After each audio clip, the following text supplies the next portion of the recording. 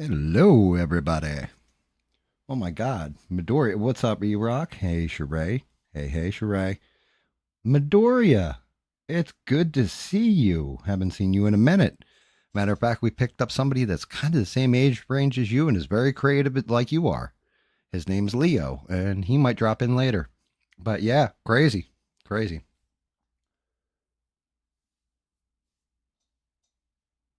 What's up, Steve? How's my man on the streets? I honestly not much news, guys. That I can really like. I haven't been paying that much attention to news. I will say my wife decided that, and I'll get into how it happened, but she gave me my birthday present early. And when I say I have the greatest wife in the world, I have the greatest wife in the world. She knows exactly what I need when I need it, and yeah. So without further ado, and because I am so excited for this, I'm always telling you guys the colors don't look right. Damn it, what I'm painting does not come up on the screen the way I say it's coming up on the screen. Well, my wife, you know, either instinctively or just knew that what my problem was, my entire problem with my painting.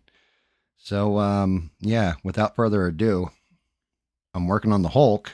Let's take a look at the Hulk the way I'm actually seeing it. And now you will too. So here's the Hulk we've been working on. The pants are actually now purple. And you can see the offsetting stripe.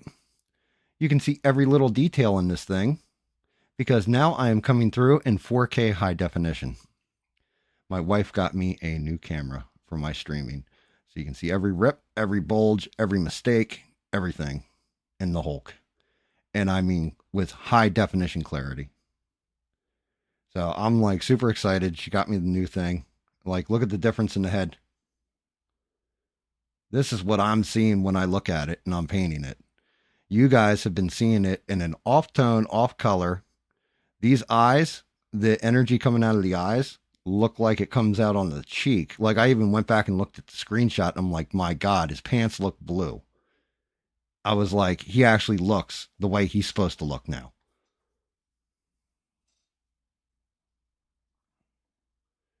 Hello, Stranded. Wasn't expecting you. I thought you'd be off at work. What's up, Eugene? How are you? Um, yeah, not my birthday just yet. What's up, Devin? Somebody give Devin some popcorn with extra butters.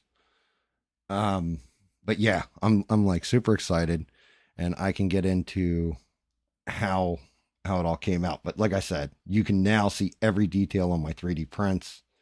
Um, of course, I can zoom in so we can really get in there good, and you can see if I've made any mistakes anywhere, all that stuff. But yeah, looks like a completely different monster, huh?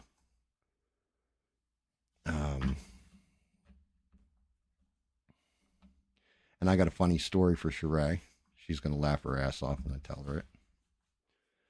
But yeah, we are so much better. The only thing is the arm that holds the camera. I couldn't use my old arm, so I have this other one, and it's like very very stiff. It barely moves, but I'm afraid of dropping the camera because it is super delicate. But she got it for me so that I can actually go outside. I've got like an extra boom mic for it, everything else, so I can start doing my little indie video things that I was doing, like how I did the flying video. Same kind of idea. But she's like, now you can go crazy with it, really tap into your creative side. I've got like all different kinds of lights set up. Um, but just to show you guys, I really wanted to show this off because I did it last night and I was like, oh my God. So I think I showed you guys Joker, right? Like I had printed out my Joker bust or whatever. He looks cool and all that. But when I actually bring him up now you guys can actually see the detail in it. Just how detailed he is. You can see the right up in here, the rips in the flesh. You can see the gum line, how it's super slick, super high detail. Um, so much better. So much more clarity to it. You can actually see where all the little supports were on the back. I mean, everything to the strap and the hair. just the change in it is unreal. Remember I was showing you guys, and I can just show you with these two pieces actually. I was showing you with the teddy scare, like the cut on it, right? When I did the cut on the tongue and how it came out. Now that's pretty cool. But then I reprinted them. Now you can actually see, I had to point it out before, but now you can actually see the divot hole where the tongue goes into the model. Like, and you, oh, let me get the Hulk out of there. It's focusing on him. But you can actually see exactly just how detailed things are. You can see what colors I'm using, the whole 9 yards. I mean, I couldn't be more excited about this damn camera.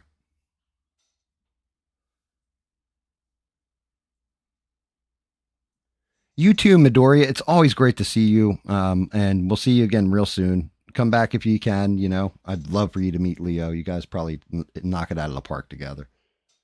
But yeah, she surprised me with it. And basically was like she came in. Let me break it down. What happened? So you know, I've told you guys like I've been off base. Everything's been chaos as far as my workflow has been. So that's why I did the whole making the sausage stream and trying to get my head right, trying to get the chaos in order. Because the problem is my wife is the order in my chaos. And if she leaves me to my own devices for too long, I have a tendency to really go chaotic, and then wheels just start spinning and nothing gets done, right? So she came in, she said, you know, I know you did your workflow and you've got the 3D printer running basically like 24/7 at this point. And I know you've been off, like your mental has been off lately. Let's talk about this. And so she came in genuine concern just to make sure I wasn't losing my mind. And she basically was like, you know, I was like, yeah, you know, I keep going down these different rabbit holes. Like I was looking at Sushi Maker, I was looking at this, I was looking at that, just different things, different little side projects and crafting. I was like, matter of fact, I was looking at a mead barrel so I could make mead. She's like, you don't even drink anymore. I'm like, I know that was the problem. I researched everything, got through it, and then just went, wait, I don't even drink. Why the hell would I make mead? What, am I retarded? Like, what's going on here?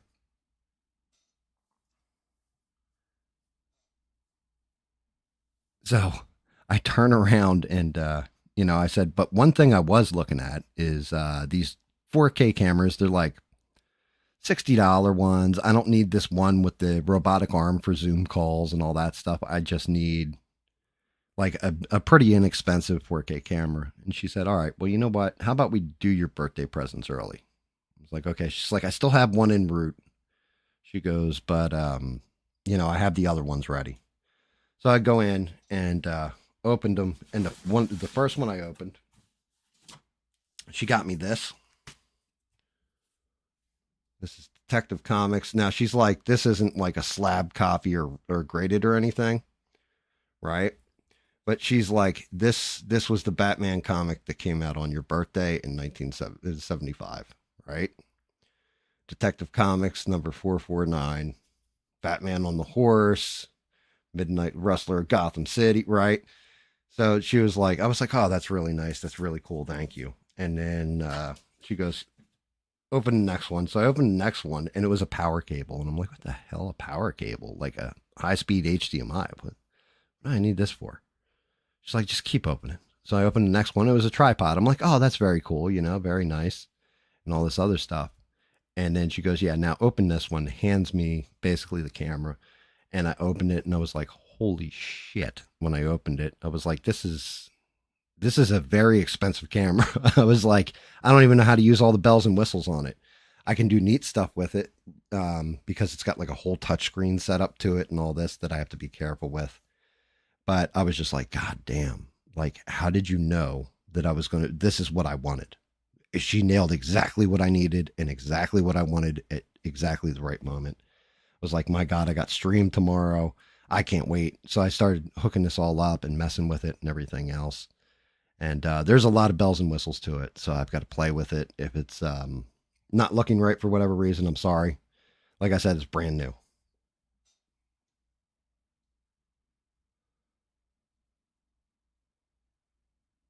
Nice. Punisher, X-Men, and Spidey. That's very, very cool. Very, very cool. Yeah, like I have a lot of Spidey comics. He was definitely my favorite when I was a kid. I got a few Punisher, a lot of X-Men. I got actually a lot of Iron Man, including Demon in the Bottle, The Death of Obadiah Stane. Like I was looking through them. I had to rebag and board my comics, maybe 6 years ago. I went out, got Silver Age bags and boards. They're different than modern day, but I kind of let my comics, they're in the back. Yeah, I don't know why she listens to me either, but it's more she pays attention. But now so yeah, like I said, I'm super excited. As soon as I saw it, as soon as I turned it on, I was like, "Holy shit. His pants are actually purple. They're not blue. Like it's exactly the color that it's supposed to be. The greens that I was pulling in, I'm like, oh yeah, I hit a little bit of yellow here in the muscle and stuff. You can actually see the tonal differences. Like if I go into his pec, you can see right where I hit it with the yellow for the highlights and stuff like this. I'm like, oh, holy shit, I can see everything on this damn model. Yeah, well, that's the one thing, because I looked at her and I said, "Why would you buy me this camera?" I was like, I was thinking about setting up like a separate PayPal account from my main one and just using it for the channel or what have you, and then buying better equipment with it. Like I've been thinking about that kind of thing, because I can't get super chats. YouTube isn't funding me or whatever, and I was like, maybe people would like throw $5 here, or whatever. I wouldn't ask them for it, but if they, like Bob K has come in and said like, yeah, I've got money, I'm single and all that, let me invest in something. And I'm just like, yeah, maybe I'll do that and get the camera. She's like, you wouldn't need that. Like you've got one now. And I'm like, God damn it. um, but yeah, it isn't just that she listens to me. And the gift of the camera was amazing, but it's what my wife said to me. I said, why the hell? I was like, this camera's expensive. Why would you get me an expensive camera? And my wife's reply to me was, because I believe in you. And I don't know. Like, it took everything in me not to just completely turn into a little babbling bitch and start crying, right? Because I was just like, damn, damn. I was like, Sheree says shit like that to me. But when your wife says that to you, I believe in you. Like it hits this place within you, even though I'm a guy and all that kind of shit. It hit me in this way where I'm just like, God damn, now I really got to get my workflow together. Now I really got to get my chaos organized because I don't want to let her down.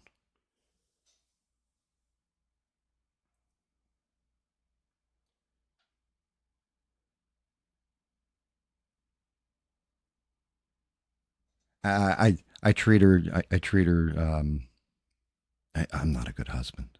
She's a better wife than I am a husband. Period. End of sentence. I'm sorry. But I do love her, and if anything ever tried to hurt her, I would just annihilate it. Like make its existence end. I guess it's the best way of saying that without getting myself into legal trouble. I believe in you too, Gam. Now get your ass on Valheim. We got some stomping on trolls to do. Thank you, Smurf. Yeah, well, that's just it. You guys have all like anybody that's followed the channel for a while, or like with Smurf's been encouraging me for a long time behind the scenes. Bubba, like there's a lot of you guys. A lot of you guys have jumped on. Recently. The fact that you guys give me 5 minutes of your goddamn time. You guys come in here, you smash the like button, you start talking with each other, watch me paint, all that stuff. Like I said, never goes unnoticed, never goes unappreciated. Um, Shout out to like Devin when I was first trying to get audio working right. Devin sat there with her husband in a chat with me, a private chat, until I got it working right. Or my video game stream, Smurf sat there with me the whole time, and then Sheree and a bunch of others jumped in until we actually got the mics where you could hear everybody. So I appreciate you guys because this wasn't a one man. It may seem like a one man show, but it's not. It's really about if the audience wasn't here to help me, the people watching weren't here to help me, then this show wouldn't happen.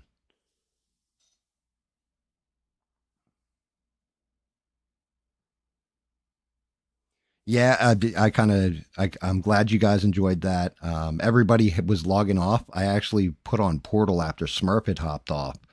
I'm at the end of Portal, so That'll take like 5-10 minutes, and Portal's done. Like that'll come off the game list. But as long as Smurf's free, then we'll play some Valheim like from now on, because Smurf and I had a lot of fun playing it. Like we always have a lot of fun playing those type of games. There's another game called Green Hell where we'll be hunting down the rhino penis people. And you guys don't understand what I mean by that, but I'll show you when we're actually playing the game.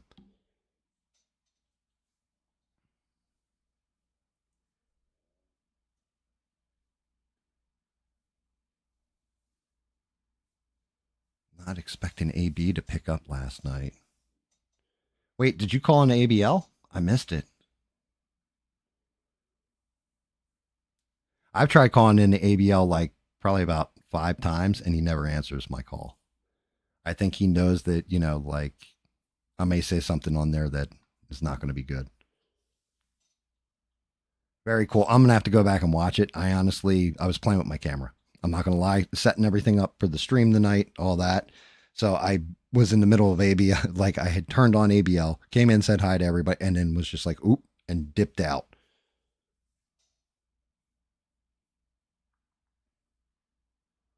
Dude, that's epic. I'm definitely going to have to go back and watch it now. Let's crack open the rocket fuel.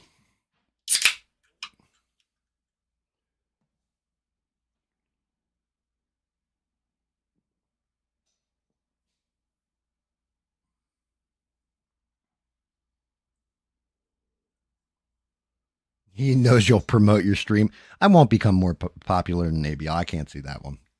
He has a reach that I don't have. Matter of fact, I know there's other streamers out there much bigger than me or whatever. I just seem to have a loyal base of people that do watch me, and every now and again, people float in, float out. But I do appreciate the confidence, Steve. I really do.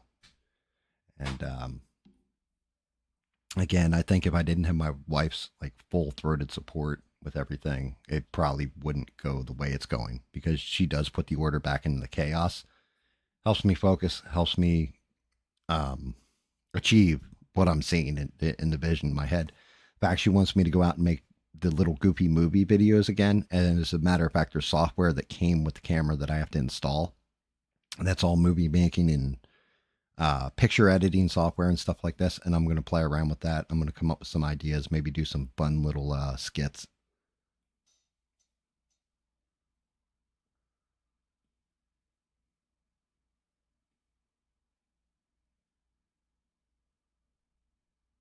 Oh no, we're not starting any Colts, guys. No Colts. Oh no. That's why. That's when we were going through nicknames where I was like, what am I going to call my chat? Because when you start calling people a family, well, I think of mob or I think of the Mansons, right? So that's cult like. You start calling people a clan. Well, what's the immediate image? You think of the clan, but a merry band of misfits, right? That's why I came up with it. There was a suggestion of calling them Goonies, but I'm like, yeah, but people don't live out in the boonies. That's the whole point of the Goonies name, is that they're all in the boonies. And we're not all in the boonies. People are on the edge of cities and stuff, so that doesn't work.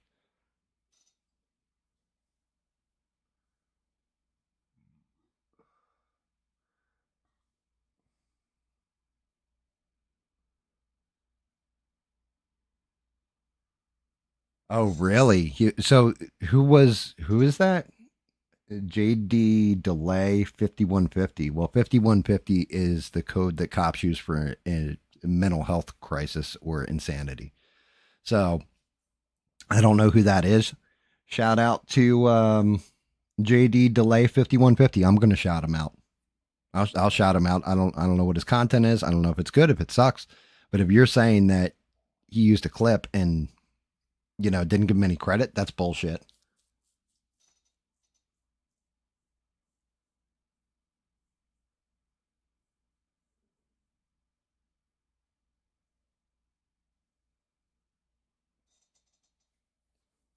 Eddie Van Halen, yes. Eddie, well, that's actually the first album. Van Hagar, I guess is the way you would call it.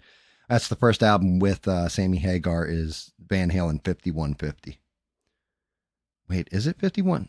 Is it 5150?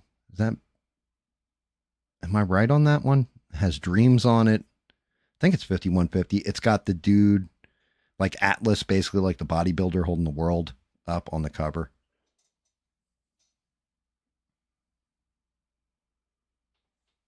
Mm, okay. It's fine. Yes, he does use a lot of clips. Yes, he doesn't give credit to people who took the clips. But if it's somebody who's a streamer, like say he goes on, somebody we won't name, but their channel, and he shows a clip from that dude's show, he should give him a shout out and say, "Hey, people, go subscribe, go check him out." It's the same way like Eugene. I haven't used any of his music in any of my streams, but I still give him a shout out and say, "Hey, check out his channel," right? Because I enjoy his music. If I ever did want to use Eugene's stuff, I would contact Eugene directly and say, "Hey, Eugene, look, can I use this instrumental in the background for this short or this video or whatever?" And if Eugene was like, "Yeah, cool, no problem," I'd be like, well, one, do you need money for it? He said, "No, I'm just going to give it to you as a friend," and I'm going to shout him out extra, you know, over the top, just to make sure. Puppy, what is it? Hear the dog in the background whine.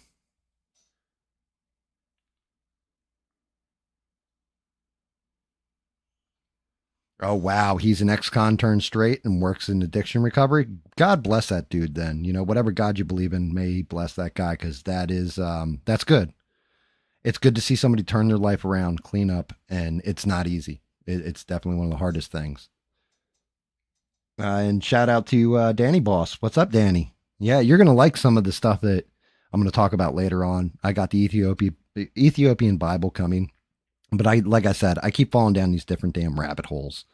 And one of them I went over last night that I was watching right before I went to sleep was about different monsters out of Christian mythology. Well, I'm not going to call it mythology, but Christian from the Christian Bible and some of the apocryphal texts. And then I started, like it caught my attention, but I compared it to Norse myth and found the equivalent or close as I could to an equivalent of what's in the Christian Bible. It's crazy. There's actually parallels.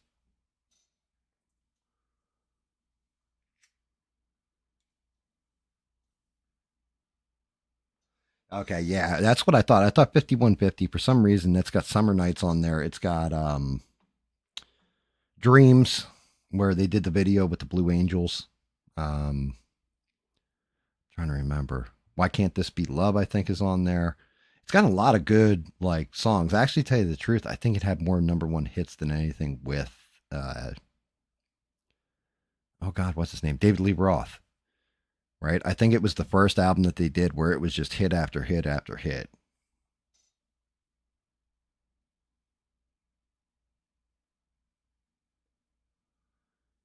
But yeah, the funny story. So I'm having a whole conversation with my wife. My wife's like, "You better be behaving on stream." I'm like, "Look, I don't get in any fuckery. I don't screw around." I was like, not just that, in case I get out of line, because my mouth does run sometimes, and I don't think about things I'm saying or how they could be interpreted. I have Sheree to keep me in line, and I have and Devin's in the chat a lot. She sits in the background, but she'll say something to me, and if I did something like said something screwy with like a girl or something in my chat, a lot of them are going to step forward. I was like, in particular, Sheree will be like, "Gam, what the fuck are you saying? Did you hear? Did you hear what you just said? Go back and listen." She's going to correct me, right? Yeah, Steve. It was the title of the album, 5150. And so I'm sitting there, I have this conversation with her, and she goes, "Yeah, but you also got Smurf in there." I was like, "Yeah, Smurf would fucking basically disavow me as his friend if I did anything fucked up."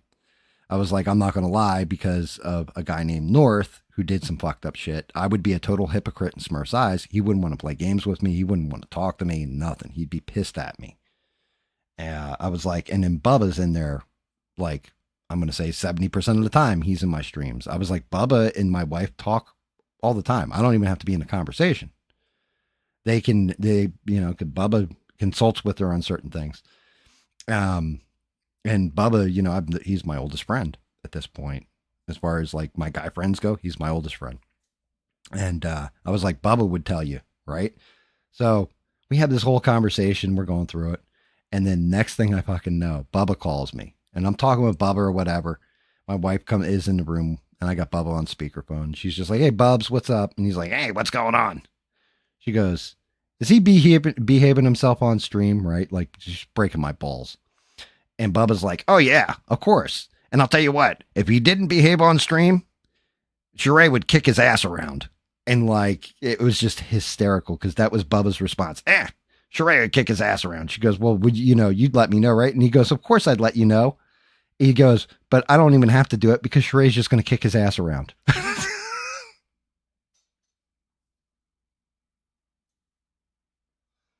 I would never pull on North. I'm sorry. I have morals, a moral compass, and I don't fuck around like that. You know, anybody who knows me knows that. But I just thought it was hysterical that it was like, you know, Bubba's first response was, Sheree will put him back in line if he gets out of line.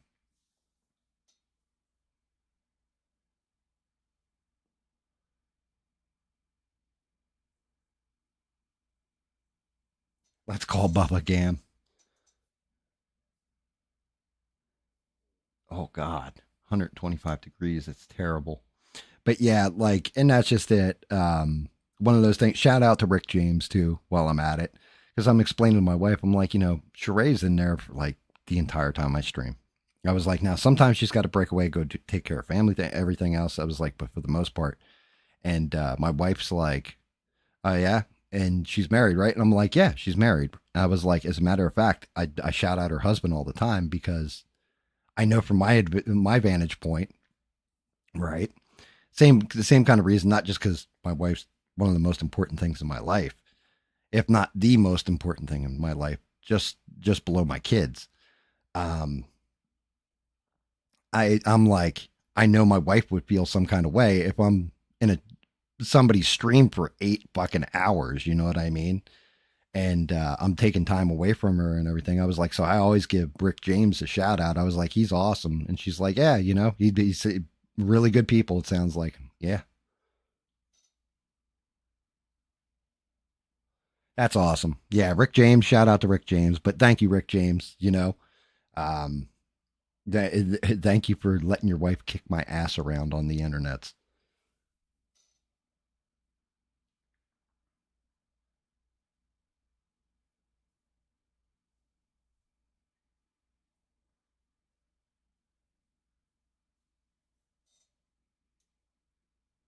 I see what you did there. So, you know, not call him Gam, but, you know, call him Gam. Kind of like we need a criminal lawyer. No, I mean a criminal lawyer. Yeah, well, that's just it, Danny. Everybody is really good people. Like I said, I'm blessed. I've said that the whole time. Most people, their problem is they can't get people to watch their content. Like, I'll see people with a couple thousand subscribers, a couple hundred subscribers, way more subscribers than I've got. I think I'm sitting at like 85. Every now and again, it'll go to 86 and drop to 85, which is somebody subscribe and unsubscribe and somebody got pissed off, whatever.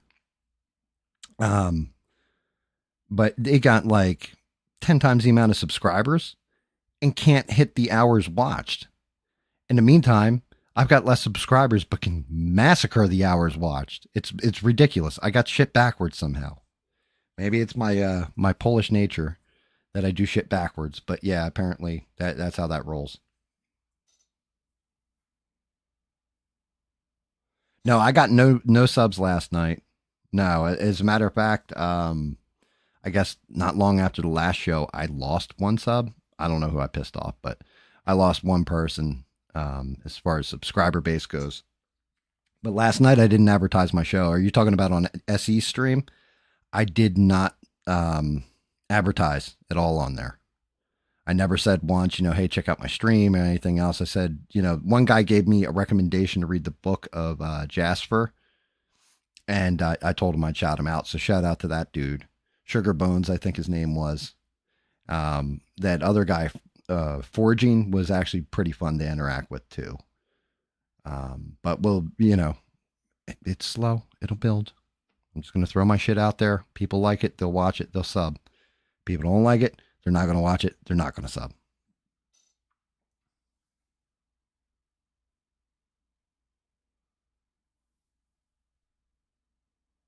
Yeah. I mean, Steve, you're one of the biggest promoters of the goddamn channel. I'm not going to lie. Like, you'll be in other streams like, yo, you got to check this out tomorrow at 8 p.m. Blah, blah, blah, blah, blah. I see you every now and again. And I'm just like, God damn, Steve, thank you.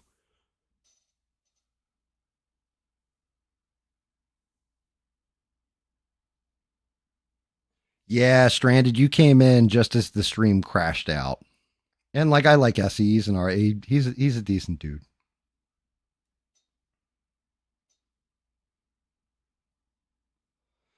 The only non lame. Well, you got to realize there are people out there, and that say unsubscribe, don't listen to this everything else, and I don't know what that's all about. But hey, look, all I'll say is I'm going to throw it out there in a good way. I hope your channel gets big, and I hope you're successful. That's what I'd say to that person, and that's all I'm going to say about that person.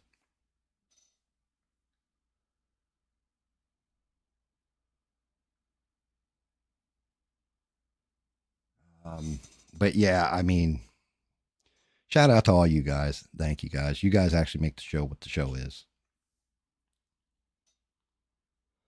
I didn't have too much to get into. Like I said, news wise, all I've seen is Elon Musk apparently is so pissed off about the big, beautiful, bloated bill, which that thing is fucking bloated, guys. 47 pages to 940 plus pages. I started reading it, got to about page 400. My eyes went crossed, and I was just like, yeah, I'm done for tonight. It's they added all kinds of shit. The Senate just, oh my god, I don't know what the hell they were thinking. They just added anything that they could in there. There's a couple good things I saw, but for the most part, it was just extra fat added onto that bill that I'm just like, the average person's not even going to need this. The hell are we doing? And there was a little bit of reform to Medicaid, Medicare, but mainly for able-bodied people, which kind of makes sense. I don't know, but the Democrats are going to use that to run on the platform next election cycle. Say, oh, well, they're cutting your Medicaid, Medicare. We want you to be fat, lazy, and live off the government dime, which is really your dime. So we're just going to keep you impoverished by taxing the shit out of you to keep everybody else happy.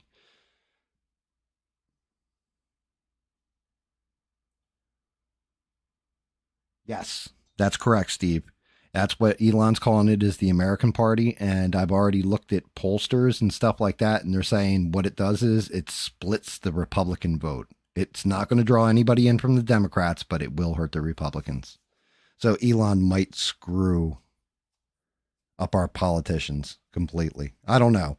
He's so emotional that maybe he's doing this shit right now, and then in 2 weeks he'll flip back and start licking Trump's ass and like, I'm sorry, Donald. I did not mean to do that. I'm sorry.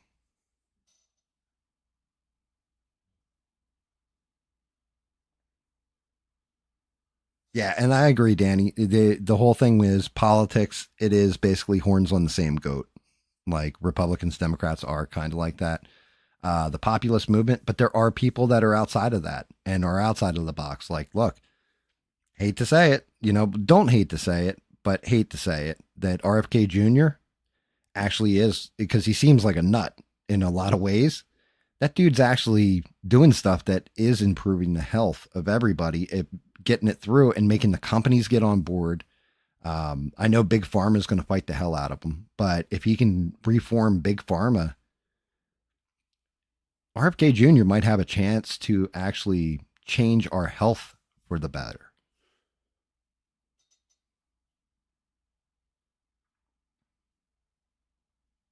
Yeah, and I agree. Like, I'm 100% with you, E-Rock. The whole thing is, when I see Elon Musk, everybody tells me how he's a genius and everything, and I'm also like, yeah, but he's also kind of retarded.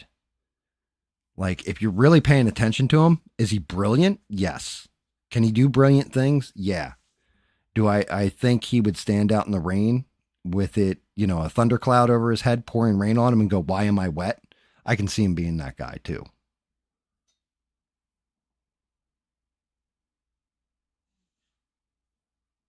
If everything doesn't go to hell in a handbasket, if everything is beautiful and all this kind of stuff, then yes, I will admit it. And I'm happy to be wrong. I did that with the whole Iran, like when we hit Iran. I was like, you just bombed the country that's in the middle of a hot war. Are you trying to get us into another Iraq? And like, I looked at tea leaves and looked at chessboard movement of all the different factions involved.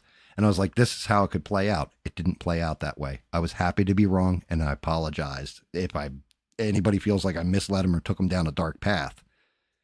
I'll hope for the best and I will plan for the worst every time. And I will tell you guys the worst case scenario. I will tell you how I see things. And if it turns out I'm wrong, I'm happy to admit I'm wrong. But it's one of those I'm happy to apologize about this shit.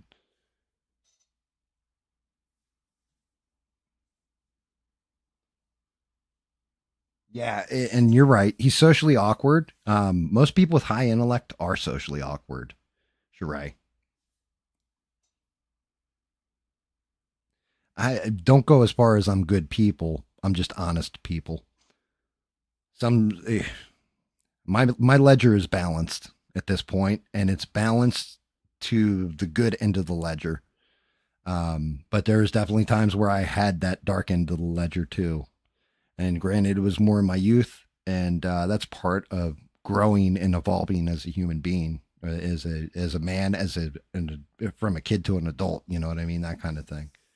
Um, Changing priorities, just growing as a person, I guess you could say. But don't ever make any mistakes. There, I've done a lot of evil too.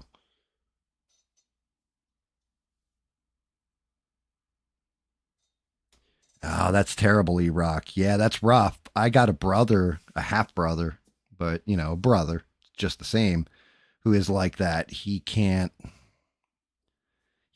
differentiate. Like when he gets enraged, there's no logic. There's no his emotions just run the show and shut off that logical part of his brain. And I don't know what he was diagnosed with, but he's had it since he was a kid, and it's not good.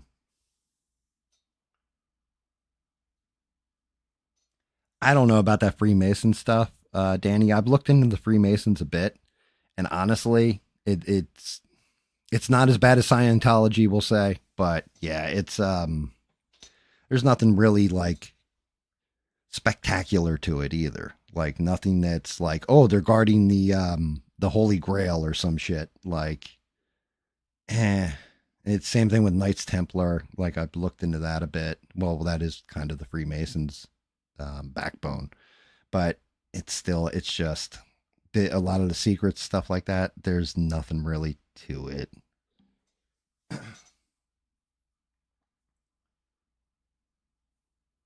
Yeah, Eugene. Actually, to tell you the truth, you're not wrong with that.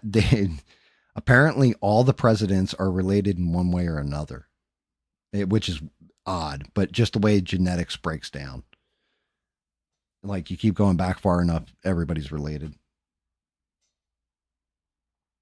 He's autistic, but not on the spectrum. Yeah, I mean, God bless you, Rock. That's going to be a lot of work.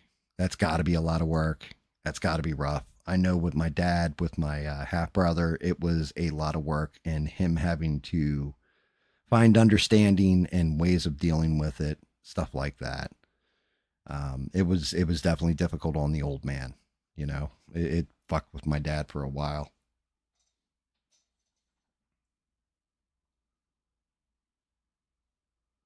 I don't believe that, Steve. I don't. So the greater Israel, like, okay, that is one thing that's going on. Apparently, I had told you guys there's a rumor where there's going to be a ceasefire in 2 weeks with Gaza, and I went through it. Like, they're going to have four Arabic countries come in and control the Gaza Strip, stuff like this.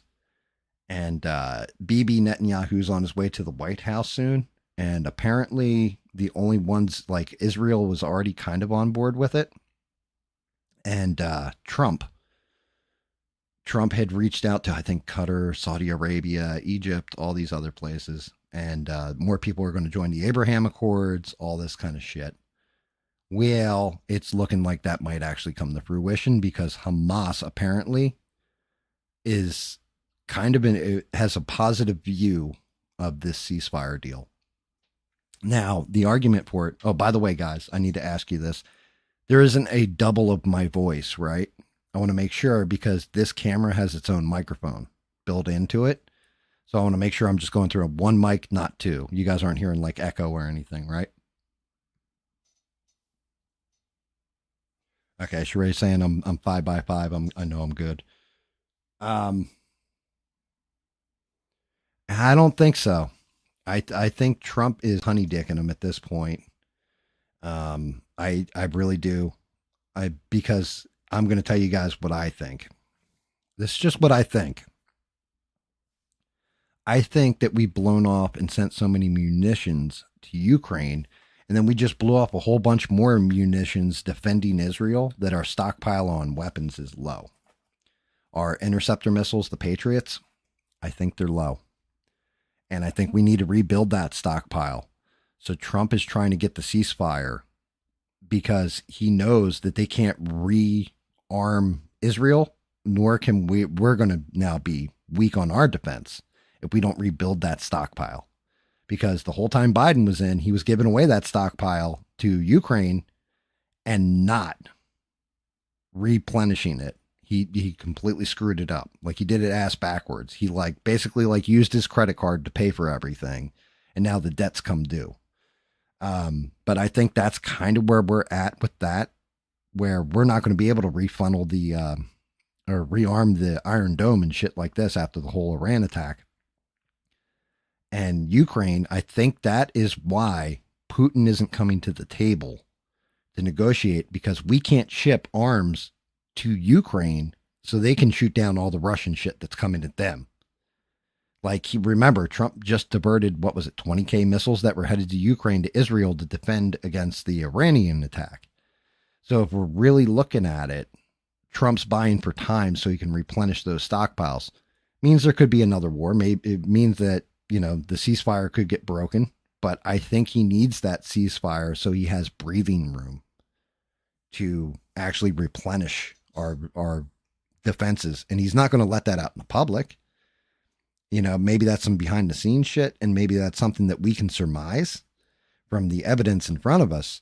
But Trump's not going to come out and say, yeah, we don't have enough missiles to defend, because then Russia's just going to go full tilt into Ukraine. Iran might fire up again and start, you know, raining hell on Israel, and their defense isn't as seamless as it normally would be. You're looking at two different places that could get conquered.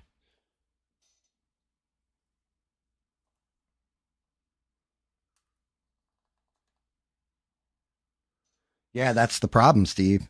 I hear all these little bits and stuff like this, and my brain grabs it, but I can't remember where the hell I heard it. And I know I've heard it. People, World War III and Civil War. Yeah, I mean, I don't know about that one. I don't know. There's so many different players that are pulling out of things. But also with that stockpile being, you know, depleted the way it is and needing to be replenished, I think that's why Trump, when he was at the NATO summit, got everybody to up the ante to 5% of their GDP towards defense.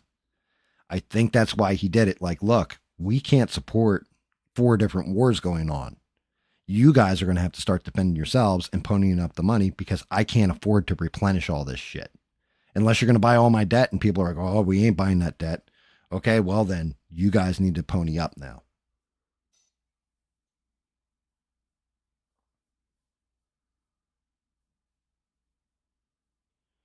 You know, now granted, I don't know. I just look at, we can only control what we can control. And with any luck,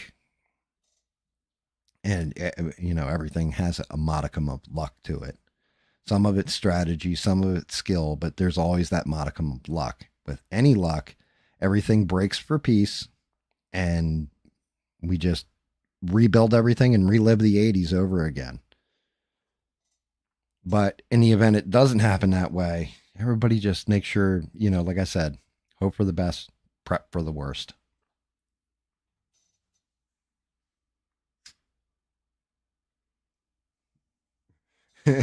Mexico just scored it. Well, yeah, but honestly, the US soccer isn't as big a deal as it is everywhere else in the world. Everywhere else it's like the main sport. For us it's like football, I think, is our main sport, followed by like baseball and NBA, right? Like basketball.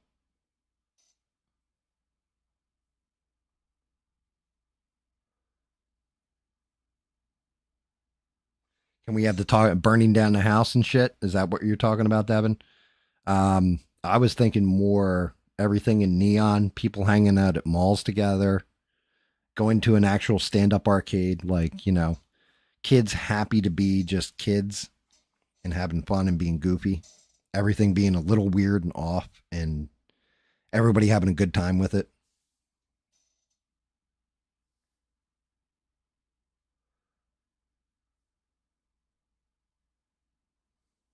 Yeah, see, Danny Boss should be the one who's telling us all about the sports stuff.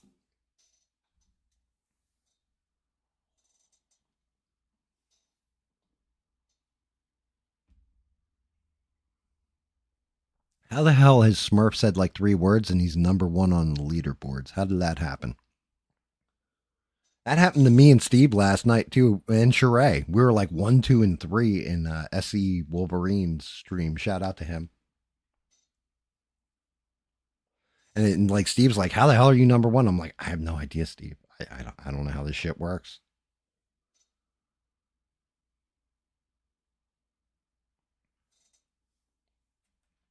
So, I told you guys tonight, like for the most part, the Hulk body looks good to me.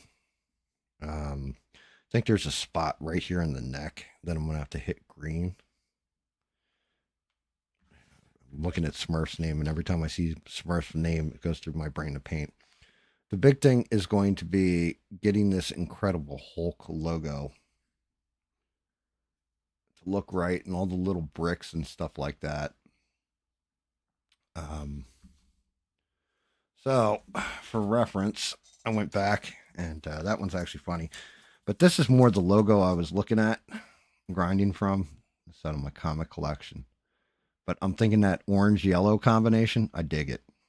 I'm digging that. I'm thinking I might go that way with it. Um, Also, this one's actually from a video game, limited edition comic. I never opened it, but looking at the lettering, the way it's done, I think I'm going to try and go for that. Of course, we got the big green Goliath in the background with his. He's actually got blue pants, blue pants. And then I just thought you guys would get a kick out of it because you want to see the most on the spectrum looking Hulk you've ever seen on the cover. Look at he looks like somebody like lobotomized him for some reason. Like with the flat top, he almost looks like Frankenstein. But this is Jesus, when is this? 1986 it looks like. Is that what that says? What does it say? 1986. So this is one of my comics from 1986. They didn't do the cracked and all that 25th anniversary of Marvel, but they had all the different little characters like Fantastic Four, Scarlet Witch, the old X Men. Well, actually, this is after Giant Size X Men. So yeah, Rogue looks ridiculous right here. Look at the way they used to do Rogue, and then Namor. You had Monica Rambeau. Iron Man was still in silver and red, and actually, before Venom was even an idea, you had the black suit Spider Man. That tells me that's after Secret Wars #8 came out. Yeah, the Floby cut.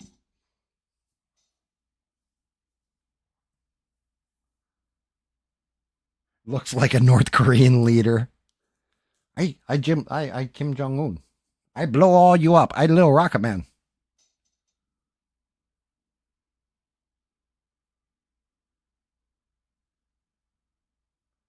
Oh, yeah, I know. Yeah, you're not wrong on that one, E-Rock, about him being a big Katy Perry fan. That's the whole joke with the interview. Like when they blow him up at the end of that movie, spoiler alert, but they blow Kim Jong Un up. He's in a helicopter and they play fireworks while he's getting blown up.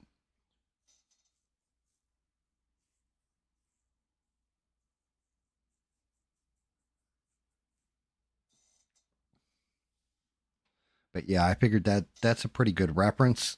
So when I get into this, yeah, get it where I'm actually focused on what I'm focused on. Top of the brick is going to end up being orange, I'm guessing. I'm going to have to try and get in between each little letter and get the orange in the background and then go yellow across the front here. I'm more worried about these little shock waves coming up because granted, it should be like dirt splashing, but I don't know about that. I don't know what I want to do with these yet. I think I might go brown to a white so it looks like shockwave blast. I don't know. Brick, I figure I can go in here with some gray. And then actually, I showed it to my wife and her suggestion these little gears and metal pieces. I was going to go silver with them. She said, don't go with a bronze type color, not a gold, but like a bronzy copper kind of color to them because it's going to pull better and look better with the brown.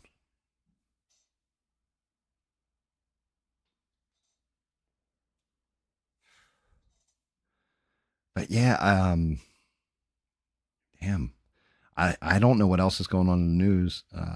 4th of July happened. That was about it.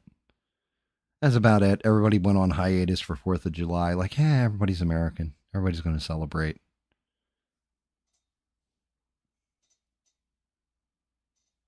Yeah, the detail on the camera, like I said, thank you to my wife again. Thank you, thank you, thank you, because it's beyond what I wanted. I'm not going to lie for a camera, but goddamn, did she nail it? Because she knows her cameras. She does photography. She's actually sells some of her photography to nature books and stuff like this, like nature magazines and what have you. So she knew exactly. She's like, yeah, this is. She did her research on it. She was like, this is the camera you want. Because I mean, once I get like into the Hulk, like looking at them, you can just see everything. Like every color is the way it looks to me in real life.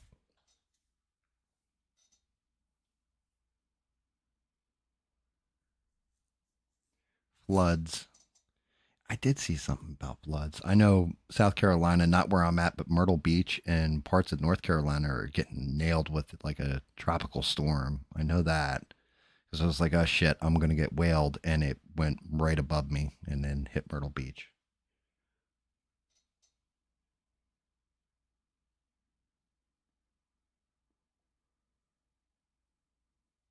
Yeah, well, I mean, and that's just it. Here's a question for everybody. At what point in time, when a bunch of lefties get wiped out by something like, forest fires or floods or something, has anybody in this chat or any of us ever gone like, oh, thank God they got wiped away. Oh, that's so funny. Oh, everything else, we don't.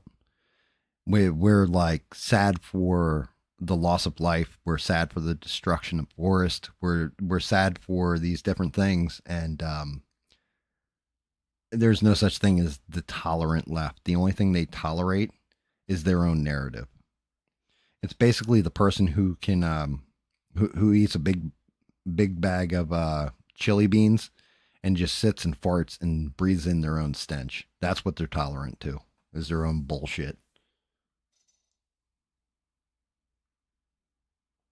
Yeah, Devin's not wrong. I do remember seeing something about that. Like people celebrating because Texas is getting flooded.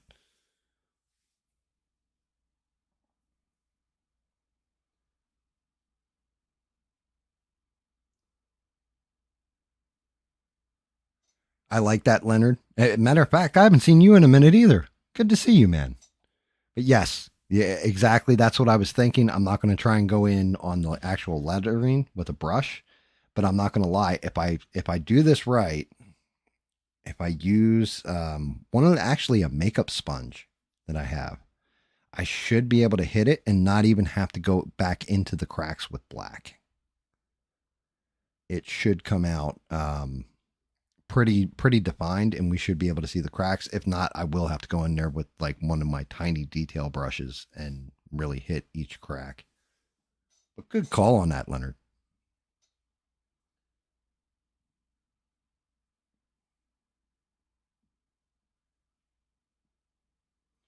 What is going on, Forever? How are you? Good to see you. Make sure you guys smashing the like, giving me that love. I don't even know what the hell it does, but it feels good.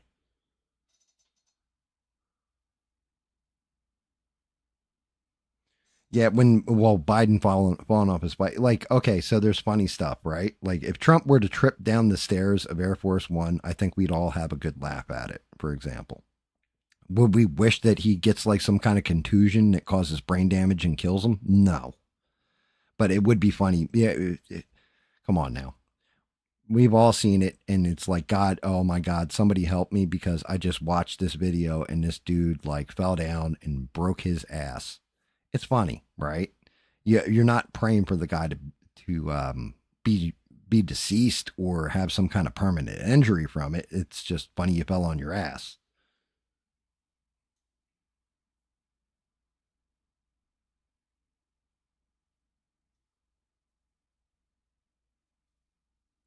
Yeah, I mean, regardless of how you feel about a president, I've even said this about Biden. I didn't like the way he did his politics. I didn't like any of that kind of stuff. His policies, all that. Same point in time, I was never praying for the man to die. He's still our president, a duly elected president. Even if you think that the election was stolen, sorry, he's still our president. You can not like Donald Trump. Don't pray for his demise. You know what I mean? That's terrible. It kind of shows what kind of person you are. You can be like, screw Donald Trump, he's an asshole. Okay, fine. But don't pray for anybody's demise. That's evil that you're gonna bring into your own life, and karma's a bitch. Just saying.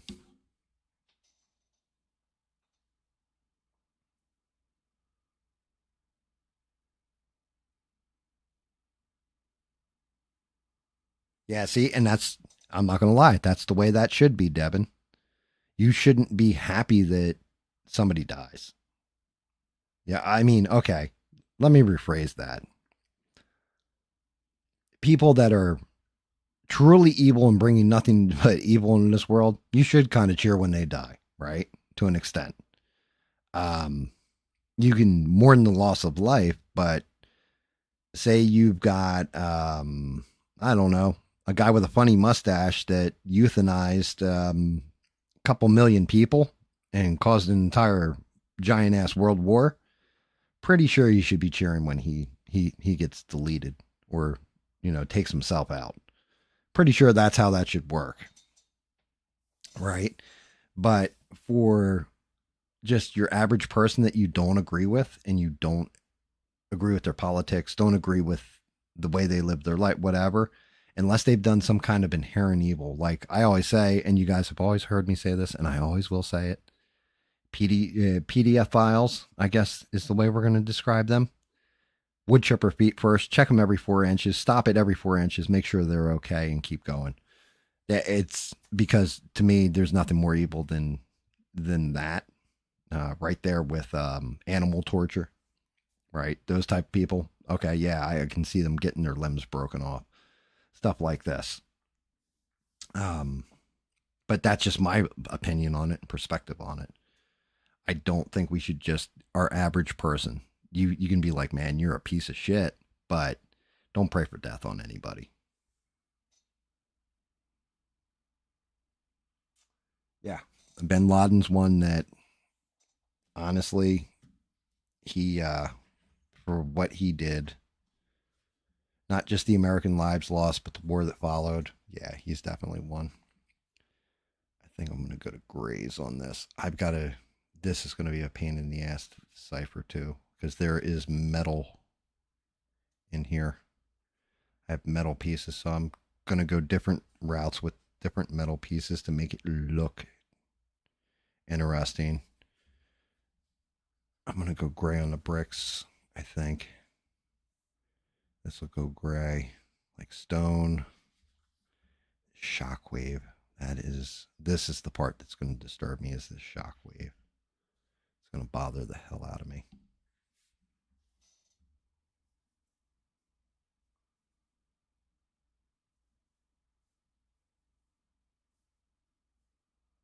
But all right. So I've got Devin and I've got Danny Boss in here, right?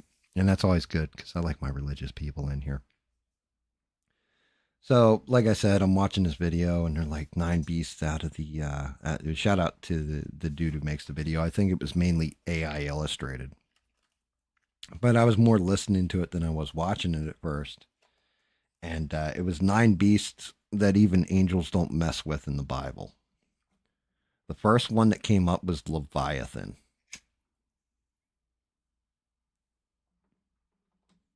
And the only thing that Leviathan answers to, he basically depicted as like a sea serpent, a dragon, something like this, right? Like a giant underwater creature that comes up, can breathe fire, has impenetrable scales, um, is ginormous. Um, so here's the thing. Well, no, the thing's actually in the other room. Leviathan, right? Yeah, let me see. I'm gonna grab my damn notes because I did actually take notes while I was watching the fucking thing. You know, I wrote down the other end of stuff. Okay, so he answers to God. He's God's weapon, basically, brought about in the apocalypse. Um, and he's basically held back for the end of days, right, in the Bible. Am I right on this stuff? Am I nailing this, Danny and Devin? Got to get you two to chime in because you guys are my Catholic and my Christian. I mean, granted, Catholics are Christian, but just Devin's very devout, and Danny's getting there. He's pretty damn devout too. But Leviathan, all right, sea creature, breathes fire, impenetrable scales. God's command, like during the apocalypse, you rise and jack stuff up. So when I heard that, I was like, damn, I've heard all those characteristics before, and where the hell have I heard them? Why does this, it's ringing bells in my head, and I'm like, giant ass sea serpent, everything else. And then all of a sudden it clicked. I was like, wait a minute. Leviathan is described the way he's described and everything else. That's Jormungandr.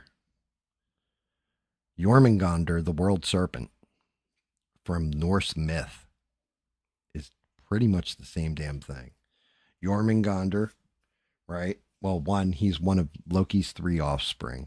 In Norse myth, the offspring were Hel, Fenrir, and Jormungandr. And when Jormungandr was born, Odin cast him into the ocean, hoping the waves would destroy him. So he's basically, even though he's a giant ass snake, he's also a sea serpent.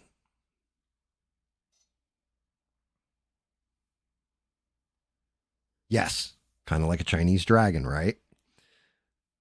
Exactly. But yeah, Odin cast him down, or cast Jormungandr on Earth. Now, um, basically, a lot of it ties back into Thor when it comes to Jormungandr. But Jormungandr, he, so Thor, and I can't remember, it was like two of the other gods. It was an illusionary thing, but they found this in the realm of giants. This is Norse legend. Thor basically went in, and the king was calling him weak and making fun of him, basically. And Thor said, "I can do whatever tasks you put in front of me." So the king said, "Okay, I bet you can't lift my cat. You can't pick my cat up above your head." So Thor went and approached the cat and tried to lift it, and could not lift it at all. The most he got was its paw up. The second thing that Thor was tasked with, because he had such a legend behind him of how much he could drink, he had to drink from the king's horn, basically like Viking cup, right? And Thor drank and drank and drank and drank and drank, and couldn't finish the bottom of the cup, and had to tap out on it. So he got made fun of for that. And then the third task, if I'm remembering correctly with Thor, was The king said, "You couldn't beat, my best men, let alone my wet nurse, who's an old woman." And Thor wrestled with her for hours until he was finally exhausted and the wet nurse won. When Thor the um left the kingdom or whatever, the king appeared before him and said to Thor, "I'm impressed with you because it was all illusions. The cat that you tried to lift was actually the world serpent Jormungandr, and you were actually able to lift up a part of his body, which is amazing because in Norse myth, Jormungandr circles the world and swallows his own tail. The horn that you were drinking from wasn't filled with mead; it was filled with the ocean, and you drank a portion of the world's oceans in and took as much as you could. And the nursemaid, she was actually old age, and you wrestled with her for as long as you did, but no man can ever overcome it. No god can ever overcome it. And then the king disappeared or whatever, and it was all illusions. But Thor, being so pissed off, especially about the Jormungandr thing, kind of had a vengeance against Jormungandr in Norse myth. So Thor ends up later on going fishing with a giant, and he hooks Jormungandr and pulls him up and is trying to strike him dead, but it's starting to capsize the boat. The giant cuts the line and sets Jormungandr free. Terrifies Jormungandr, though, because it's the closest he's ever come to death. And Thor's all pissed off. He slams the boat or whatever, capsizing the boat and almost drowning the giant that was with him, took him fishing. The final note with Jormungandr and Thor is during Ragnarok, Jormungandr attacks Thor. The two of them battle. Thor kills Jormungandr. The thing is, from the bites and the damage inflicted from the bites from Jormungandr, Thor is poisoned, and that's what ultimately ends Thor, is Jormungandr. But I thought it was crazy because I'm like, wait a minute, Jormungandr's in Ragnarok, the biblical God. Now, guys, is it Jehovah or is it Yahweh? What the hell is the name of God in the Bible? I'm not entirely sure. But they both unleash Leviathan and Jormungandr, and Jormungandr actually kills a god. So it was just this weird, creepy overlap that I saw between Norse myth and biblical myth. What do you guys think? It's Yahweh.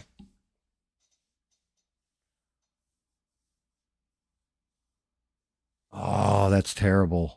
Man, shout out to, well, I can't even say shout out, and I don't send thoughts and prayers because I think they're as hollow as it sounds when I say it. But, some empathy for those people, and let's hope they don't find more. Let's hope it ends at 80.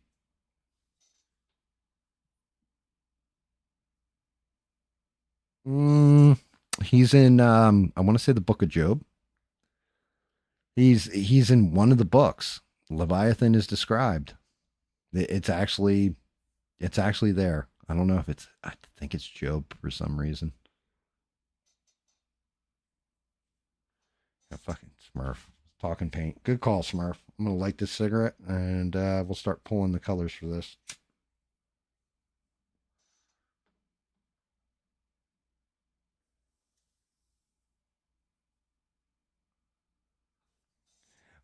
Hey, wait, you're telling me God's name is I am who is, mother trucker?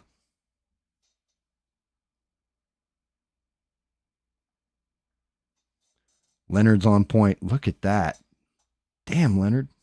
We missed you. Job 40:18. That's where Leviathan is.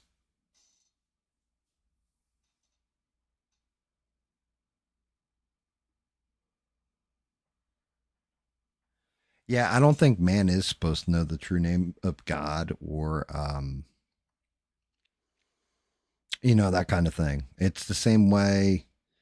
Didn't there's somebody in the Bible that saw God or was invited to the kingdom of God or something like that, but only allowed to see him from the back, was not allowed to look directly at him, was able to like side view him for some reason. For some reason I remember, I don't know, guys. I'm not at all into religion stuff and all that. I'm really reading it like it's going to be Lord of the Rings. That's why I got the Ethiopian version of the Bible with the extra books that are non canonical called apocryphal literature, because I want to read those as well.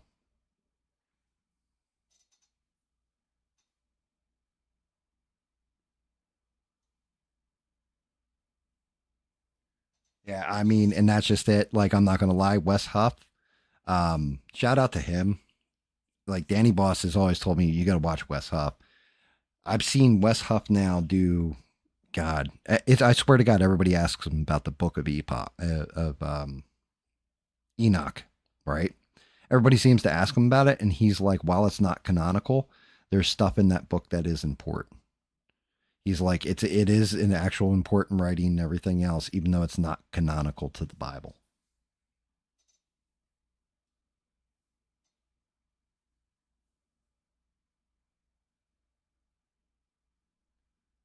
Yes, and that was another one that I had found in relation, Leonard, was Behemoth, right? He wasn't evil, he wasn't good. He was to show man basically that not all creatures huge in size like that were monsters. Um Matter of fact, what did I find in Norse myth that was close to Behemoth? That's a chimera. Umbia, right? So Behemoth was described kind of like a giant ox, like you said, giant ox, rhino. Uh, Aumbia is actually a primeval cow, is the way it's described in Norse myth. Behemoth's bigger than any hill. You can see him. He's got an iron hide, wasn't evil, and he's a reminder that not all monsters are cursed or evil, right? Um, but Aumbia, I think that's how you say it. It's Auoumbia. Aumbia, right? Primeval cow, and it nursed Ymir, who is basically Ymir when he was slain or whatever by Odin. That's where the land in Midgard came from. That's, Ymir's blood became the rivers, stuff like this. Um, but it also, the this primeval cow was important because it licked salt rimes over a course of 3 days and revealed Buri, who is basically the progenitor of all the Asir gods. So Odin, all that kind of shit. So they both have, like, it's weird. There's parallels that run between the two religions that are weird.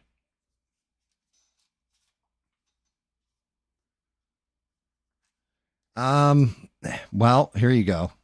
For example, the whole point to the apocryphal books and why they're interesting to somebody like me, Devin, right? The canonical books are interesting. But for example, like the Book of Jubilees is one of the books I definitely want to look into. They kind of give you these behind the scene things, right? Like, for example, okay, God banished Satan to hell, right? All that kind of stuff for betraying him and all this. And then Satan screws with everything. Well, there's also, I want to say his name is Massima in the Book of Jubilees, who corrupts man, kind of like Satan, right? But it's an offshoot. So to me, it reminds me of Morgoth, who is the original evil in Lord of the Rings lore. And then you have Sauron, who's the offshoot, right?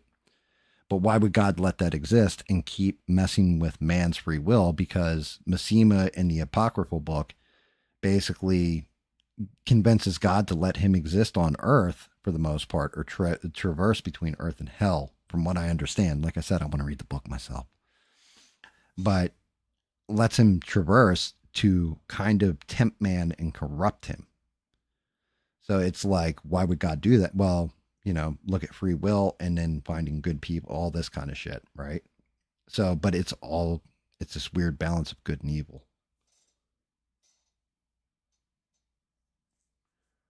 Pavel Bure, isn't that a hockey player? Why the hell does that sound familiar?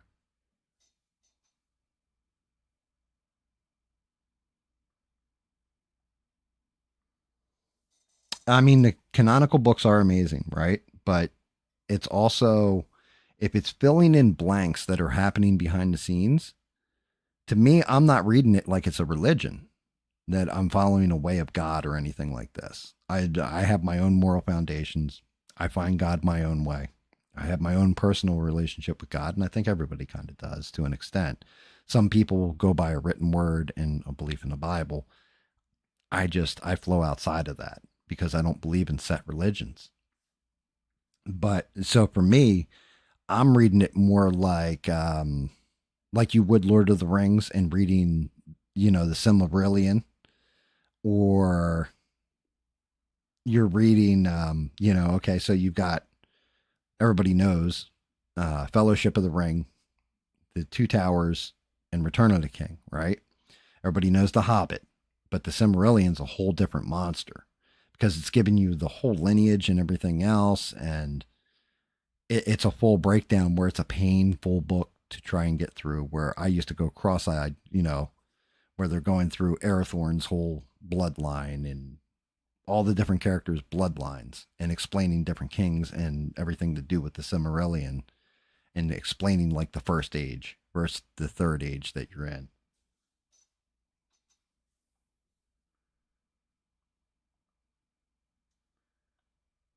Um, do I suspect these stories are metaphoric? In some cases, yes. In other cases, I don't know. Um, the flood myth runs through everything. For example, right? Like Noah and the Great Flood runs through that flood myth runs through damn near every religion. So, are you twisted in a way where it fits your religion? Are you actually a historical account? It's the same thing I have, the same problem I have with Plato with Atlantis. Was Atlantis a real place, or was it more warning people about pride before a fall, for example? And Plato's just using it as a metaphor. That's one of those things. How much of it is accurate? How much isn't? I can tell you one thing that is accurate is Sodom and Gomorrah and the sulfur balls that are there. Stuff like that. Stuff like that brings credence to certain things.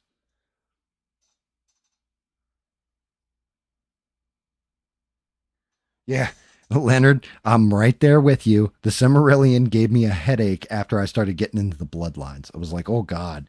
And then fortunately, my son, who's read through, like, can cite shit out of the books, like, blindly. Like, I can text him right now and he will give me an answer to something I want to know about it. He went through the whole book and like, he's like, oh yeah, read this part of it, that part of it, this part of it, and skip this, and this. And I was like, oh, okay. And that's how I ended up digesting it.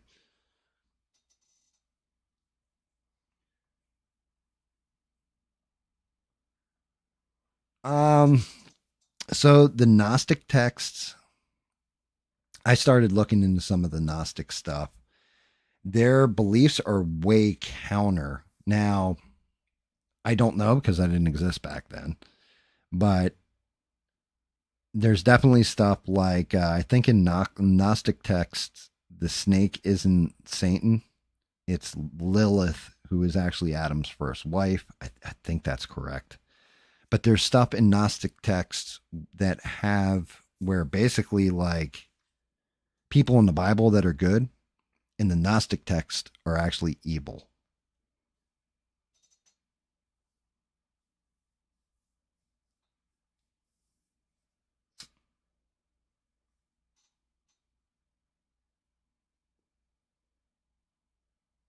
No, not the same guy. The guy who tells people I didn't skip anything with One Piece either forever. I watched everything. I found that guy's video way after when I was like trying to catch up on what's going on in the manga because the manga's way out from the well at one point was way out from the anime. Now they've kind of caught up.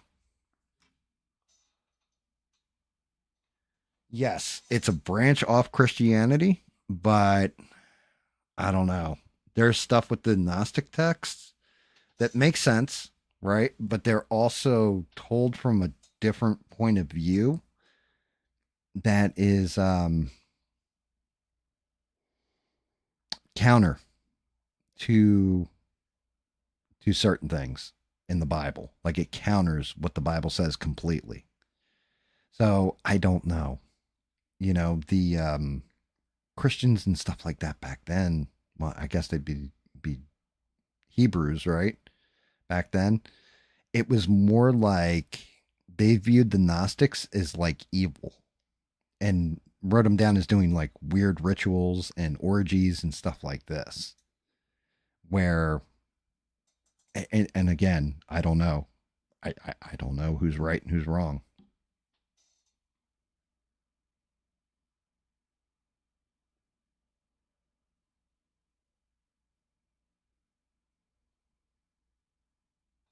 Yeah, and you're not wrong. One of the things that struck me though was because Sodom and Gomorrah, when they found Sodom and they found Sodom and Gomorrah and they found the sulfur, and it's different than any kind of sulfur you can just dig out of the earth. Like it's weird. You set it on fire, it burns blue. Like it's weird, right? And it matches kind of everything that matches up. Kind of matches up with the Bible. Like God rained sulfur down. But then I started looking into the story of Lot, and so, like I said, not being a religious man, not reading through the whole Bible, not something screwy with that whole story. And somebody like Devin's going to correct the hell out of me and explain it to me. Somebody like Danny's going to be able to explain this to me. But basically, from if I'm gathering it right, Abraham, was it Abraham? I want to say it's Abraham. We'll say it's Abraham until somebody corrects me. Then I can say the right name. Convinces God that if he can find 10 people that are righteous in Sodom and Gomorrah, that God won't destroy everything, right? And he started off like 50 people, then 40, then 30, then 20, then 10. And the only one he can find, or the only people he can find, are Lot, his wife, and Lot's two daughters. And a pair of angels descend down and meet with Lot and his wife and his two daughters, or whatever. And I believe, again, not an expert, but the angels, they all go to Lot's house for the night, and they're going to leave in the morning. And all the villagers, all the men in the village, show up at Lot's house and start like freaking the hell out. Like we saw these two angels. Now the angels are dudes to begin with, right? Apparently in the Bible, I don't know if that's true. If they're you know completely androgynous, whatever. But the men are like, give us your visitors, and so we can have our way with them. We can have relations with them, basically. And take them out in the woods and play some dueling banjos with these two visitors.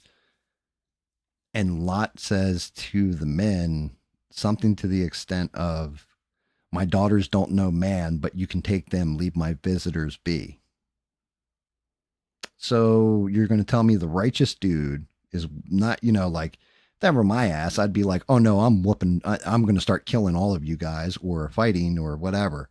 You're not touching my family. You're not touching my visitors, right? But this righteous man is willing to sacrifice his virgin daughters to a rape mob, basically.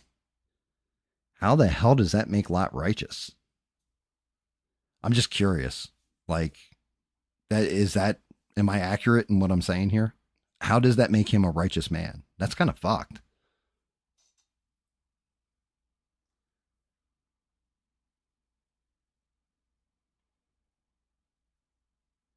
See, Devin saying it. Yeah, it was a rape mob, right? They wanted to rape the angels.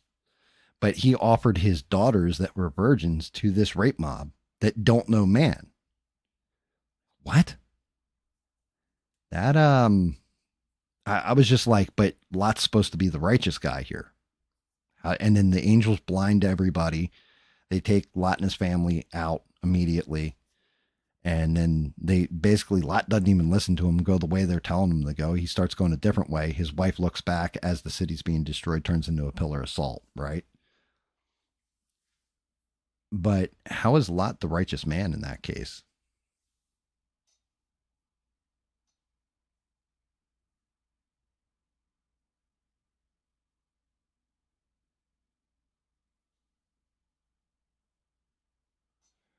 And Devon's like, but hey, hold on a second. Something ain't right.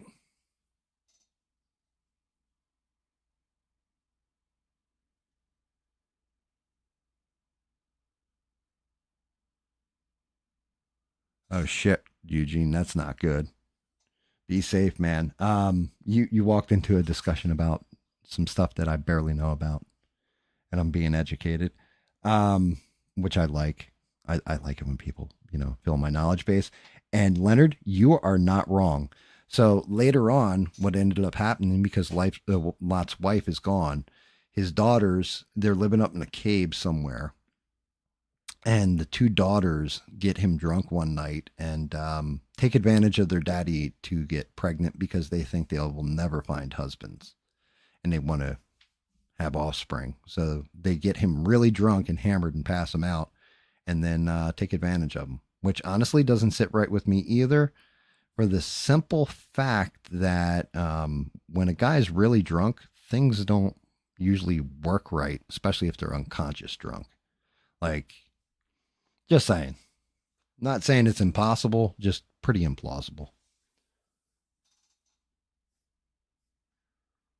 Hello, Retro. How are you? It's good to see you. Um, let's get base paint gray on here. That's barnwood. I don't want that. Hold up. Wait a second. Something ain't right.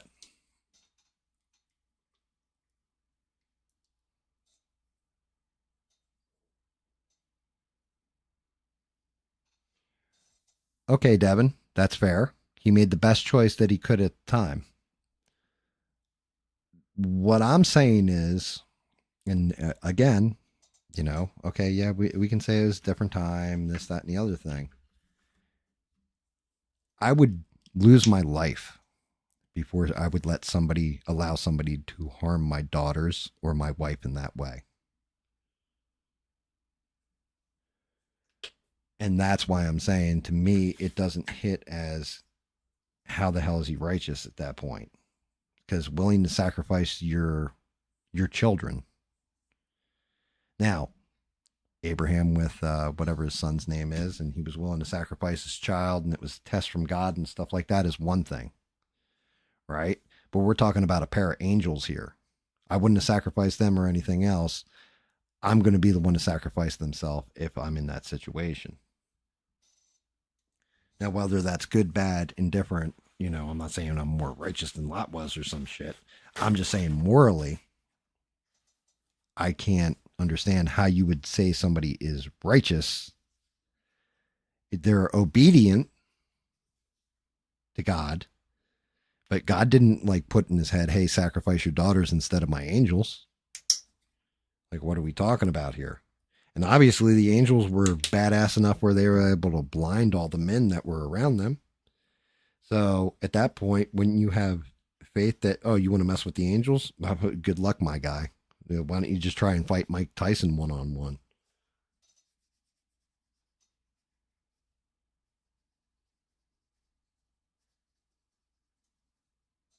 Stranded. Yes.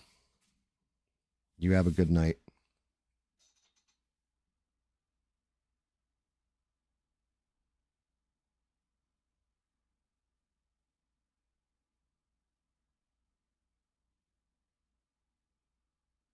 Yeah, I mean, like I said, I want you to educate me. The times were different back then. Okay.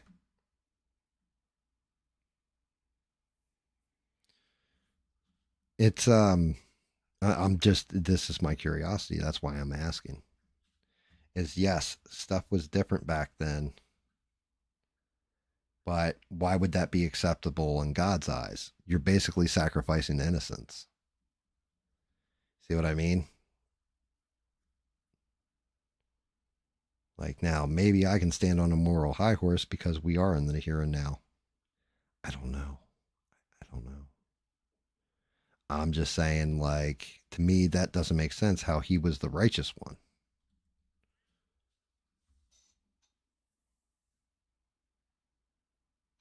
I agree, Devin. That's why I've got one on order coming.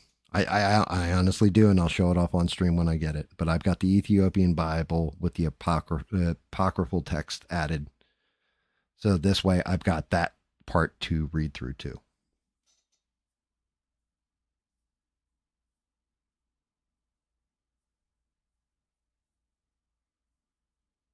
Nice. Game Boy and what you call it? Very, very cool. And Stranded, you're awesome. We'll shout you out throughout the show. I know you got to work early. Thank you for dropping in. You know we like you. You know we care about you. Try and have an easy day at work. Kind of chill.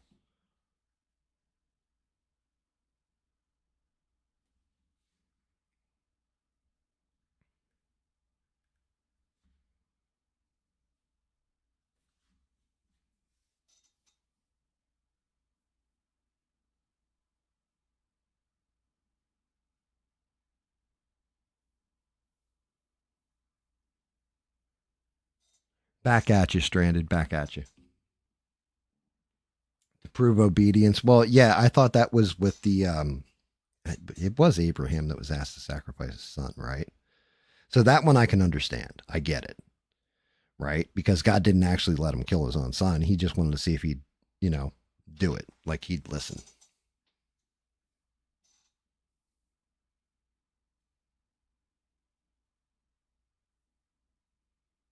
Yeah, you're right, Retro.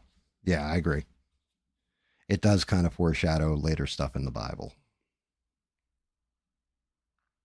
You know, like it does because God's willing to sacrifice his only son. So I get that part. It's just, like I said, if there was a vision from God to Lot in that time or in that period, because like I said, what made Lot righteous in that is what I don't get. Why was he deemed righteous and nobody else was? And that's where, like Devin said, I haven't read it, so it is Cliff Notes. I don't know. And that's kind of what the clarity I want is. Why was he deemed righteous, but at the same point in time, he was willing to do this?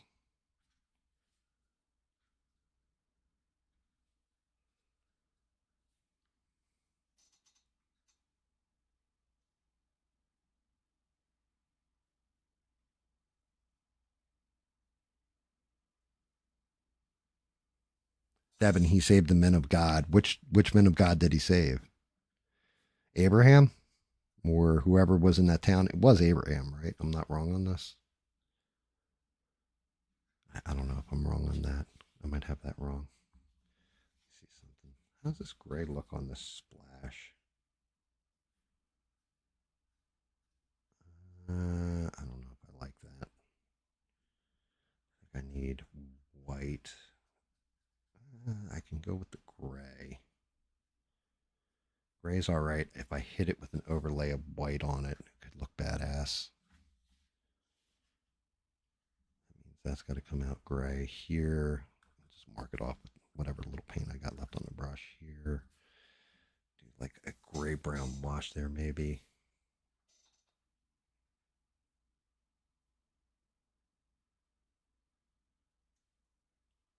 Okay, I can understand that, Dev. That makes sense to me too. Okay, and Lot did save the. I agree. I agree. He did stand in front of the. But the whole thing is the part that I don't understand is, well, I mean, I've got a theory on some other things too when it comes to it, and see what you think about it. Specifically with Cain and Abel and things like this. But my question, I guess, is Yes, you can step in front and save the angels, right? Okay, cool. Bet. It does say that. He basically was like, do not harm my guest, but take my virgin daughters instead. They know not of man or whatever. Why would you be willing to sacrifice your children to an angry mob? It wasn't asked to sacrifice it to God or to protect the angels. He came up with that shit on his own. Like, hey, take them, but don't hurt my guests. Why wouldn't you just be like, yeah, you guys ain't getting shit. Get the fuck out of here. You know, a matter of fact, here, I'll sacrifice myself. You know, like you guys may kill me, but I know there's a God because I got two of his representatives behind me. So I'll sacrifice myself to go, but don't hurt my family and don't hurt my guests. Wouldn't that be the more righteous path? I guess is my question. Like morality wise, to me, that makes more sense. Not, hey, you know what? I don't want you banging my guests, but my daughters are fine, even though you're probably going to do terrible things to them.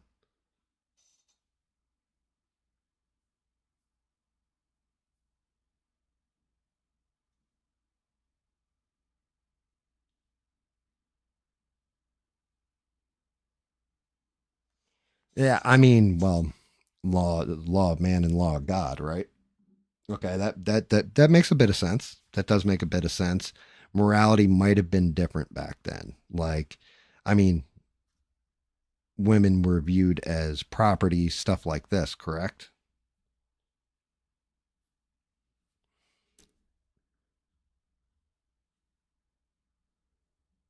Like they were basically like cattle. You know, not to be disrespectful to women, I don't see it that way, but I'm just saying from my point of view, like they were like cattle. I don't know if I like that gray on there like that. I'm going to use the gray to build it up, but then I think I'm going to transition to white and brown on the explosion.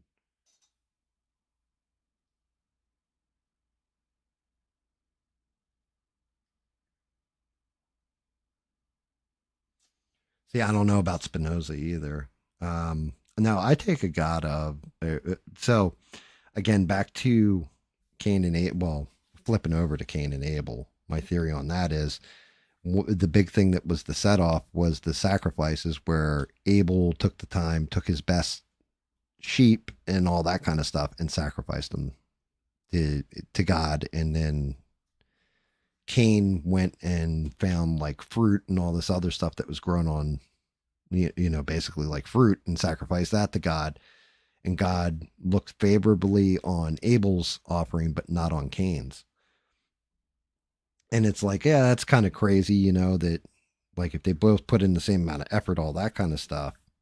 But then the more I thought about it, I was like, you know, the whole thing is if God's supposed to be omnipotent and know everything and see everything, right?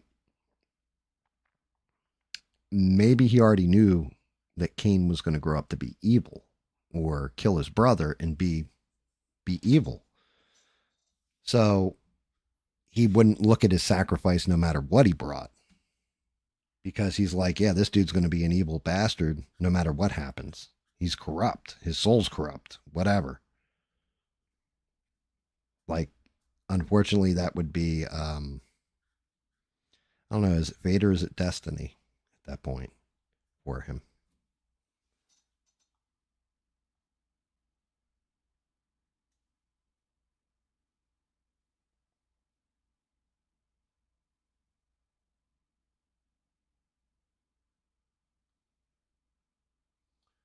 Yeah. So, well, that's just it. So, the flood, right? That's one of those things why I want to read the apocryphal books, right? Devin had asked me earlier the apocryphal books. Why do you want to read the apocryphal books? Why? Because in the apocryphal books, the reason why God flooded the earth wasn't just the corruption of man. It was because of the Nephilim, right? The angels came down, fell in love with women. Now, I'm not saying this is, like I said, non-canonical, apocryphal. So basically, like maybe just a fiction tale. But the reason why God flooded the earth was to wipe away the Nephilim as well as the corruption of man, because these giants were taking over the earth. But then again, that would explain shit like, Goliath. Now, I believe Nephilim just means men of renown, right? But they were like monsters. The way Goliath is described in the Bible, no human being could be pretty much that big. None that we know of, anyway. It would be such a genetic mutation, it would be off the charts in modern day. But the way they describe Goliath in the Bible, like, I think, what was it? Like, it took 10 men to carry his sword. Something like that. Like, that's a big dude.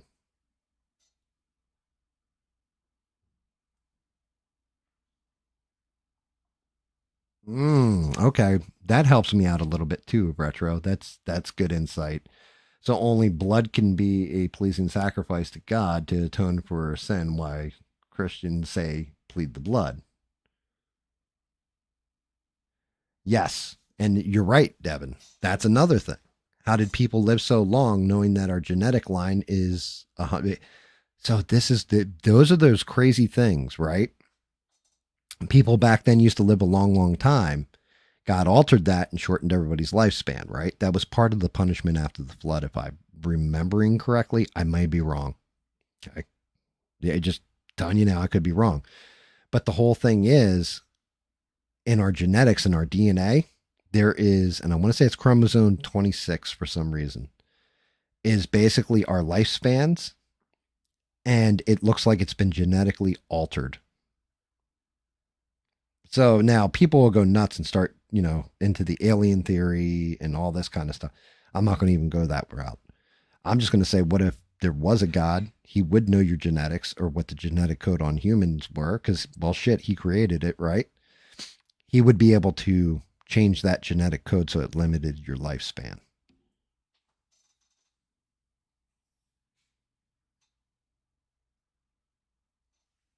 And it would make sense. That's science crossed with religion. Like, that's just it. If you can get science to prove religion and religion to prove science, it's kind of crazy.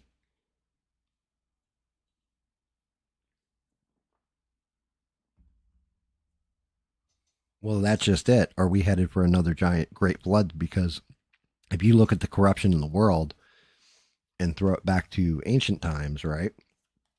Some of the corruptions and abominations in the world, through a Christian point of view, or like Devin's point of view, right? Like somebody who's actually a staunch Catholic and really actually divined in their faith. And trust me, I mean, no disrespect or to shit on anybody's faith. You guys can believe whatever the hell you want to believe. 110%. If anything, and you're good Christians, pray for my soul at that point. One Hebrew God versus 100 pagan gods. Nice.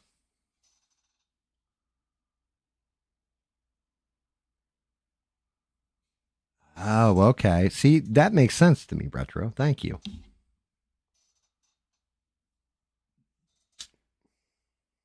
And yeah, like, I look at it this way. Are we headed towards an end times because of corruption? If that's the case, are we? Because I'm not going to lie, 2030. I think I told you guys this. We're going to have a near miss asteroid that would be a planet killer, and that shit's being tracked. It's going to come closer to Earth than our moon is to Earth. That's interesting, because looking at the state of the world and some of the shit going on in it, it's kind of scary.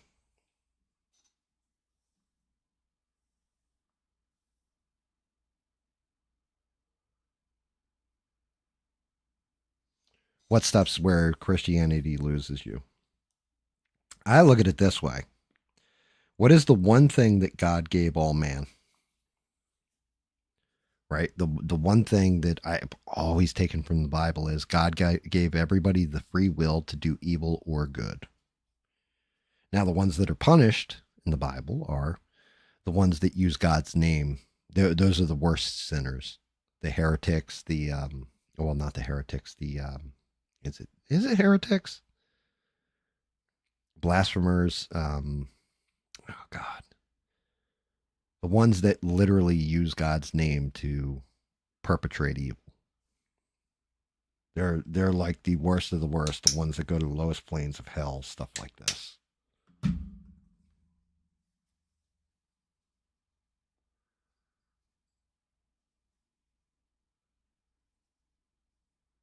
It is, yeah.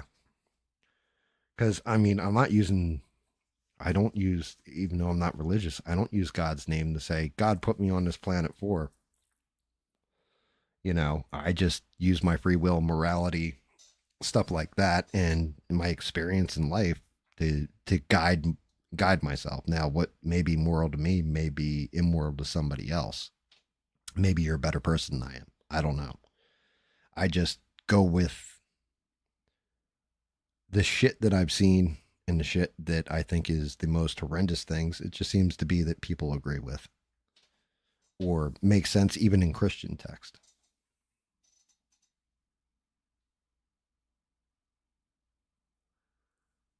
Very cool, Eugene. I like that. I've always said this to Danny too. Like I always say, may your Christ God bless you or what have you. Um, but if there is one religion that seems to be even handed, it is Christianity. Like it does seem to have the best set of moral values to it, in my opinion. People have corrupted it for their own means or at different times, but overall, I think the people that really believe the word and follow it seem to be better people for some reason. They just do. They have a better sense of morality, and that's just observation from an outside observer who has no dog in the fight. Because, like I said, I think everybody has their own personal relationship with their God, or should. Whatever you see as God.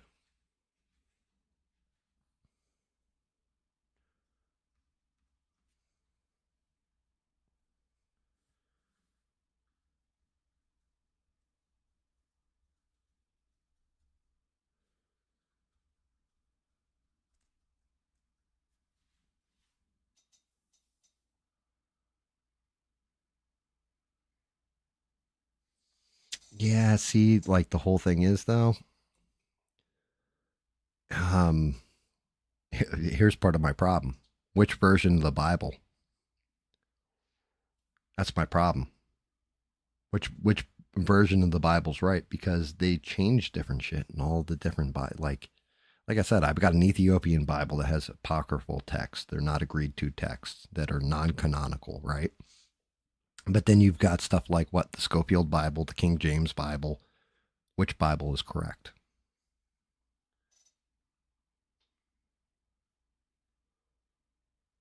How many different denominations? Let's see. You got like Protestant, Seventh Day Adventist, um, Catholic.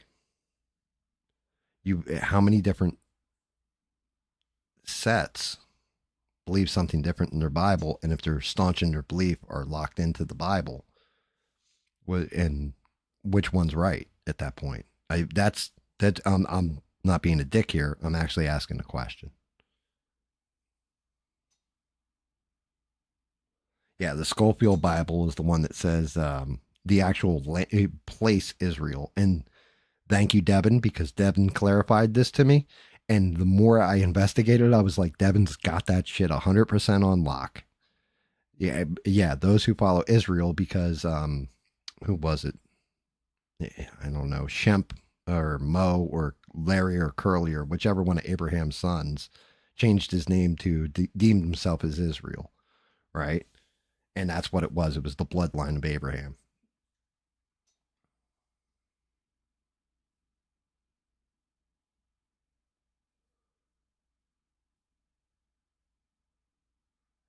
Well, Eugene, that's when you got to fire fireworks back at them, and hopefully you don't, nothing burns down. Yeah, Jacob. Well, how many? He had 12 sons. How am I supposed to remember all of them?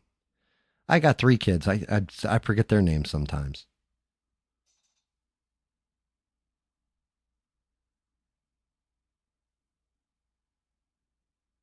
Okay, God changed it. Fair enough, right? So God changed it. But that's just it, Devin. According to the Scofield Bible, they're talking about the actual physical land of Israel. They're not talking about Jacob. So, and that's what I'm saying to you is which version of the Bible's correct. Like Steve said, stick to Catholicism or Orthodox. Yeah, see, Devin doesn't remember all of them, but she remembers the important one, right? Because didn't they like sell him into slavery or some shit?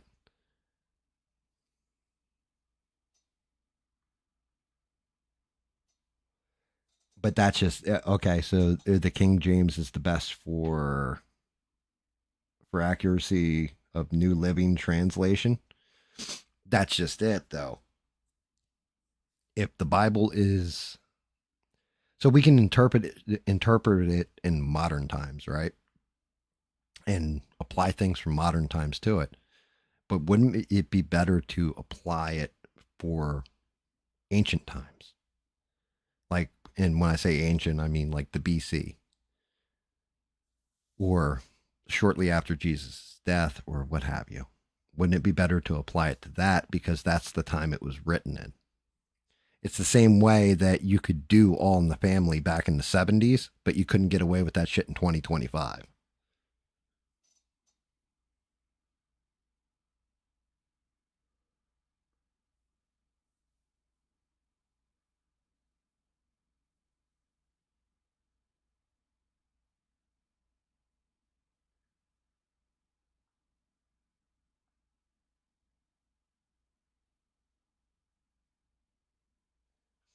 You see retro and but that's so the whole thing is, and this is where I don't think God is evil and I don't think he's super good either. I think he's neutral on all things. And he gave everybody free will to find their way. Um I think he that's why we have a brain in our head that lets us make choices. Now, for good or ill, you're going to make a choice. I think you can say he's the almighty light and all this kind of stuff, and he's creator of everything, all that kind of, you know, thing or what have you. Um, but I don't think, I think there's a reason why he gave us free will. And that's one of those things like uh, Masima, right? Corrupting or, trying to tempt and corrupt man through in the Apocrypha in Book of Jubilees. That's why I think that character would be allowed to exist where God didn't just wipe him the fuck out. Because he's like, oh, no, no, no. Please go ahead. If you can tempt them, then by all means, they're not good people to begin with.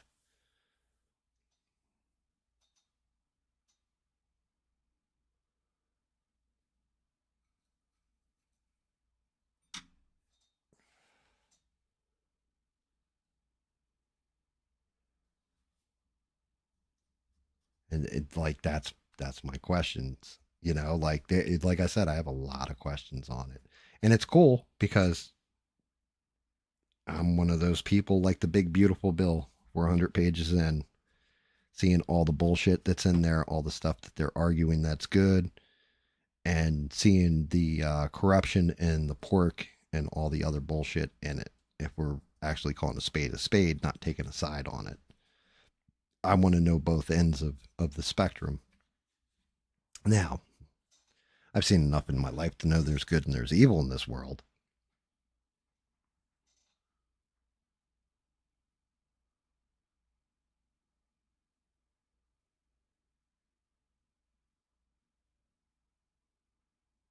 Yeah, there you go. Yeah, I like that. I like the way you just phrased that, retro. See, I like it when people are smart in something that I am not because you guys can help me. It's and I don't have anybody in the chat going, "No, we're all Anunnaki, we're all aliens. They came down here, they gave us the power to turn the frogs gay." You guys are religion arguing from different perspectives and having a good conversation. And listen, guys, I'm going to flat out tell you, I'm not trying to be disrespectful to anybody's faith. I'm asking questions. So don't take it like assaulting something that is dire and personal to you because it should be personal. It's your religion. I get it. I'm just saying, I'm looking for not just answers, but I just want to understand the way you guys think about things sometimes, how it makes sense to you.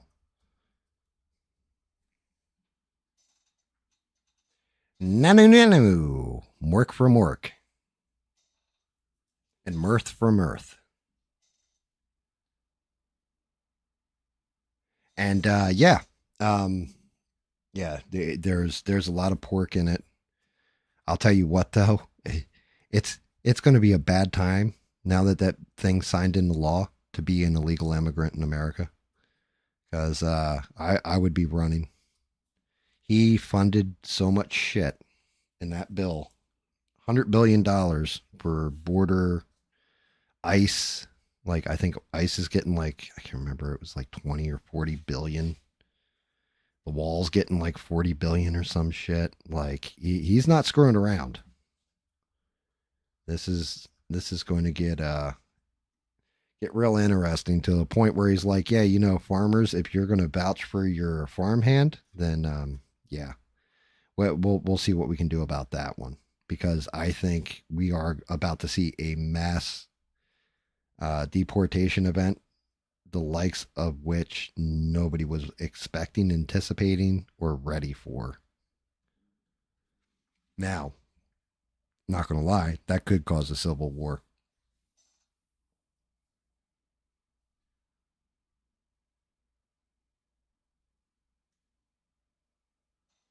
Very cool, Retro. I love the way you just stated that.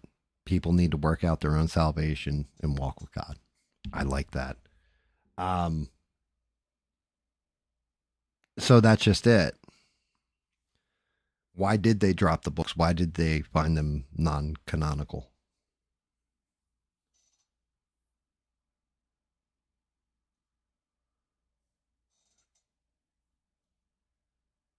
I don't like so the whole thing is there's stuff that's going to apply to people. Okay, so that big beautiful bill. Oh my god. There is a lot in the big beautiful bill that is interesting because the original text was pretty damn plain. I'm not going to lie. 47 pages. I could sit there, read it, digest it, and understand all of it. Some of the shit with the actual final passage of the bill and the way it's worded in there and everything else, I can see where it's going to scare your average person that is interpreting it whatever way they want to interpret it instead of the way it's written. I can see a lot of court cases happening when it comes to Medicaid, Medicare, for the way shit's written in it too. I can see a lot of people going to court over it. I can see the Supreme Court is going to be working double time. I'm not going to lie with some of the shit that's in that bill. There's going to be a big question coming real soon, and it's going to be one of those paramount cases before the Supreme Court, guaranteed, about states' rights versus federal overreach.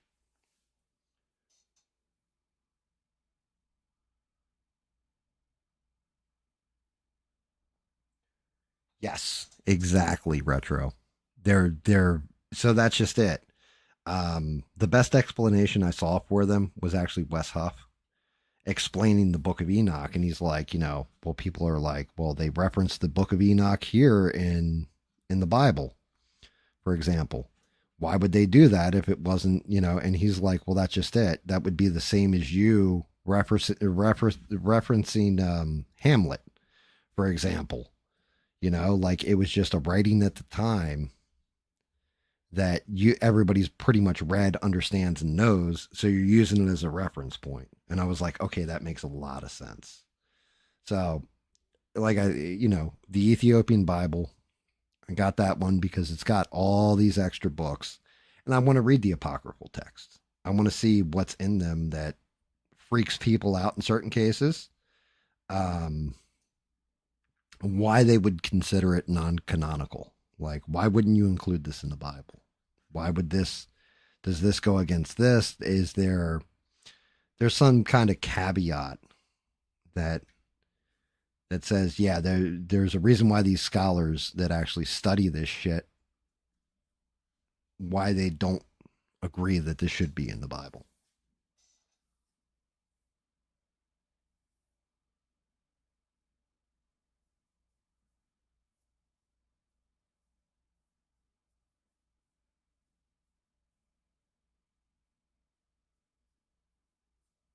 Yes. Yeah, I know that's one.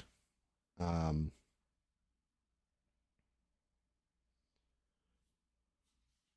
like there is, of course, there's Cliff Note versions, but remember too, reading is somebody, and you'll never hear me say I don't think Jesus was a real thing, or any of this kind of heresy, I guess you would call it, as far as Christianity is concerned, right?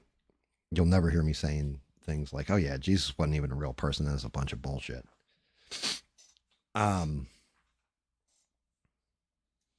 I definitely want to see what has been eliminated and what is, and then kind of research why they took it out. But I actually want to read text for myself.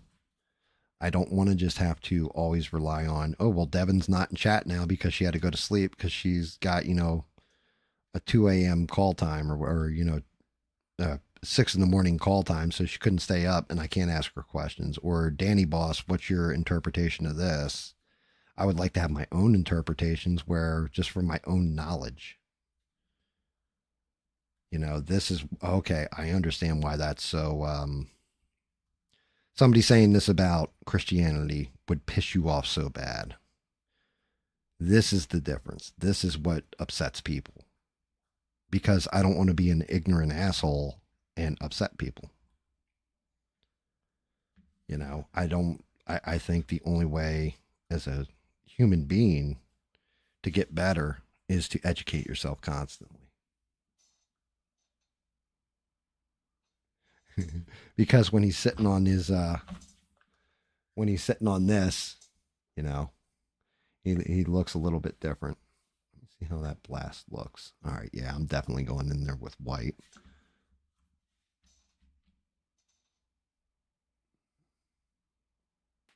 Ow.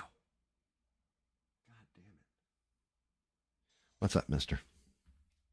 Fucking knee popped. God is smiting me for having these conversations. But it's the same thing.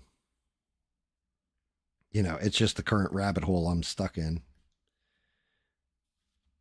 Like usually what I would used to do with the Bible, I'm not gonna lie, the one part that I would always read or go through was always the book of Revelations. Because I always wanted to see how shit ended. How bad things are gonna get.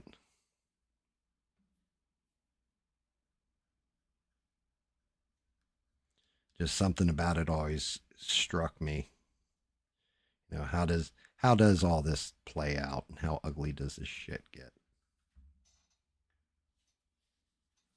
I've never seen the movie Luther. Was it about Lex Luthor? I don't know. Dude, Mister, he's got like little tiny like. Yeah, hold on. See if I can get this. Like he's got little tiny legs like like,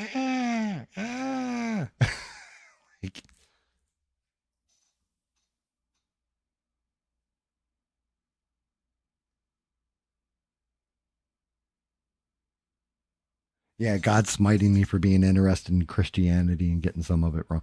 Well, no, I mean that's just it. I mean, guys, I let's be honest here. Am I being disrespectful? Am I being like being a douche about this? Like with the questions I'm asking and trying to reason it out. I honestly want to know from you religious folks.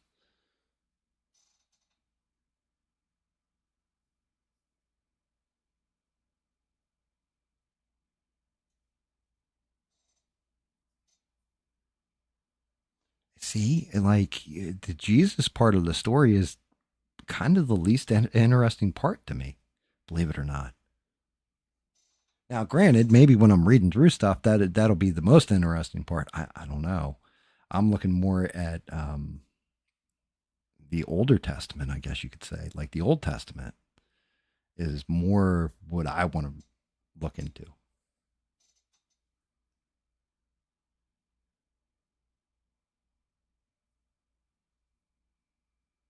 Yeah, I mean, you've got what is it? Coptic and Greek is what they find a lot of the apocryphal books in, and also some of the oldest translations of the Bible. No, that can't be right. It's got to be Hebrew, right? It would be ancient Hebrew that most of the Bible would be written in originally.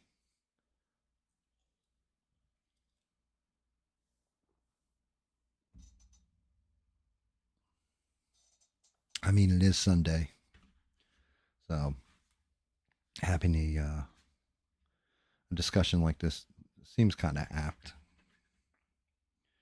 Yeah, that's all got to get graded in there.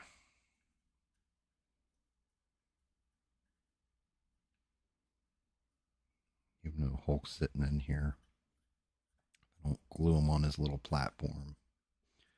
Might still get a little pokey from this dirt. Oh, by the way, guys, the Invincible, that sucker's already eaten like a bottle and a half of resin, and I've only got the torso, the base, and the one stone piece done. That is, it's going to be a nasty looking model though when it's done. If everything comes out okay, I've still got like 4 or 5 pieces to go on that one. All right, I'm definitely going into white.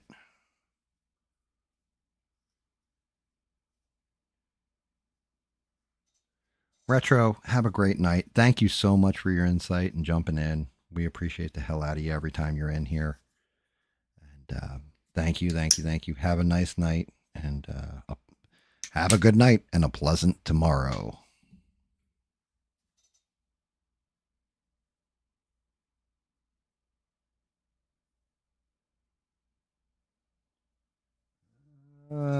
Mister, I mean, I kind of want to agree with you, Mister. I also want to disagree with you in a way because the whole thing is um, sometimes people interpret the word wrong the first time out, hell, even the second time out, third time out, and then eventually they hit it right. So you never know.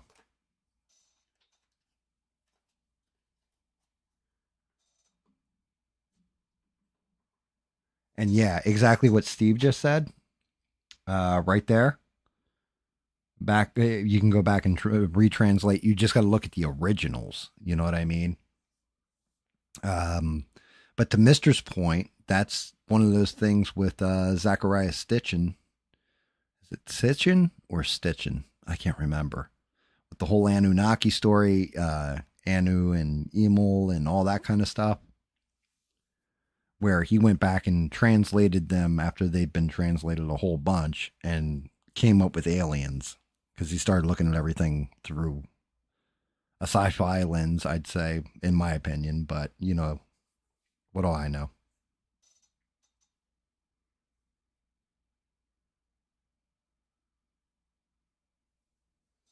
Very cool way of looking at that, Devin. That's definitely something I will keep an eye out for when I'm reading through.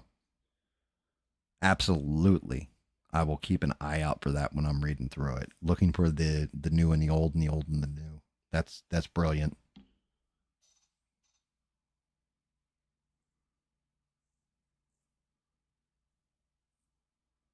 Session, what the fuck? What the hell did you just say, Rock? My brain just kind of leaked a little out of my brain reading that. What? Explain yourself, sir. Is that a video game where you're basically a dealer? Because like confused the hell out of me.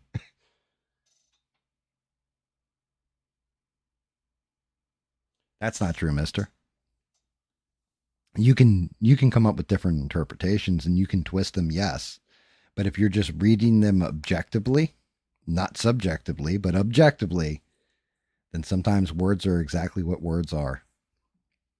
What is, in the immortal words of Bill Clinton.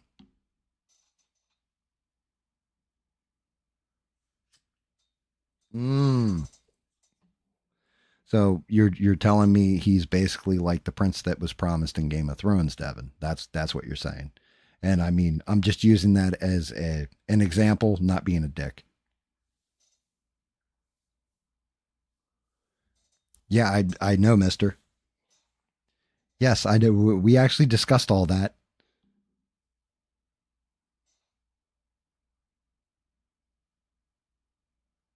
Okay, so it's a game called Scheduled One. Okay. For some reason, I think maybe Smurf was telling me about it. Again, you got to check this one game out where you're a dealer.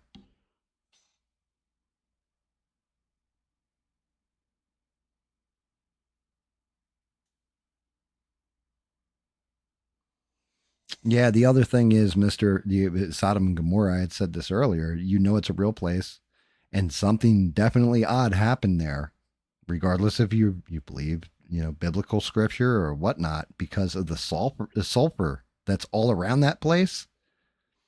That's it's not like just normal harvested sulfur. It exists in other places, but it's it rained down. Like it's obvious it rained down. Scientists cannot. A scientist will tell you that. That's legit. It's not just a religious thing. It's an actual factual. Well, yeah, no shit. Sodom and Gomorrah are two different places, and then there was another city that's right there. Yeah, I've watched the actual scientists go there and test like the sulfur balls and light them on fire.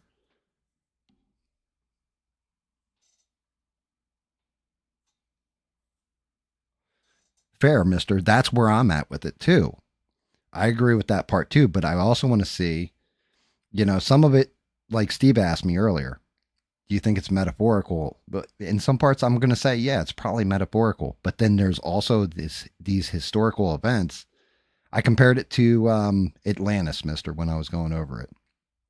So, like Atlantis was mentioned in by Plato, but is it a warning about pride before a fall, or was it an actual place?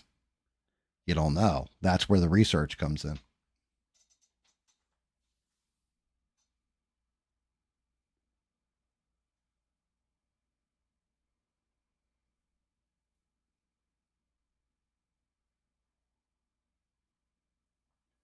So, Eugene, why would God hide things from humans? What was the fall of Adam and Eve? Everybody says it's an apple. It's probably really a pomegranate if you kind of break that shit down, I believe. But it was knowledge. It was the loss of their naivety. They traded in Eden for knowledge. It's the same way that in the Greek myth, well, and I'm not calling a religion a myth, but the Greeks had the story of Prometheus who stole the fire from the gods, gave it to humans, and they started crafting weapons, everything else with it. They gained knowledge, and Prometheus was punished in that story, but it also made the world a more dangerous place. More knowledge we have, the more dangerous we are. I mean, for fuck's sake, we got AI, and what do we use it for? To build sex dolls and have conversations for lonely people.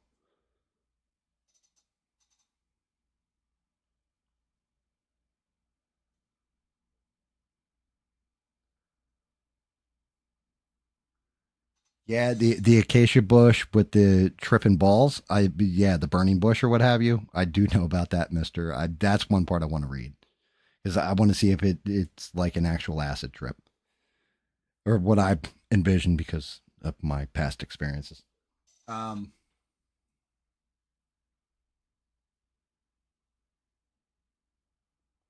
and Devin, I wouldn't say they were tricked. I think Eve was seduced in that story of Adam and Eve, and I think Adam couldn't live without somebody he loved that much. He was willing to do anything. Hell, my wife, yeah, I just look at the relationship between me and my wife, right? And yeah, I guess if something was fucked up, I'd let my wife know that I thought she was fucked up, but I'd still back her play. I'd tell her on a personal note. I wouldn't, you know. I wouldn't I wouldn't lose her though. That's just me.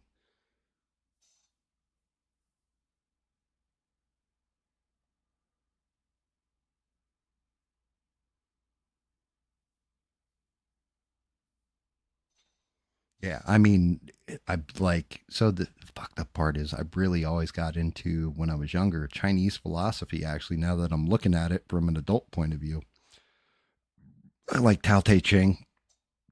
What is a good man but a bad man's teacher? What is a bad man but a good man's job?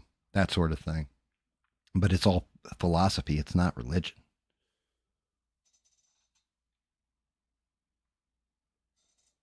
Looking at the balance of things in life.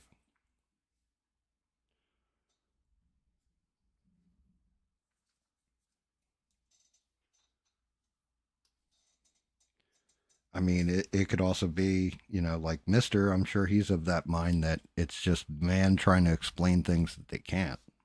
It's probably, I don't know if that's exactly how Mister sees it, but I could definitely see that being the way Mister sees it.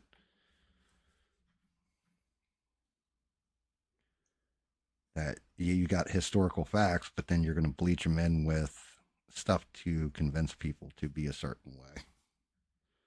I don't know though. I can't. I can just ask Mister how he thinks. I'm not an expert on Mister.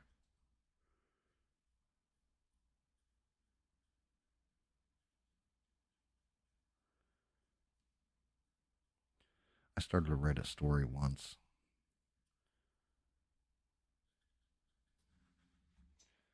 Yeah, actually, I'm not even going to tell it because I should just write the fucking story and read it to you guys.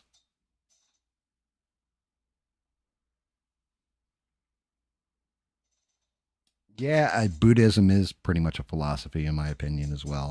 I don't see it as truly a religion. Religion, I look at it's got a structure and a certain rule set to it. You know what I mean? Christianity, Islam, Judaism, Hinduism. I see those as religions. Stuff like Buddhism, Tao Te Ching, stuff like this, which Tao Te Ching is the way. I see them more as a philosophy for life.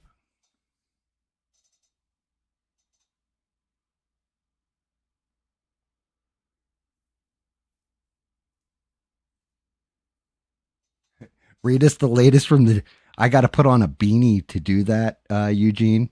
Read the latest from the new millennial. Well, I'll have to go to that's the post millennial. I have to put on a beanie and then tell you guys about Civil War and World War III, and just go off on tangents about how important I am and how everybody else sucks, and then that'll change the entire feel to this channel.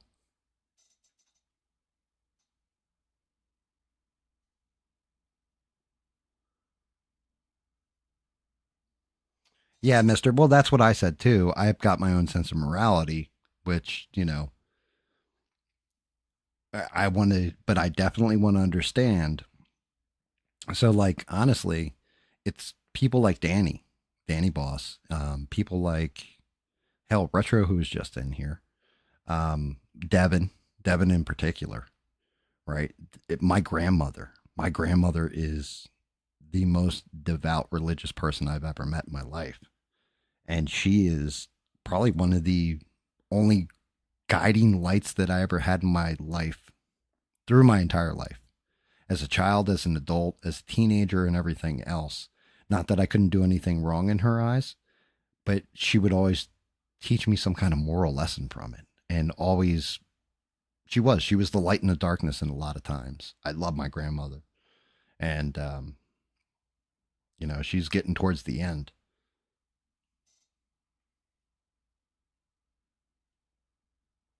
Welcome back, young Midoriya.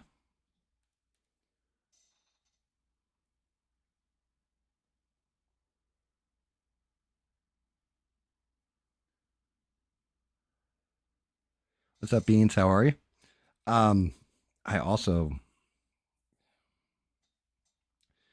I agree with Eugene to it, like sometimes there's certain things. Okay, here you go. Did everything get better or worse after we harnessed the atomic bomb, the power of the atom? Did the world become a better place or did it become a worse place? Did society get better? Did yeah, now we can harvest that or harness that power for an extreme good and create electricity that is kind of seemingly endless, to an extent. But look what we used it for.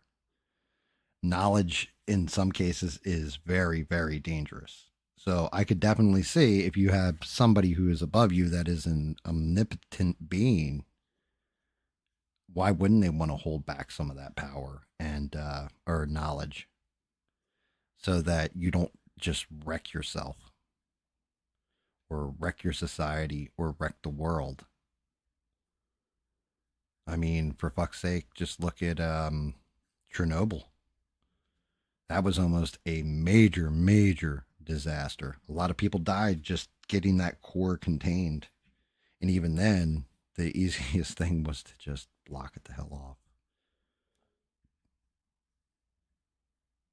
Is it a great power that we can use for ultimately goodness? Yes. Can it be deadly, though?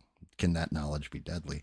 So I could see if you could wield some kind of divine power like control over life or death, things like this, and it being used in a corrupt way, it's scary.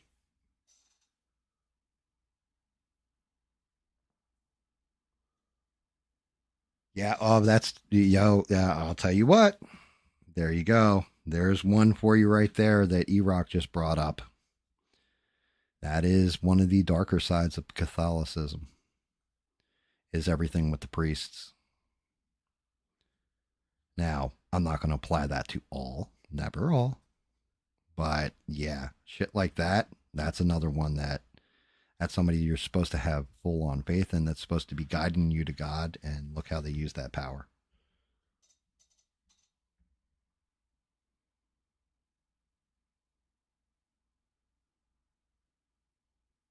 I am Shiva. I become destroyer of worlds. In Hindu text, was Shiva a villain like that?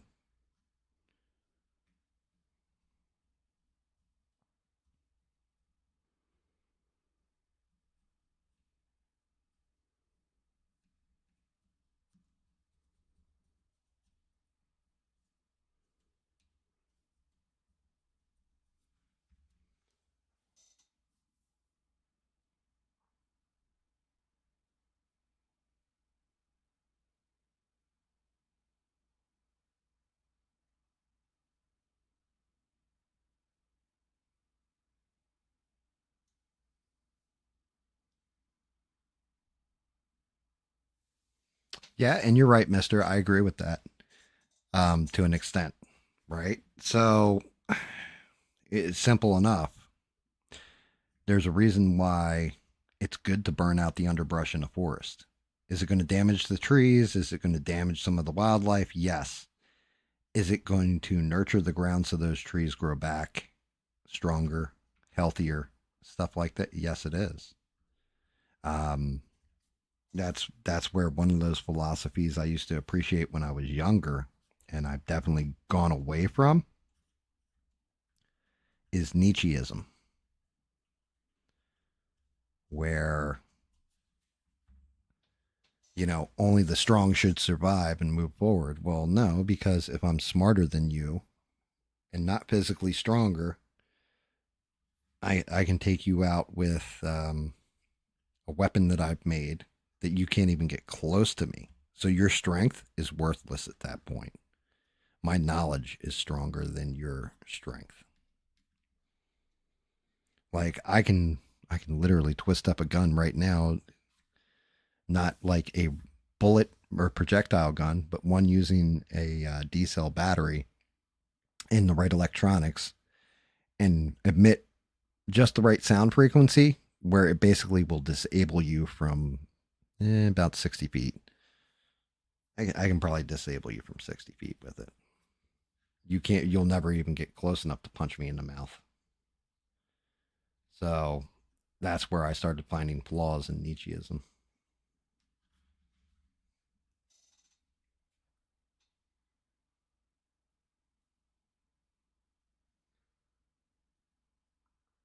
I'm definitely not an Uber Minch, I'll tell you that much. I'm just some asshole on the internet who's trying to learn new things and explore realms that I haven't, but doing it in a way where I have people around me. I look at it this way. Like I said, Deb and Danny Boss, some of the more religious folk that I have in the chat, if I'm not tapping you guys to learn from you, then what the hell am I doing? Like,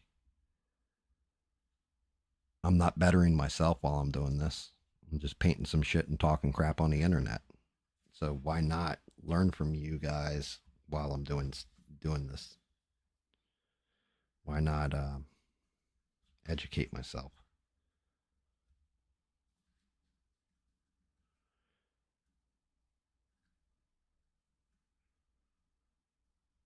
You know? And it's always good. I like having Mister in here because he does come up with very sound counter arguments that are scientific.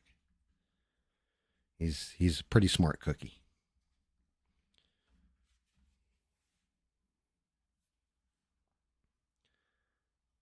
But I also don't want to shit on anybody's beliefs in my process of educating myself either. So if you guys feel like I'm disrespecting you, please let me know. Don't just get butthurt and, well, that's it. I'm unsubscribing. I'm not going to talk anymore or whatever. Please offer your insights.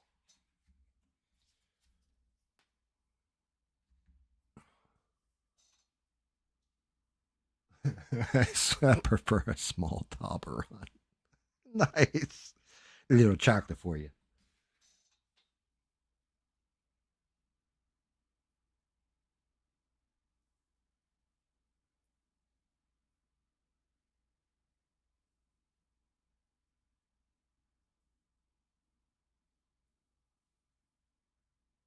Yeah, so that's just it. You remember what I was saying earlier? That was one of my things with thoughts and prayers. Thoughts and prayers got. I do think you can kind of manifest good things if you have a good mindset, right? Like an optimistic, positive mindset.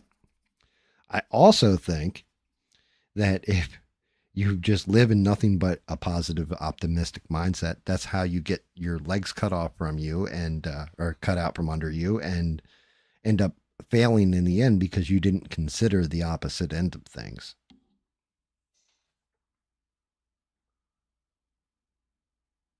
Yep, and you're 100% accurate with that one. Freedom of speech, freedom of religion. You can believe what you want. You can believe that, a ham sandwich is your god, and that's fine. Whatever. That's how you believe. You have to have some kind of. But what I'm trying to get at is, I guess I want to learn the structure of why different people are devout in their religion, their philosophy, what have you, and really see how they think. See why this makes sense to you, but doesn't make sense to me in certain cases. Like that's why I brought up the whole thing with Lot with the daughters and the angels. Like that doesn't make sense to me. Like if you're supposed to be a righteous man, wouldn't you go out there and just be like, "Yo, you guys want it? Come get it." You know, don't touch my daughters, don't touch my guests, don't, I get protecting God's angels, but not at the expense of my own family. Like maybe myself, but not my family. Now, like I said, Abraham with sacrificing his son or whatever, that was a test. He just had that much faith that you know it was going to work out, or knew that there was a reason for this. But other stuff just doesn't hit me right.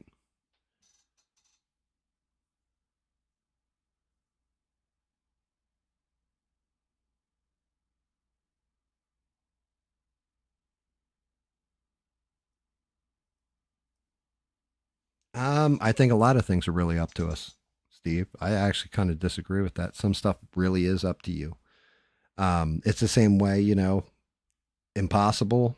I don't think anything is impossible, very highly improbable. But if you go through life saying that everything's impossible, you're going to fail every time. You have to have some kind of modicum that you can change it, that your hands can be in it. You can rework the clay. I may get my ass kicked. I can lay on the deck and hurt, but I'm going to get back up and keep fighting kind of mentality. Otherwise, you're going to fail every time.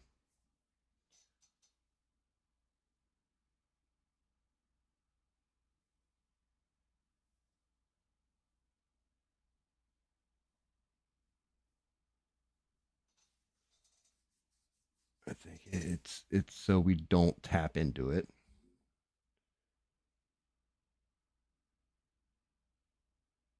I'm talking about specifically with creating things with our mind. Well,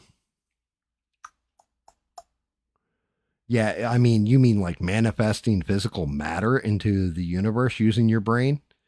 Like, hey, I need this paint, and all of a sudden it flies, like magically appears in my hand, that kind of shit. Yeah, that's no, that's not how that works.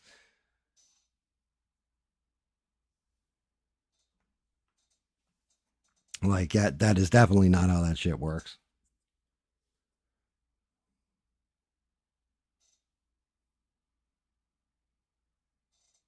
Believe what you want. Yeah, yeah, exactly. Well, not even Professor X. Professor X was telekinesis, and yeah, it was telekinesis and telekinet or oh god, what the fuck's the word, guys?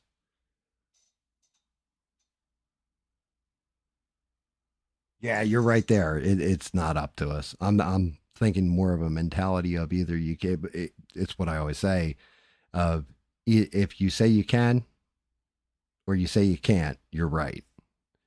You can defeat yourself before anything else. He wasn't paraplegic. His arms worked. His legs didn't work. He was crippled, not paraplegic.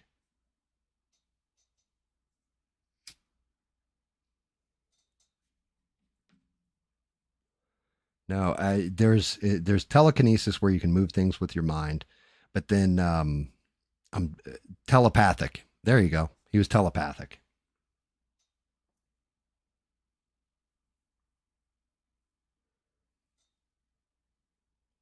Telepathy, or yeah, telepathy. He could put images in other people's minds and help control their thoughts.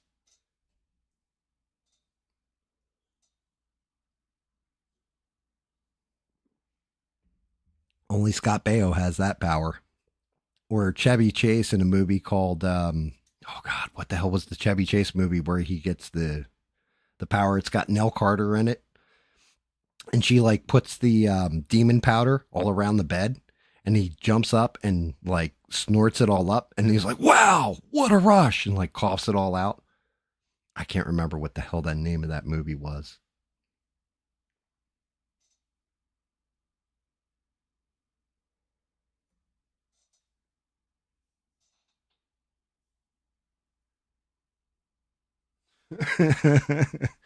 Jesus Christ,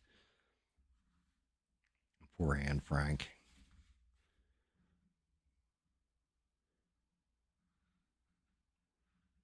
I, oh shit, those all little. Those are little gears.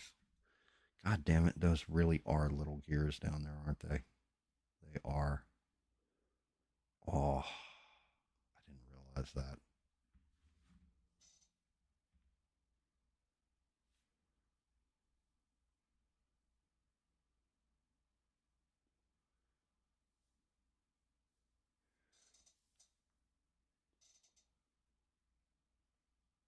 Um, well, I mean, there is definitely something to that, like healing yourself, but it depends on how bad the damage is.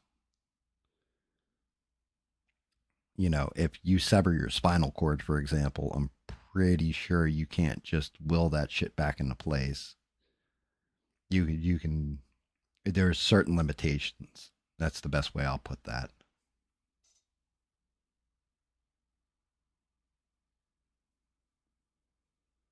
Yeah, I mean, damn it, what is it? Modern Problems?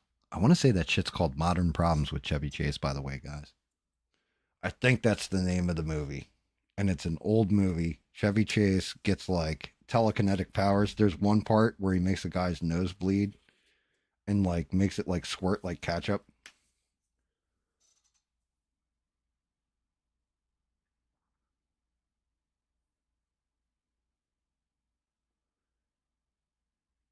Um so Iraq one, that's terrible. I had a friend who was in a motorcycle accident and he was in a coma for think it was 3 weeks. And he said like the whole time it was like living in a nightmare. Like he could he could understand stuff that was around him, like going on the outside, but it was like a nightmare in his head, like he was trapped. And so like the doctors would, you know, inject an IV, for example, or change out an IV tube or what have you. And he was like, in his mind though, that he was trapped in, he could he was telling the doctors, please don't stab me again, please don't stab me again, and could feel the pain and everything in his arm. And like it was like the doctors were almost like monsters that were torturing him.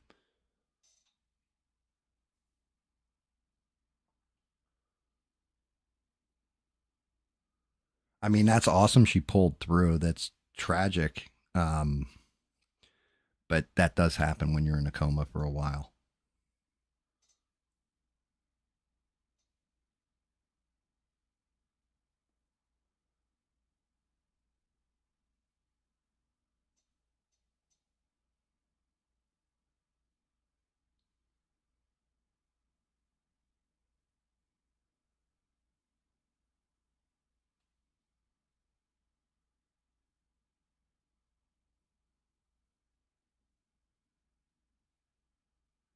So again, Steve, like back to what I was saying, when you say to yourself, I can or I can't, sometimes you just have to do. Like, for example, this stream shit. Yeah, I had to think, how am I going to get a camera to work right? How am I going to get a microphone to work right when I started? Is anybody actually going to watch me? Stuff like this goes through your head. And I was like, fuck it. I'm never going to know if I don't do it. Sometimes you just have to do it to see what's going to happen.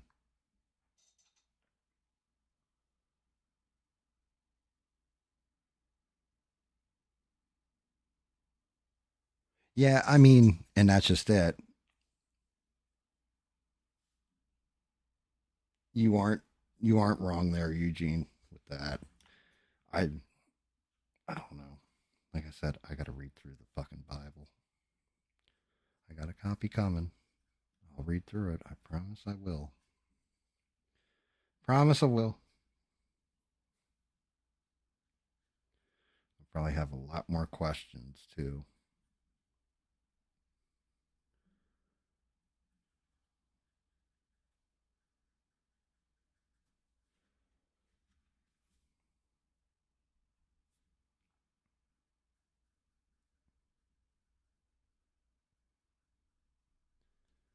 But yeah, it's like I said, when I got nothing to talk about, might as well bring up something interesting that'll make everybody think, huh?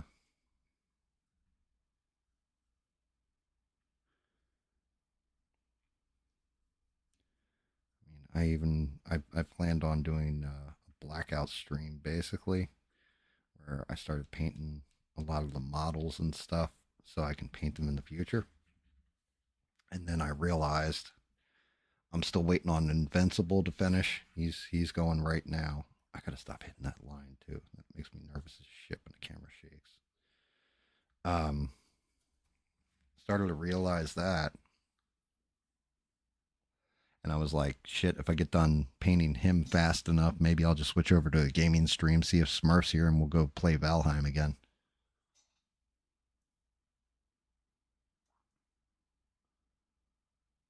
And yeah, E Rock. That's just it. If there's one guy I could ever emulate, and maybe eventually I'll do it, because now that I'm starting to get a little bit more comfortable, since Smurf has actually helped me get more comfortable with it, using Discord to for call in type stuff, because I actually control who I'm pulling in, or what have you.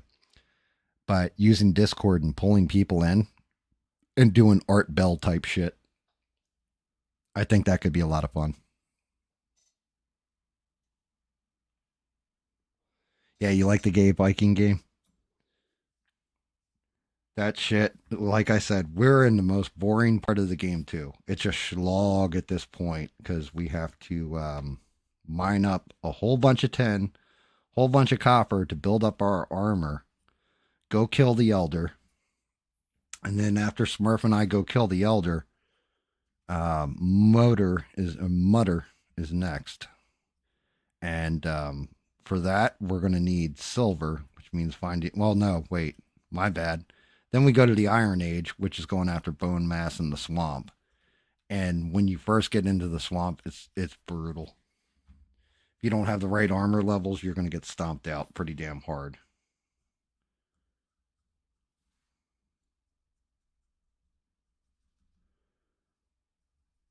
I definitely want to get the Hulk looking sexy though.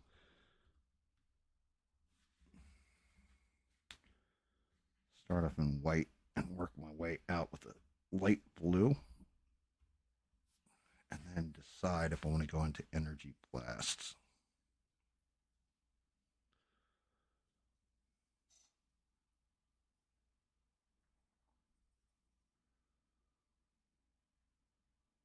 Yes, I'm using OBS. So when I first started streaming, I asked another streamer a couple of questions, and all they sent me was tutorial videos. And my main question was, do you use Streamlabs, StreamYards, OBS, whatever?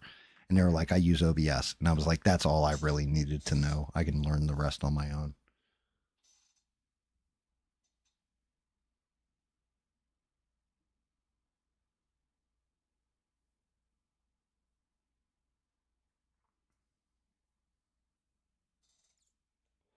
Hulk's looking like he busted one. Yeah. Hulk's mad because he had Taco Bell.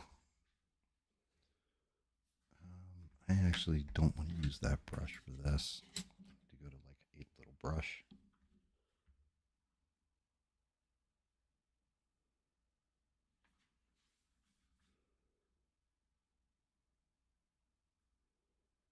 I just want a little bit highlight in here.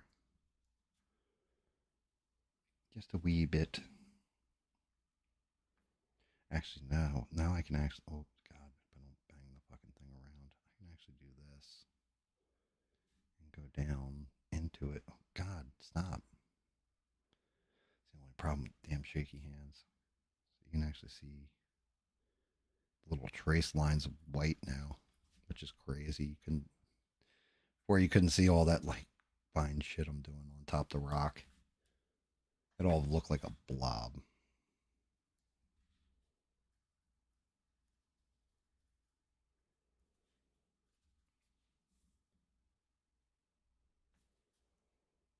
Yeah, I've been looking into other survival games too.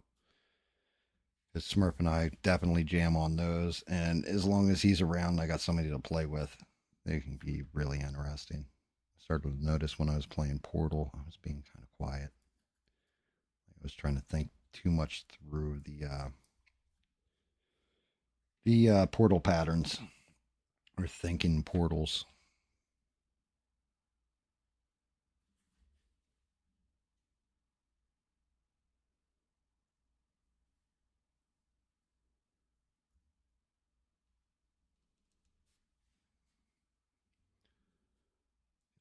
Under, just need to get in there just a little bit, just a little bit.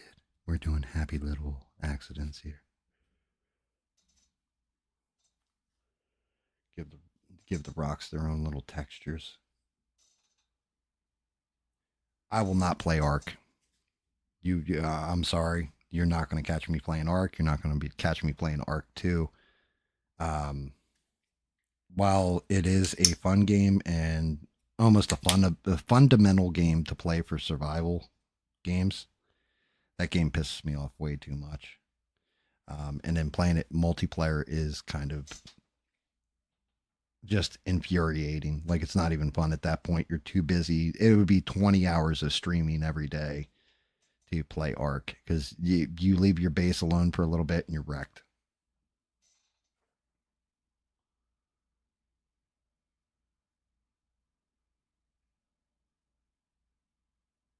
Yeah, you do private Ark, but the problem is I cheat if I play private Ark. I don't know. What do I want to do to liven this up? Let me look at him. Let me see what he looks like. See if I like that or not. As soon as I find his little leg hole here. Let me see.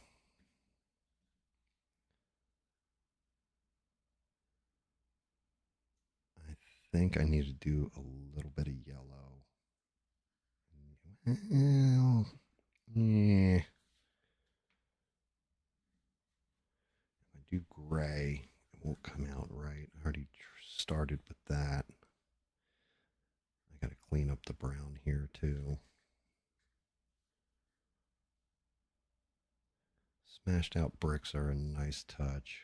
I'm almost half tempted to make these go red, but I think the gray does work, as it's going to contrast with this when I'm painting it. All right, I think I'm going to go to the metal feature. I think that'll work. Yeah, private games, the whole problem is, especially if I played through them, like I played through Ark, um, and I did it by myself because online was just AIDS.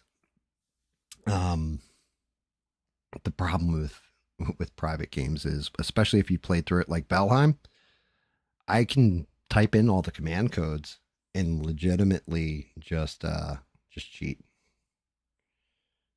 What does this little thing do? Let me see. Make it look. Let's make it look different. I love fucking with this new camera. That's kind of crazy. Oh God, that brightened the shit out of everything. That's flat. That's pretty much how the old camera was capturing stuff. Definitely taking the color out of it. That's an enhancement. And was this black and white? We can paint in black and white, guys, or sepia. I think I'll just leave it on standard.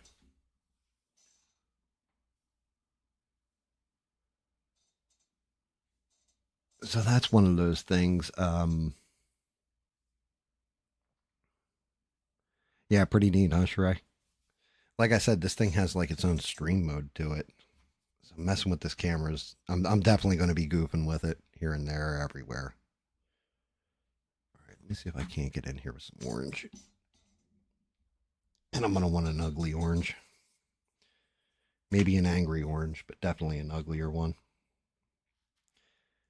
As far as the devil being in your ear and everything else, I don't know. That's one of those things that maybe when there is 10 people in the world, but I don't know about that now. I don't know how much influence Satan actually has in the landscape of everything. I think it's more temptation of man nowadays, just man craving power and money versus versus an evil deity that's controlling everything behind the scenes. Just something about it. I mean, comparatively, you've got Hel in Norse myth. I know that much.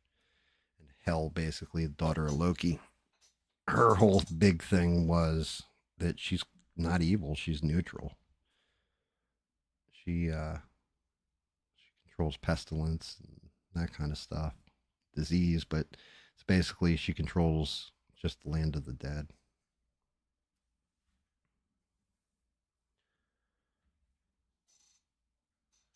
What's up, Bob? How are you, buddy? Good to see you. Good to see you. Bumblebee tuna. Bumblebee tuna. Did you just call me White Devil? White Devil?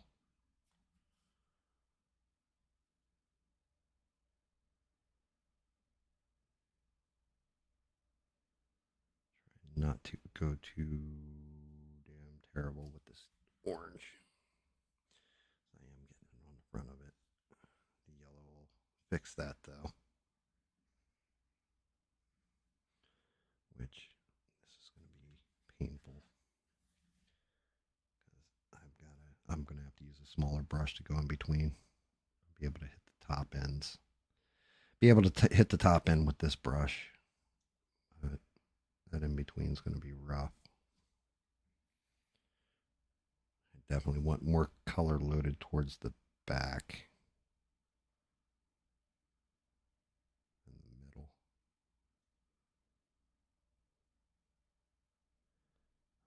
boy.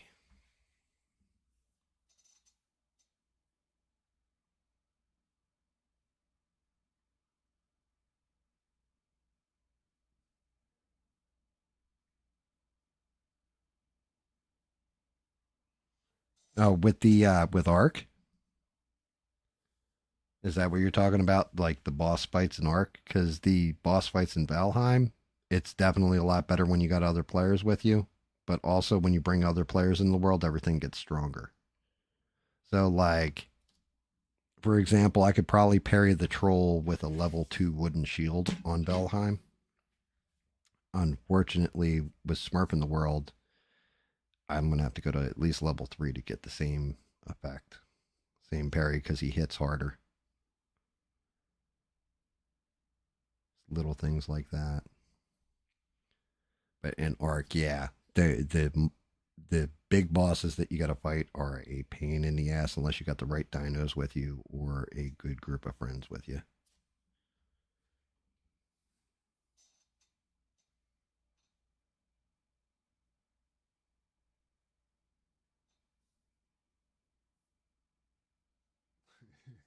Steve, Jesus Christ. Um, God damn. Brutal. Brutal. Bob, yeah, everything went good. How was your fourth, buddy? Like, I streamed. That's all I did on the fourth, really. Just streamed and bullshit, hung out. Oh, yeah, anybody, like, we did a stream basically that was everybody just going, yeah, my pet's hiding.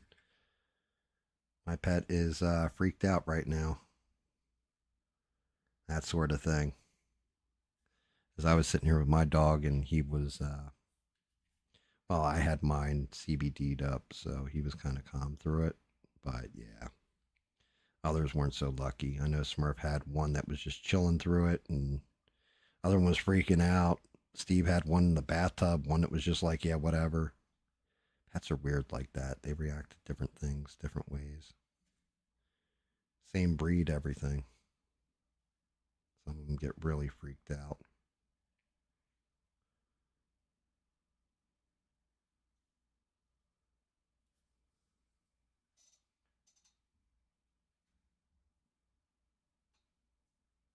Good stuff. Very cool. Hopefully you had dinner with the cop that is your friend, and you guys just went out to dinner, and it wasn't like, yeah, so I got locked up on the fourth, and the cop brought me food, and we ate in the cell together. You know, that kind of thing. I can go either way, Bob. You got to be careful with that. Yeah, I mean, either way would be an interesting story.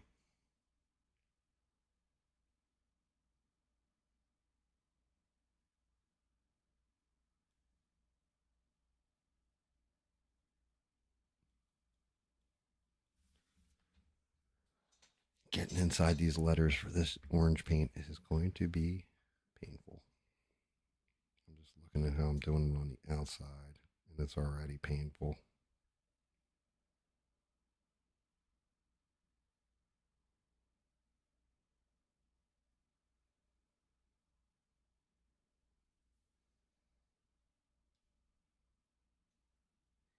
But also, I think now you guys can actually see how much the paint sticks and why I've got to hit it like 4 or 5 times.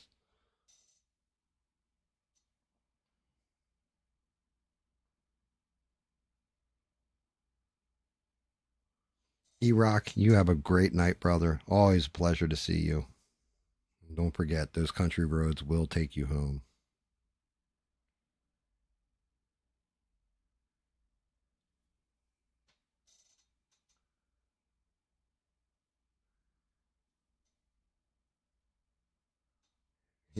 There you go.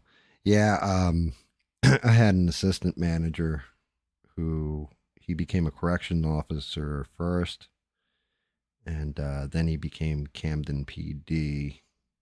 And actually, because in Camden, New Jersey, they teach their department before it went metro. He's at a whole different department, but they would teach them in training. Like most training, they're going to tell you if you ever have to pull your gun. In our training, we tell you when you have to pull your gun. And he's still, I still talk to him here and there. He'll give me a call from time to time just to say what's up. Real good people, though. Not all cops are evil. Not all cops are bastards. He's actually a really good guy. Got into it because he wanted to clean up Camden. Because when he was a kid, he lost friends to drive-bys. Had times where, him and his family had to hit the deck because of neighbors having shootouts, stuff like this. And he wanted to clean up Camden. And then because he was one of the last classes to come out of there and be hired, he's one of the first ones to go. Ended up going to a different department and becoming a detective, all that kind of stuff. But he did it for the right reasons.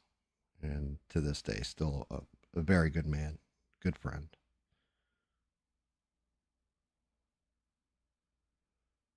He has some fun stories. One day maybe I can get him to come on here and tell a couple of them because they were from his basically his rookie year.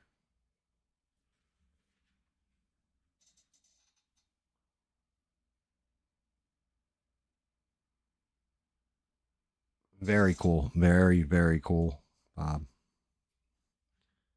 he was actually a chief at one point. Yeah, I got a buddy whose uncle was chief of the next town over's police for a while there, and then I actually have an in-law who Pennsylvania, not Philly, but another part of Pennsylvania. He was the chief for I think like 15, 20 years or some shit. I don't know. I've only ever met him one time. Nice guy.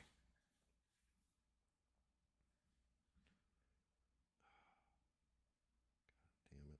That is going to be in view. I've got to paint back there.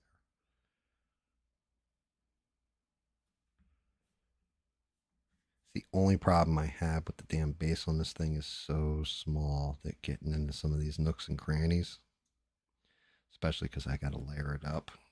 It's going to take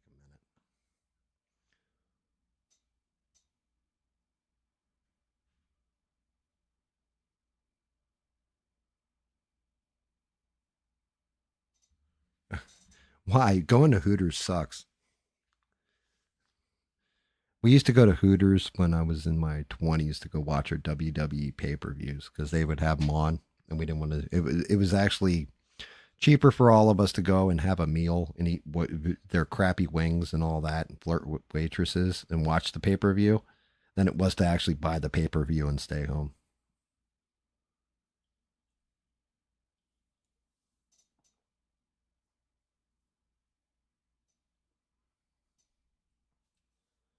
Yeah, that's part of the problem with being a police officer. You see the worst things possible. You realize that it's really hard to make a difference. I've heard this. Yep, I've heard this firsthand too from cops I know. It's hard to make a difference, but the whole thing is you're basically the centurion that's holding the barbarians back from the gates. You know what I mean? Definitely a difficult job. Um, Matter of fact, my buddy, the assistant manager, he ended up doing like a whole outreach program for junior police officers, all that kind of stuff, for like kids in grade, like 10-year-olds, 10 to 15-year-olds, I think it was, but doing like public outreach with them and that kind of thing. So this way he was making a difference in the neighborhood.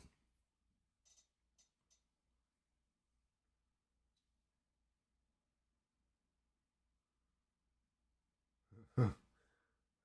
He was like a homicidal. Well, you definitely, sometimes you need cops like that to put in the most dirty and dangerous and corrupt areas.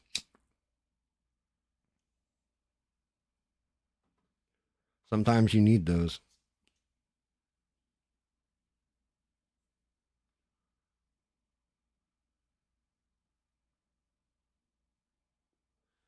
Yeah, I have one buddy, and shout out to him. I will not mention your name, officer. Well, ex officer. He's retired now.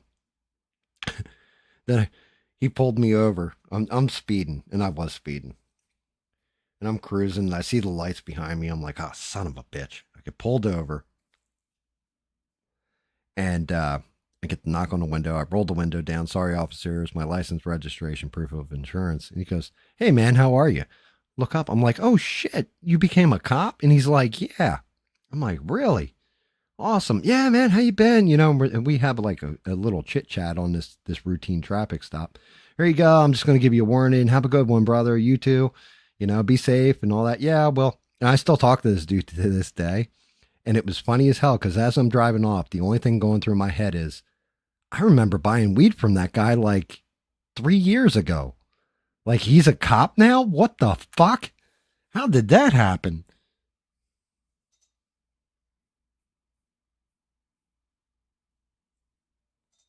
Yeah, definitely, Bob. Good thoughts out to Texas. Steve, I didn't even know about it. Steve has been keeping us kind of apprised. Said there's like 80 dead or something from flooding.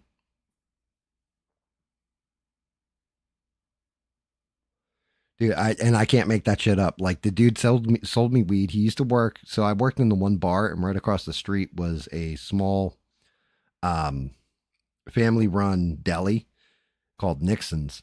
And he used to work the counter at Nixon's, and I'd go in there and buy a pack of cigarettes. He'd give me an extra pack, that kind of shit, and then would, sold me a little bit of nug on the side at different points. And I was just like, "But you're a fucking cop now? What's going on with this?"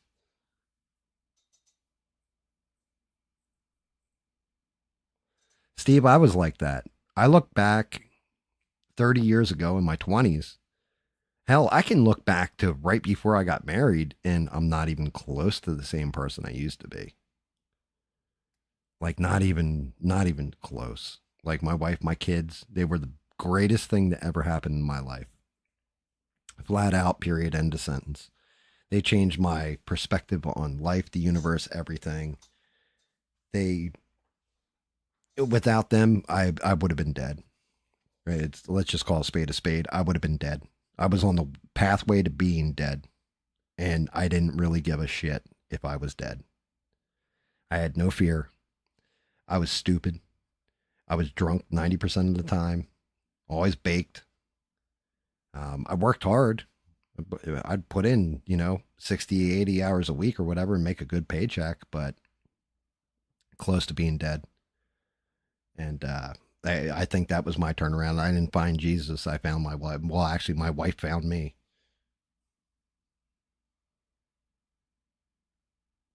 Yeah, Bob. And that's Bob. I will always empathize with you over that too, buddy. Because like, I've been showing off the camera, everything. My wife surprised me with an early birthday present. She knew before I knew that I was going to need it. But yeah, I'll always empathize with you because never had a greater friend, never had a somebody who truly believed in me, even when I don't believe in myself. Never had somebody like that, and that's what I have in my wife. My wife is the most beautiful person that I've ever met. She's a pain in my ass too. Don't get that wrong, but she is the greatest person I've ever met.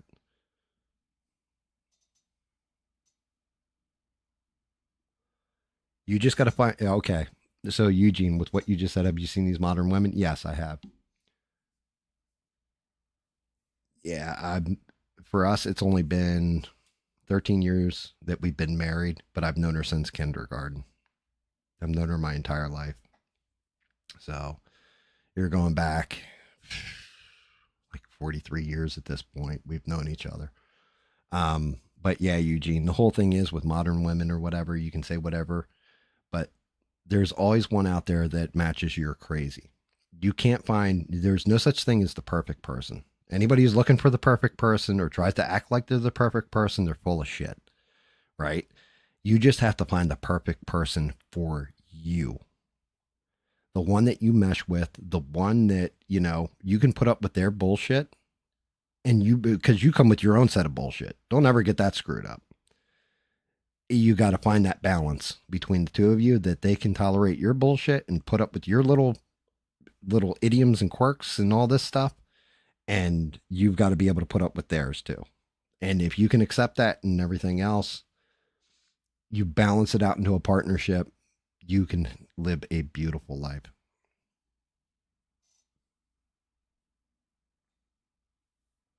Thank you, Bob. And Bob, you're inspiring too, by the way. I'm not going to lie. A matter of fact, I'm working on some way to do not like I'm probably going to do it like it's 503c. I want to say so, kind of a charity, but not really. It's a nonprofit organization. But I was thinking about it. I was like, hmm, people actually want to send money, all this other stuff, and that kind of stuff to support because you got nothing else to do with your money. Maybe I can use it and apply it to like the feral cat colony in my backyard, and it'll help feed the cats, take a little bit of that cost off me, get them medicine and all that, and I'll start filming videos of the cats and everything so people can see what they're supporting. But thank you. You definitely you inspired me, Bob. So I appreciate you, brother.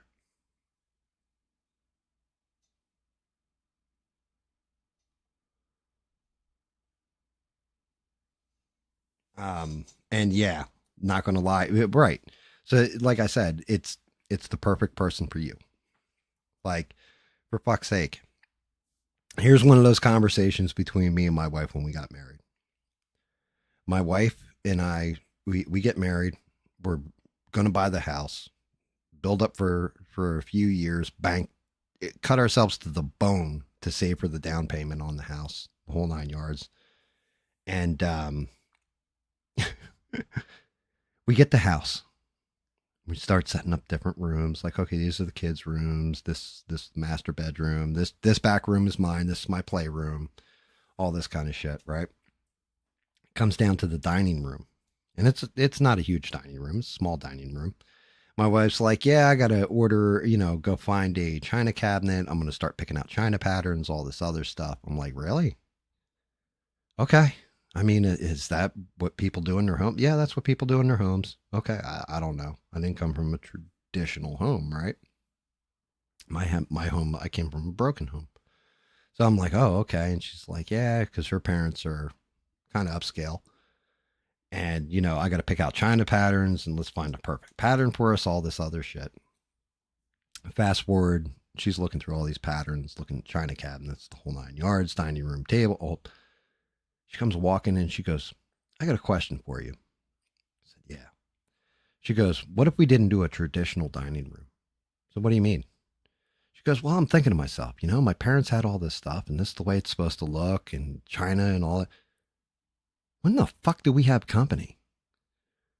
Who the hell do we like? What are we trying to show off here? We're going to have a room basically that's just set up that's useless to us. It's like, yeah, like, you're right. She's like, here's what I'm thinking. Let's take, each room, do it in a different superhero theme. So we'll do this room, like the one hallway is like Wonder Woman. The one little side bathroom is Aquaman. And like comic books hanging on the wall, different villains, different animation cells from the old Super Friends TV cartoon from back in the day and stuff like that. And she's like, I want the dining room. Let's set that shit up with some coffee makers, a whole coffee station with different blends of coffee, a small table where you can sit down and drink coffee because we drink coffee constantly. And I want to turn that into Justice League Dark. So what would that entail? She's like, well, it would be black walls, this, that, and the other. And she's going through it. And I'm like, yeah, that'd be actually awesome. And we use it. And she's like, yeah, why am I trying to follow the traditions of my parents? What the fuck? Like, they had dinner guests over and had to host like executives and shit. We're not doing that kind of crap. We're just enjoying our lives. And I was like, I'm 100% for it. But that's just it. If I came from like, no, you can't do that. Like traditional home, she's my kind of crazy. I was like, that's amazing. I like that idea.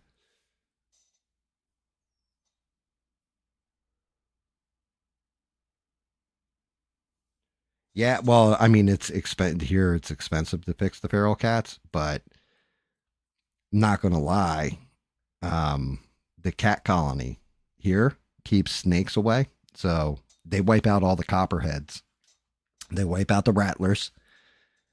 Granted, they also wipe out damn near everything else, but they also keep alligators back. That shit's actually a problem where I live, right? Like poisonous snakes, venomous snakes, and alligators. And cats, perfect defense against them. and they'll bring me presents. You know, like I'll go out to go feed the little sons of bitches, and they'll be like, "Here you go, I brought you this. Oh, nice, a copperhead, perfect."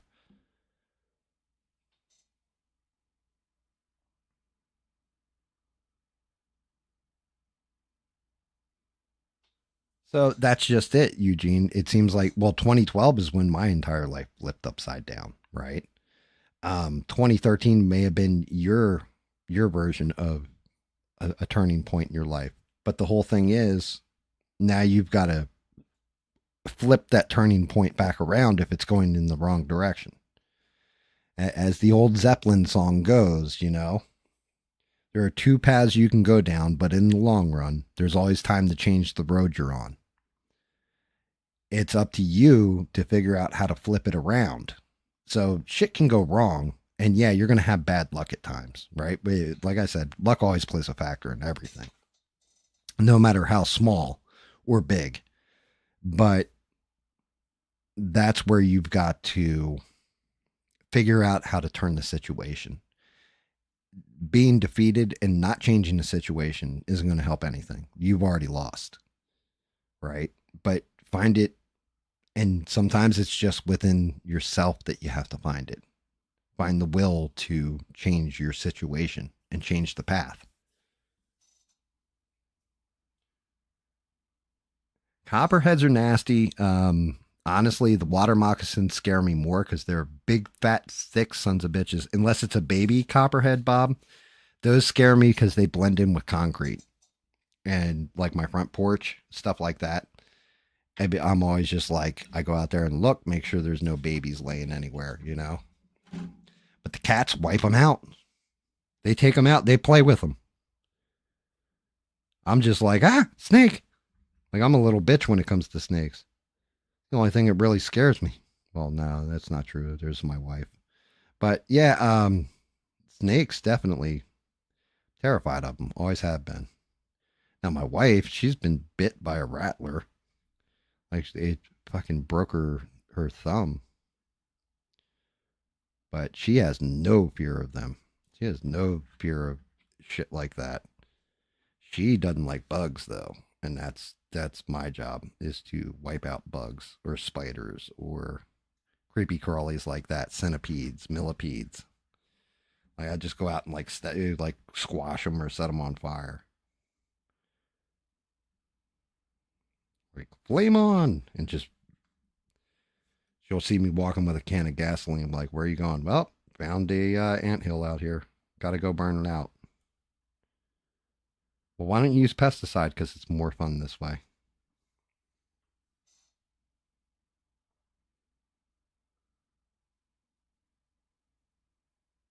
Well, that's just it. You're fine to be. It's man. Sometimes it's fine to go at it alone. There's nothing wrong with going at it alone either. Sometimes you got to walk a path alone to actually be able to share later on with somebody. Hell, I tell you guys stories about me and my friends back when we were kids and stuff, right? You know, like Bubba and Guido, stuff like that. Like I'll tell you about different sets of friends and different little misadventures we had. I like remembering those days. You don't hear me talking about like ex girlfriends or anything else that were along for the ride, even though there were quite a few of them. The reason why is because in those situations, I basically was alone. It wasn't until I had a wife that I actually had somebody I considered a full poor partner in going through everything. Because financially, we're tied together, emotionally, everything else. That's when the experience changed, is actually having a union with somebody and being married. Lord, it's going to be hard to get this orange that deep. Well, maybe not on this L, but on some of these letters. Trying not to hit the face either, because that yellow is going to be rough going over it.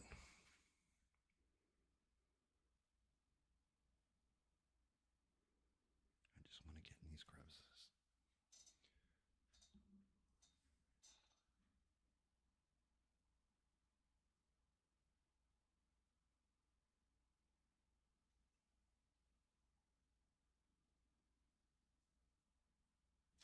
Um, yeah, so that's just it. Settling down, right? Settling down to me, like settling down for GAM was I'm not changing women out like I'm discarding old underwear, or Kleenex or something. That's what settling down, um, setting roots and all that kind of stuff. That's always the way I took it was.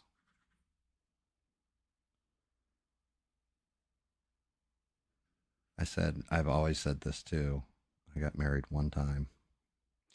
I will, no matter what happens, I promised, you know, I promised when I got married that till death do us part, all that kind of shit, sickness, health, everything else. I gave my word on it.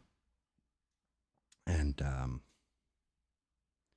also promised that there would be no other wife outside of just one. I would get married one time. Didn't matter if shit didn't work out and I ended up solo again and meeting somebody, I would never get married again. I can tell you now that even if my wife came in this room right now and said, "Get the fuck out, I never want to see you again," we got divorced, I would never get married again. I would never be able to have the level of trust with anybody else that I do now. Some people are lucky where they can find that level of trust again, get remarried, all that kind of. I'm not that guy. I trust one person implicitly, and that would be game over for me. I wouldn't be the guy to ever get married, like remarry. I couldn't. I couldn't. It's just not in my DNA.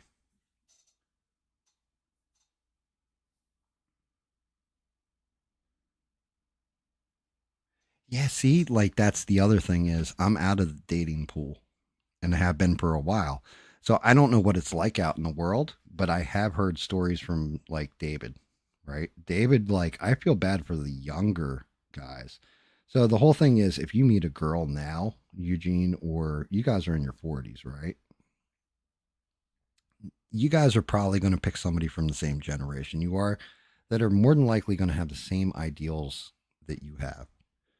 Younger guys really have that shit rough because women expect things that are just either a unrealistic, and I mean, don't get it messed up either. Guys do too now, especially a lot of younger ones.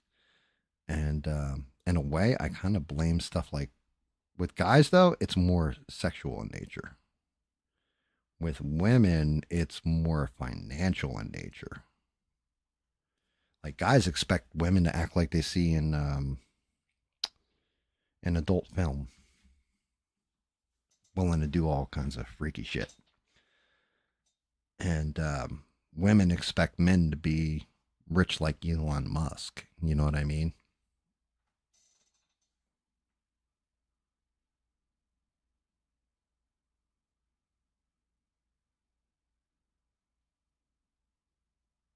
Yeah, I feel you there, Steve. I mean, nothing wrong with that either. Um, well, I mean, yeah, there's a lot wrong with it behind the scenes, but at the same point in time, you know,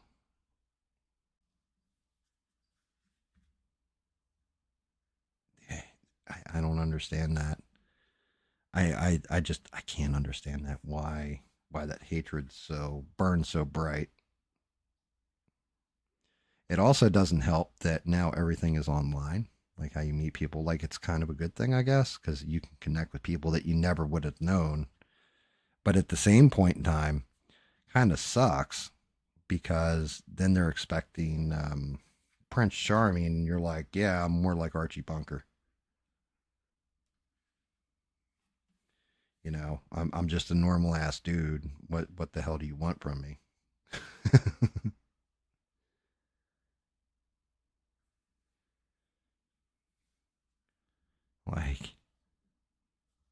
like hey, guess what?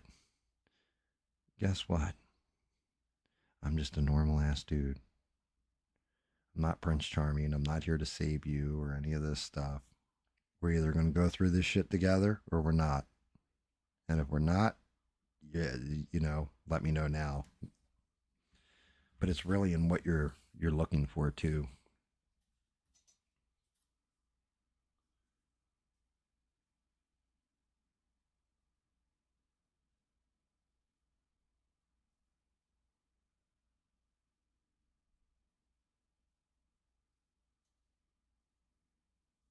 Yeah, I mean, in Sheree, you kind of got that shit blown up, you know.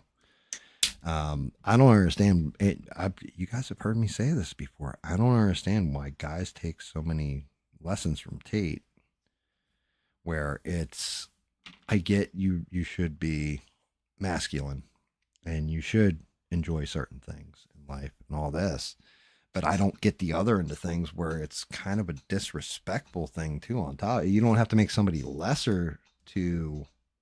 Why can't you just walk in balance?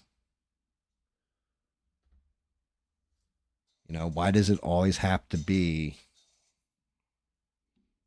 What is this? Pod yellow. Okay, yeah, we can try that. It's not really Tate, it's the idea. Yeah, I mean, but at the same point in time, like I get it. You got an imperfect messenger with a message. But, you know, I blame it to whoever came up with the term toxic masculinity. Now, we don't live in a day of Mad Men, you know, kind of era where, hey Toots, go get me my coffee secretary, you know, that kind of shit, and patting women on the butt and all this kind of stuff. I mean, there's still guys out there that are misogynistic, I guess you could say. But at the same point in time, I feel bad for the good guy that's just a nice guy or whatever, but doesn't have the fancy car, is struggling to live. Instead of a woman coming into his life and saying, hey, you know what? I'm struggling too. Let's balance this shit. The two of us can build together and build something that has to go through. Oh, well, you're going to provide for me. What do you mean you didn't buy me a Gucci bag? You know what I mean? Stuff like this.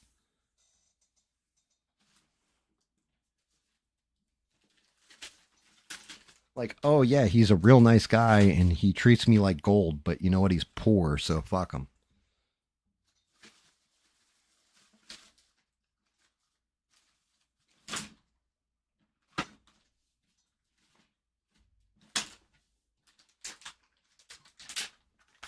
Aha! Cosmetic supplies.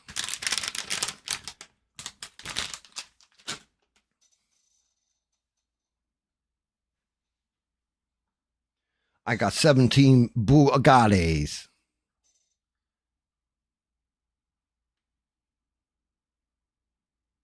Yeah, well, the liberal so okay. Look, there's parts of it I agree with. You should be in touch with your emotions. My best friend dies. I don't have to man up like John Wayne and not shed a fucking single tear for him. I can cry, right? Now you shouldn't go through life crying about everything.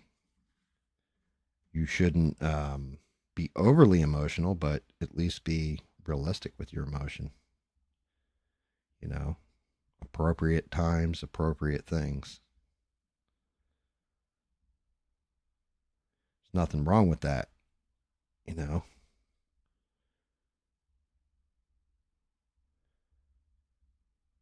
like be honest about shit in your life. Yeah, it's really how you. Okay, for example, I'm upset about my friend dying, right? Like I was. I didn't go out in fucking public and go crying at the supermarket where everybody could see me and I'm just crying like a bitch in front of people. But, you know, I didn't even let my wife see me cry if I could help it. Or my kids. I'm not going to. That's my pain. I'm dealing with it in my way. Right? Now, some people need to talk through that. That, you know, hey, look, nothing wrong with it. Some people need to talk and work that shit out with a therapist. There's nothing wrong with that. Sometimes you need help. Sometimes you need a strong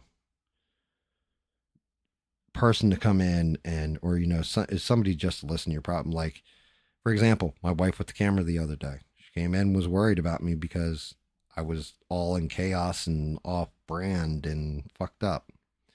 And she knew it. She read it, sat down and had a discussion with me. And I was able to lay out to her, this is what I'm working on. This is what I'm doing. This is how I'm building.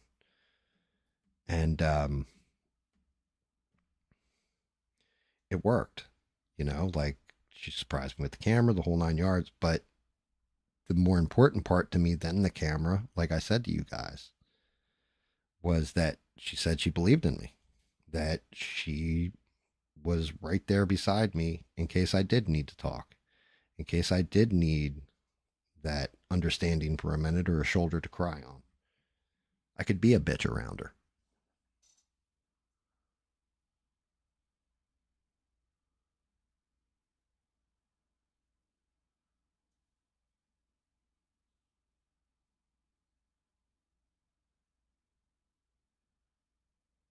Yeah, well, no, he has perfect understanding of his emotions.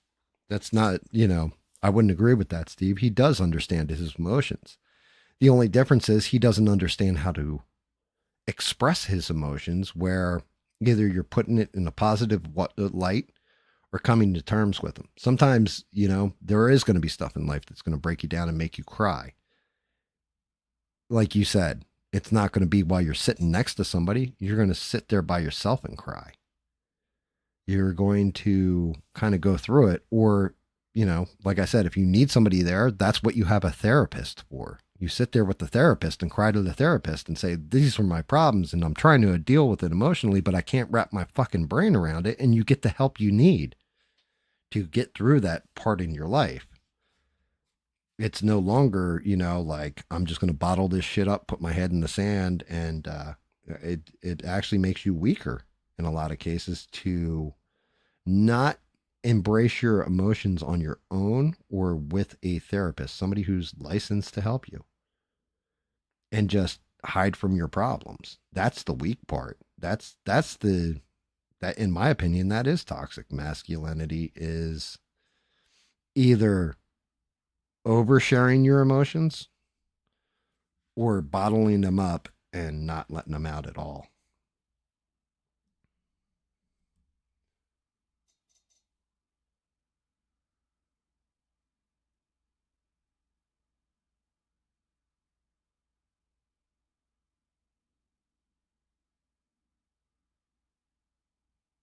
Yeah, and there you go, Bob. Yeah, that's there you are. You've had that friend. You can sit there, you can be across from them, and with one look, you know what the other guy's thinking. You don't have to have conversations about everything, which is, one of those unfortunate things where my mouth's always running. Maybe because I'm the guy with the mic and I gotta talk. Otherwise, you guys are gonna get real, real fucking bored. Um, but yeah, you don't have to share everything in your life. Some stuff should be personal, private, and reserved. How we looking, guys? Think I should get another round of yellow on this, or is that looking decent?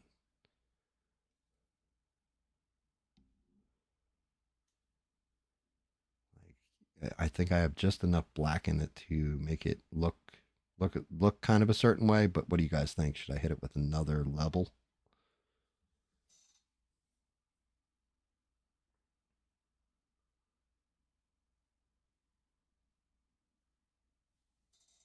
Like there's definitely people that are another round, Bob. Okay, thank you.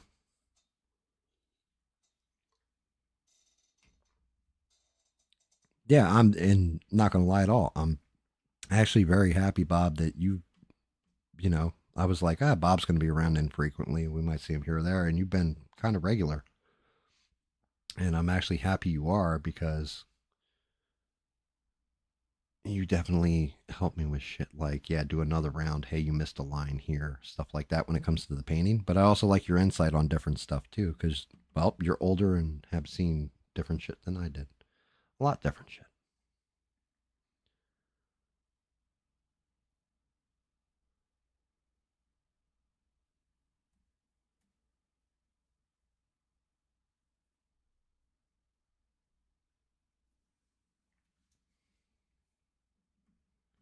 So it's definitely I'm happy you stumbled here and ended up coming back. Thank you, Bob. We appreciate you, bud.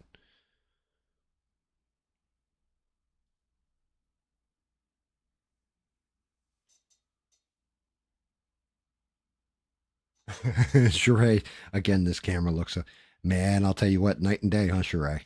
Where you guys can actually see like the little screw ups that have to get addressed and fixed and everything else.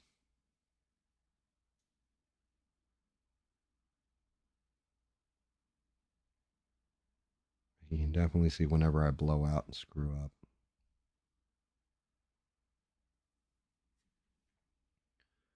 Or if there's not enough paint somewhere, or I've got like a little part of it showing.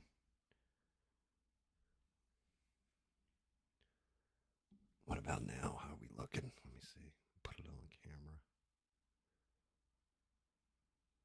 A little bit more, I'm going to say, in the D, the L, the I, like this area here.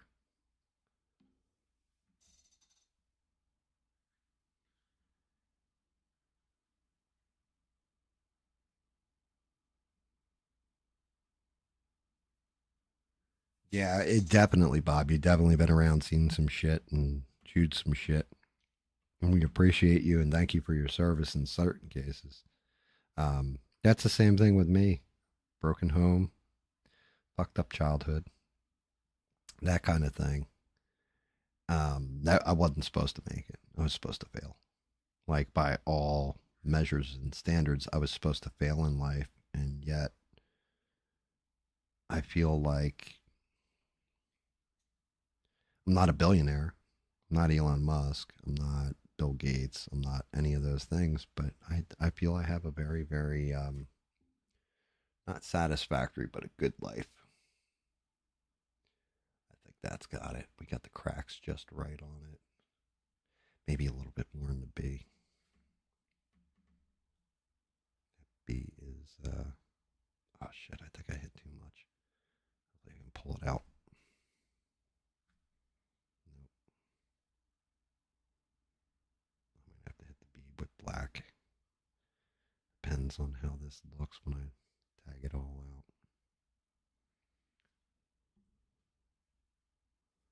Let's see. No, I think that's all right. A little wipe off helped. I just got to be careful not to fill in the B.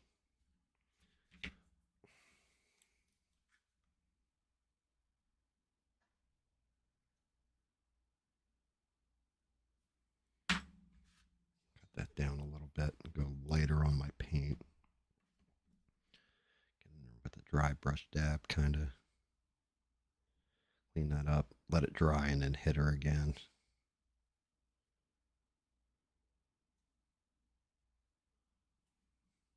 Yeah, that B is going to need touch up, but we'll be good.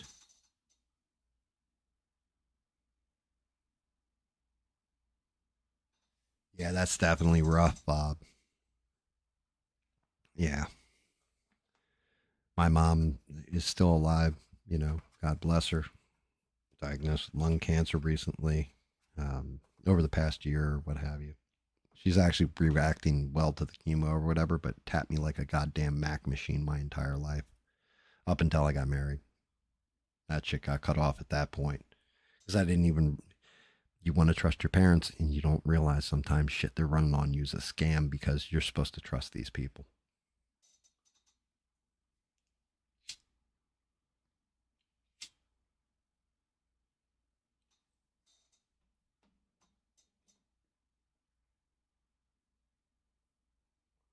What is the manosphere anyway? Somebody explain that one to me.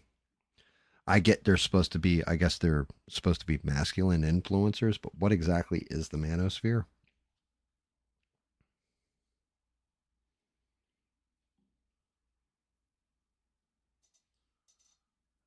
I'm going to recommend Bob for the manosphere. Let's. I'm nominating him for president. Um, I can definitely see it. I'm going to nominate Rick James to be the vice president. I think he deserves to be in the manosphere, or at least a boss in there. Guys like Tate, shit like that. I say we kick him the fuck out if that's the case.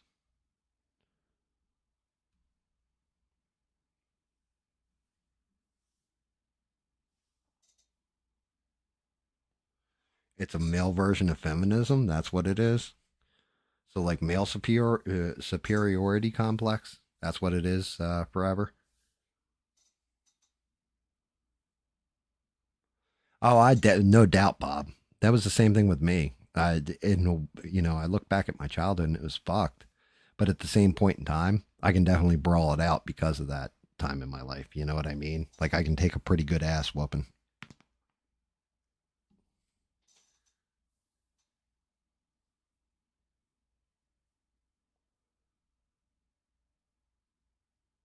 How come? Wait, I am on all messages, right? Yeah. Why? Why the hell did that just come up there but not there?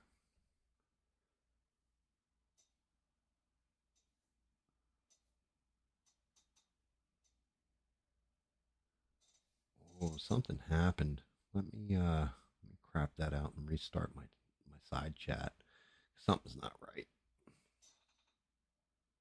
Oh,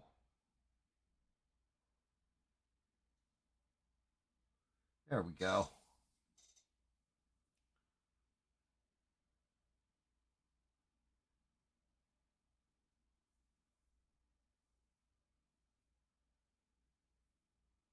No, too many skeletons. Yeah. Yeah, I tried to I threw all my skeletons out of their closet and just laid everything bare, to be honest with you. I had to do that at one point. I mean, there's still stuff that I keep my mouth shut on because, well, I don't want to go missing. But um for the most part, I learned to get rid of all the baggage. A matter of fact, before I left New Jersey, even ex-girlfriends that I had beef with for years, all with the exception of one who was a total scumbag. But I mean, for years, like 15 years or whatever, we had a thing between us that was completely just never. We never settled it. I settled up. I left with no enemies. I put all my things to bed, so to speak. You're not stupid, Bob. That crown thing is a brand new thing, and it's supposed to give people experience points depending on how much they chat, super sticker, all that stuff. It's basically supposed to be bragging rights to get people in the chat interactive more. Now, I was on a stream last night. I had the top crown, but wasn't the main person typing or chatting. And Steve had number two, so we still don't understand the actual working of how the crown chat works.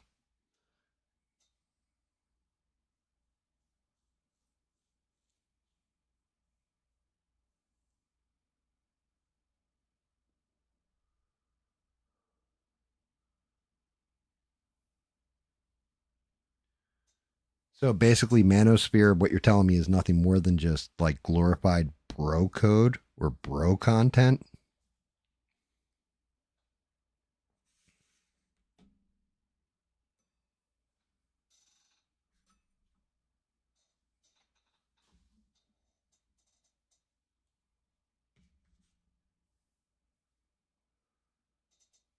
Really? That would con that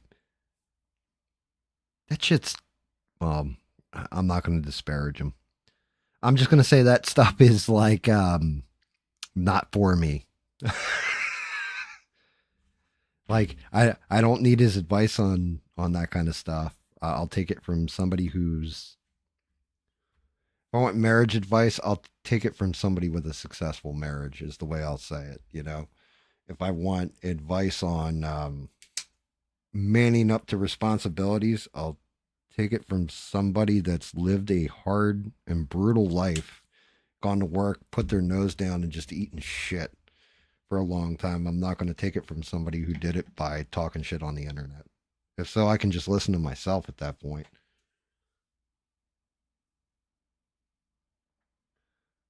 I thought ABL's content on there was more about like pop culture stuff that's happening, like Diddy's trial and stuff like this. Or, this rapper said that, or what have you. And it doesn't have to necessarily be a rapper, but a celebrity said this or that, and he's going into it.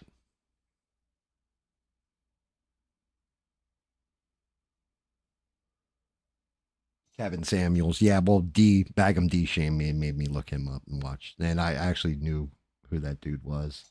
I just didn't know that was his name for some fucking reason. Um,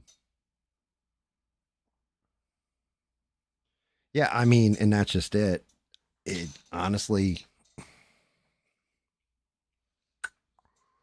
I don't know if I could give advice like that because I would have to know the individual. Different people have different quirks about them, right? And their personalities that you you can't give just like you can give a blanket statement like never hit a woman, right? But let's say somebody with a rage disorder who will hit anybody, it doesn't matter if they're a woman or not, and you know that about them, you're able to address it in a different way. So like blanket advice is okay, I guess, but if you're doing specific things, then you better be the pinnacle of the experience, so to speak. Like for example, if I want to work out and look healthier, bigger, bulkier, I'm going to ask Mister's advice, right? I'm not going to ask Bubba's advice. Shit like that.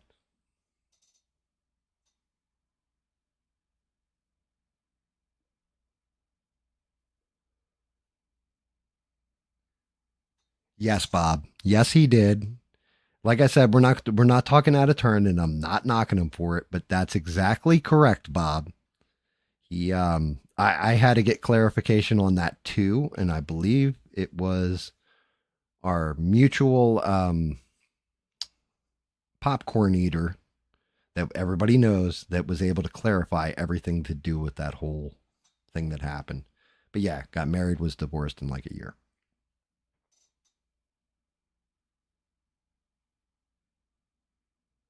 And you didn't know that, Steve? Yeah, yeah. He married a girl from the chat. He married somebody from the chat. I don't know who. It's like I said, not my circus, not my monkeys, not my business. But yes, yes, that is true. He didn't like.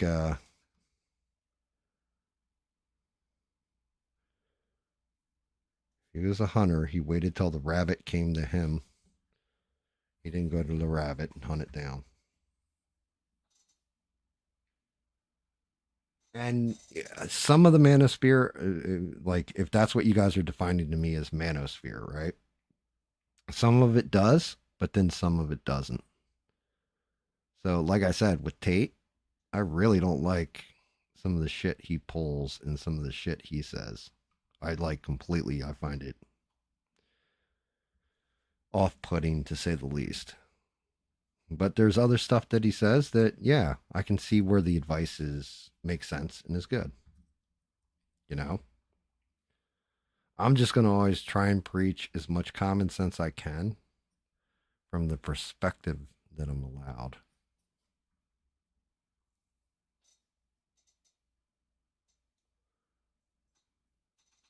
And I'm not going to lie, if you want advice on women, guys, you know who you talk to? Sheree. If I wanted advice on women, I talk to my wife.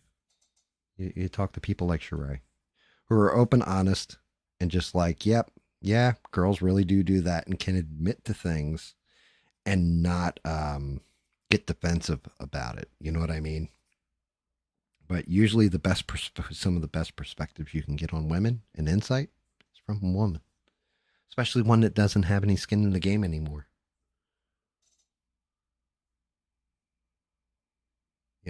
Taking it's the same way I wouldn't take health advice from ABL. Like I just wouldn't. Like some stuff, yeah, but no. Like unless you're going to tell me he is a nutritionist and has a degree in it or something like it, okay, he's going to be able to break things down to you and everything else. But once again, everybody's built different when it comes to that kind of stuff. So, for example, just like bodybuilding, like if I wanted to get bigger and bulkier and all this kind of stuff, and I don't, but if I really wanted to get healthy with it, I know my build is an endomorph, right? I don't already have the bulk. I'm thin. I'm I'm wiry is the way I think they say it, right? So for me to get built out is a lot different than somebody with a body type of an ectomorph where they already have bulk to them in size. So the workout routine is going to be completely different. It really comes down to an individual. You can kind of give blanket statements, but you can't really. You can say this is how I did it, but it's different for everyone.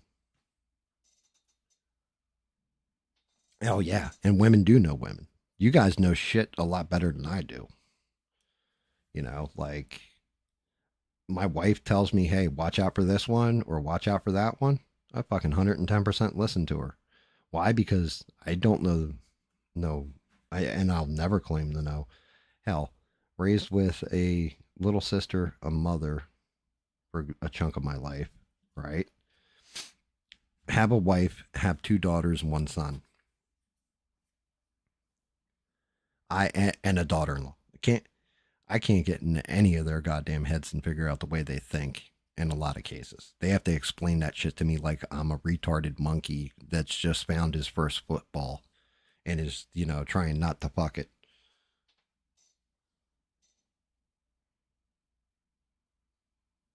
Yeah, well, that's then you're looking for the wrong type of women. I'm not going to lie, Eugene. I have an uncle like that. He's going to be single till the day he dies. Why? Because he wants somebody that looks like Elle Macpherson or Cindy Crawford back in their heyday. that that has the intelligence of Einstein and the sense of humor of Robin Williams. Like you're never going to find that shit. That's not how that works. You're looking for something that doesn't exist. And if it does, you're not that guy who's going to be able to get that girl. And it's not telling somebody, oh, you should settle for second best. Or no, you've got to find the perfect for you.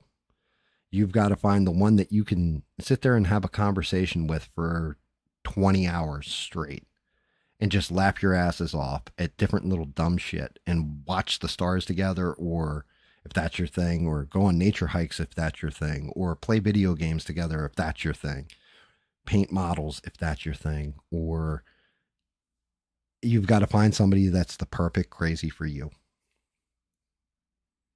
Don't go off of what society says that you should have. You could have somebody that's, like a heavier woman that's not very attractive and be one of the greatest people on the planet, but you never gave her a chance because you didn't get past the physical look of her, and you wanted to go for somebody who's beautiful in your opinion, and instead you end up with somebody that does look like Cindy Crawford and then bleed you out for every last drop of money that you have, find somebody younger than you in 2 years and moves on.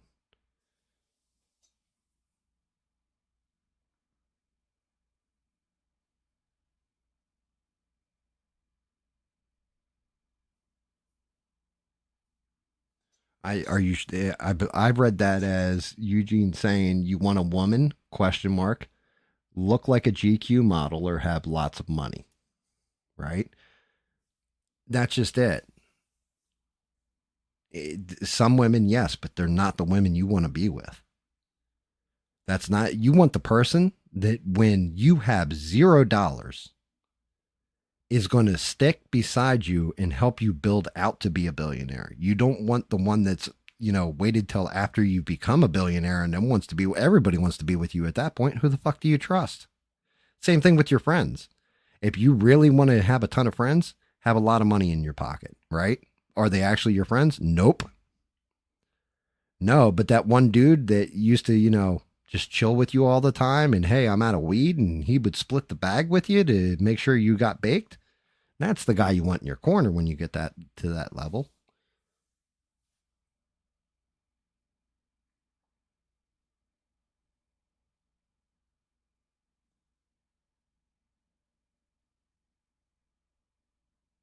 Yeah, see, there you go, Bob.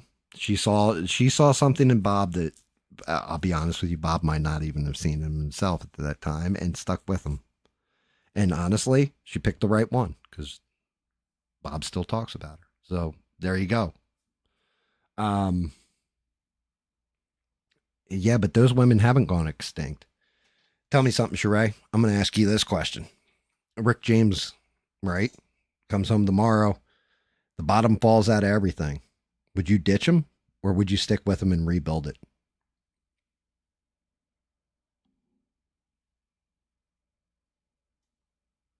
Did you guys start off like in a good spot or did you start off kind of hard and build out to it? I'm just asking. And if I'm overstepping, Sheree, then you can tell me, Game, you're overstepping right now.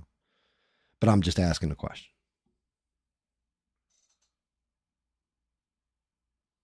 And there you go, Sheree. You're not extinct as far as I can see. You're just taken. So they still exist. They are there. And I'm like that. I could lose everything. I could be living in a cardboard box under a bridge, like you just said, with my wife.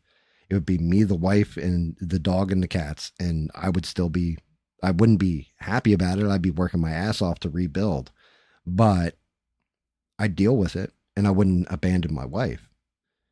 She's never abandoned me in any dark time. The least I can do is somebody who has honor and everything else would be to stay and fight it out. But that's the difference between finding somebody, finding the right person for you, and just having superficial bullshit. And that's just it. That's where, like I said, not knocking anybody, but when you give advice and a lot of times you're talking about superficial bullshit and not actually talking about heart of the matter kind of things, then I'm not really going to listen to your advice as much. You know what I mean? Did I say that right?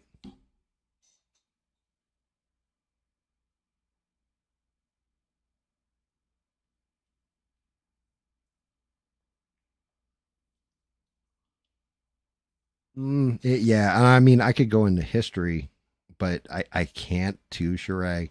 Like I said, respecting privacy of others on my end, and I've explained that on this channel before. But yeah, it is what it is in certain cases, and yeah, unicorns or whatever. But people throw those unicorns away all the time. They throw them all. Ready? Hey, she's not in here. Shout out to her. Well, first off, shout out to Stranded, right? She's always been a good one. There's a good one for you. Working her ass off, trying to make it on her own, everything else, is happy to be alone, what have you. Beans is another. Look at the mistake there. That's a unicorn that's out in the wild that, hey, that's one, right? So they exist and they're out there. You just got to find them.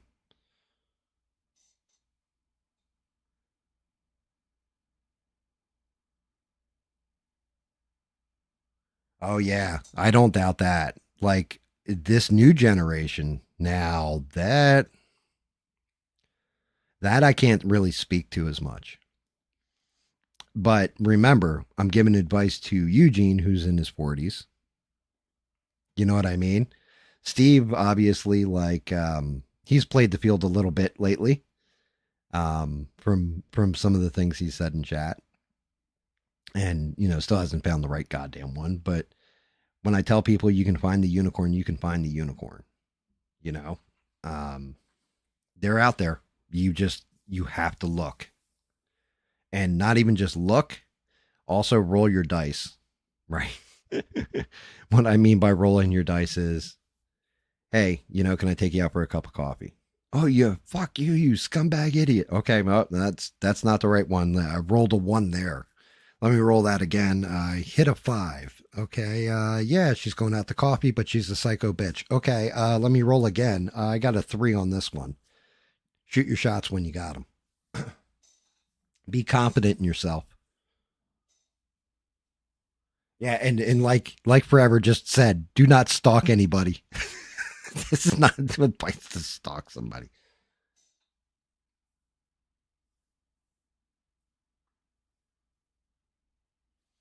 Yes, for kids, you can't have somebody our age.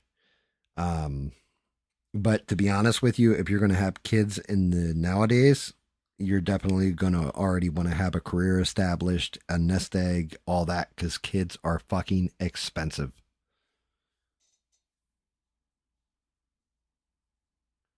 But if you're just looking for somebody to go through life with and, a partner and all that kind of stuff, try and find somebody close to your own age. If you're looking for kids and the family and all that kind of stuff, that's a little different. But definitely have some kind of financial established. And you're right, Sheree. If you're looking for somebody younger like that, it's going to be a lot harder. It's gonna make that unicorn into a unicorn with a silver mane and some, like sprouting some wings to become a Pegasus unicorn. Like it's gonna be that kind of rare.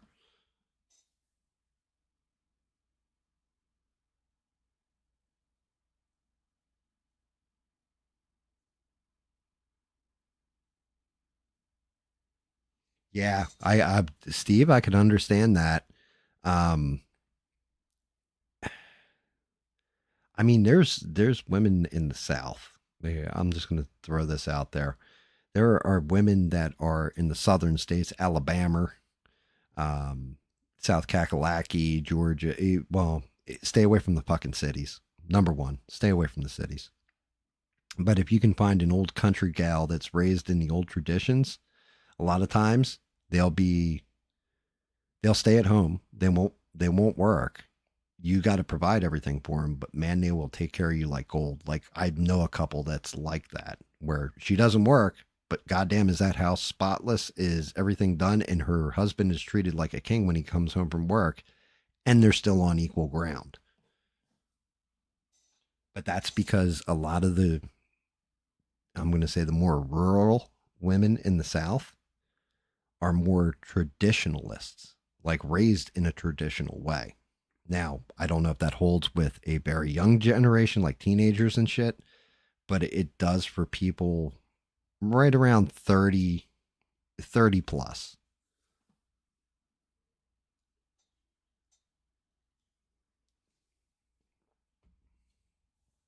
Equal ground, what do I mean?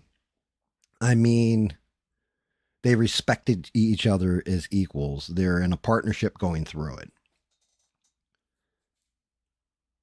Like, you don't have to earn the same amount of money as your spouse to be equal. There's things that you do, even if you're not the breadwinner, that makes you equal because, like I said, there's stuff in my life I can't get through without my wife. And I'm pretty sure there's stuff in her life she can't get through without me. You know what I mean?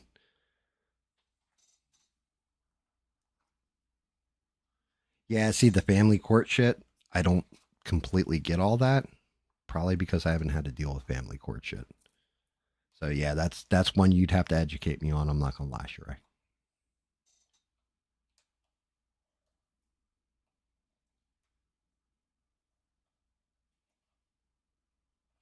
There you go, Bob. See? Yeah, Bob's got it. Bob's got it. That's old school way of thinking, though. That's more of a traditional way of thinking.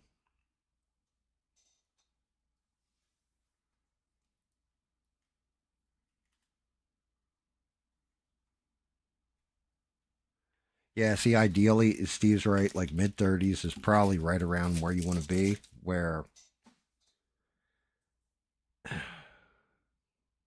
I'm not saying women should be in the kitchen where walking around barefoot and pregnant either, guys. I'm saying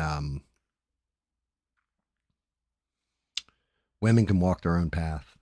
They're the opportunities are there, all that kind of stuff. But it really is a balance. Everything's a balance.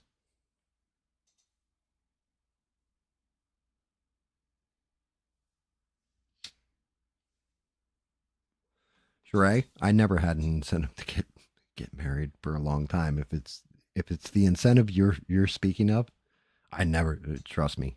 Never had the I never had the incentive to get married for that. I legit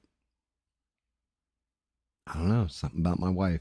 She was the one. She was the right one. I knew it. She was the silver bullet to take out the werewolf. And I got lucky. That's all I can say.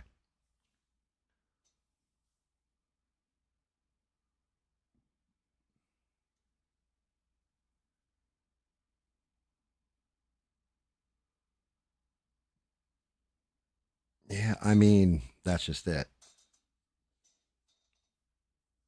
A lot of people. I was pretty goddamn sure I was never going to get married.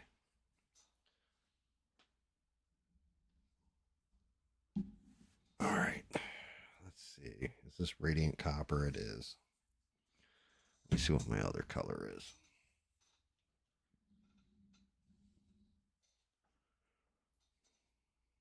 That's just pure copper. I'm going to see the difference between the two before I start hitting these gears out. I think the copper's got the win on this.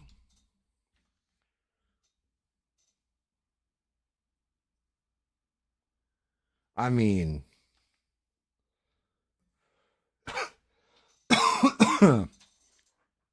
yeah, it's rough.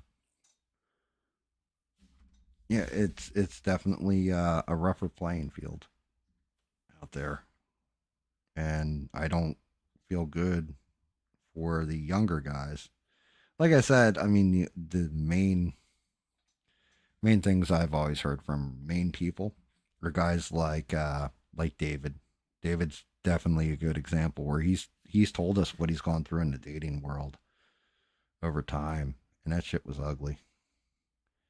It was ridiculous ugly, and I was like, God damn, you guys got it rough.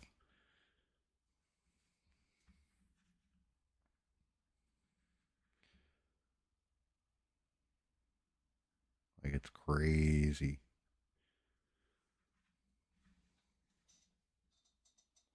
Is that actually showing up? Or is that just not reflecting right now? Let's see. Let me adjust the light.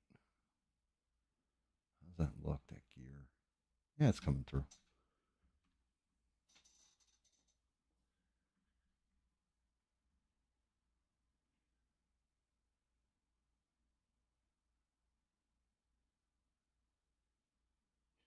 Yeah, Bob. Yeah, that's always a rough one. My wife had just ended it, like, had ended her prior relationship to me um, maybe a month before, and I had to threaten the fuck out of him. Like, you ever come around again, I will fucking twist your head off and shove it directly up your ass, sir. No, no, no, no. I'm telling you, I have no problem at all. And I kind of told him some of the things I would do to him, and he backed off. He went away. He didn't want to let go. He did after, but like I said, different game, different time. Definitely a different mindset, and he was actually a really talented bassist, playing in a band and actual doing gigs and all that. And I told him, one of the first things I told him was, the first thing I'm going to do is take your right hand and I'm going to shatter every bone into powder, and you will never play guitar again.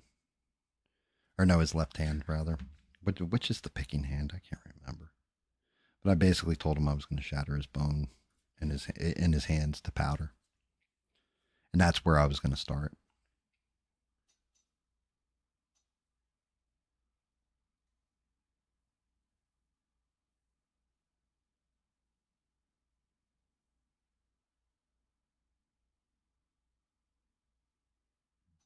Wow, really, Sheree? Is that how that shit works?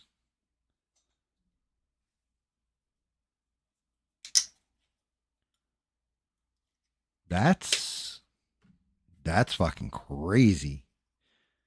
And wow, that's crazy. You guys were at Gitmo together. Good lord.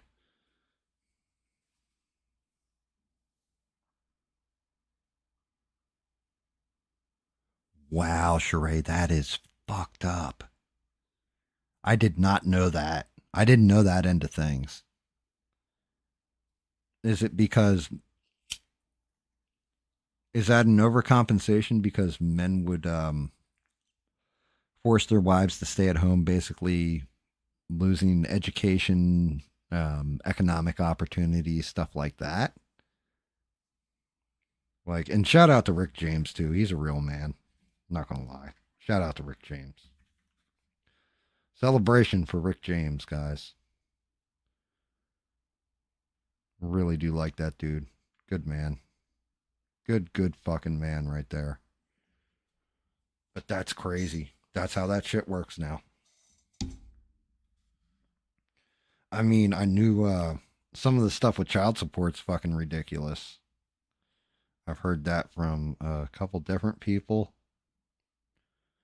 Um, I've actually really heard that from different people, and know people that have been taken to the cleaners in court, that kind of thing, and really screwed, and the woman won't even let them see the kid. Shit like this. Like, where it's like, hey, you're taking the father out of that child's life for one. And he's a good influence in the life, too. He wouldn't be a bad one. I've definitely heard cases like that, like horror stories, but I had never heard that one. That is brand new to my ass and fucking actually kind of appalling at the same time.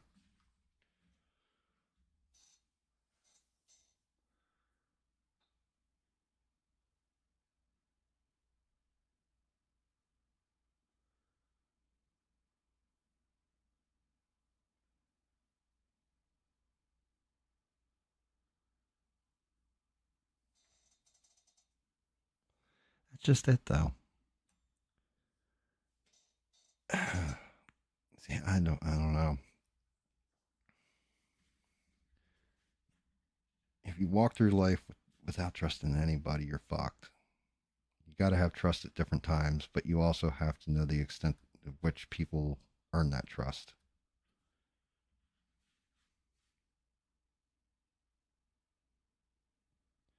I don't know if I want to go in silver on these gears. I'm definitely going to a different copper for the center on this thing. Oh shit! Definitely didn't want to go in there with brown.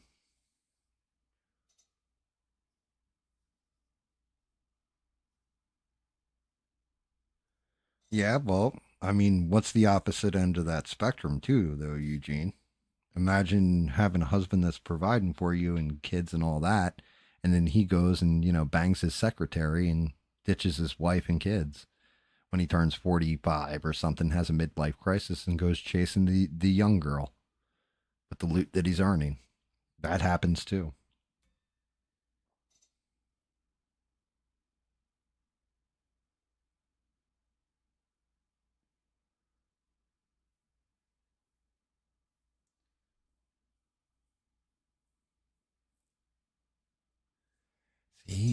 Well, and you know what, Trey? You might have more insight on that.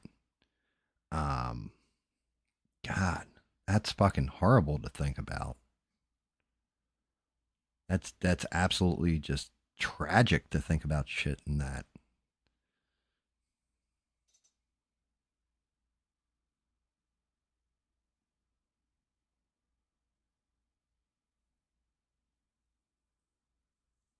Well, I mean, look, and Sheree, tell me if I'm speaking out of school here, but one of the things that shattered the black community was they started incentivizing money to mothers, specifically if they were black, to not have the father in the home. Like economically, you can get all kinds of shit that you can't get if the father's in the home. Like there's there's one dude that I know who he lives in the house with his girl. They're not married, right? But he was helping raise the kid, living in the house, and he has his address as his buddy's address, like he's living with his buddy. And the reason why is because she gets more money for the government with him not in the fucking house than she would if he was living there with her. I mean, look, I'm not trying to say some racially charged shit. I'm just saying this is what I've been told. Is this true?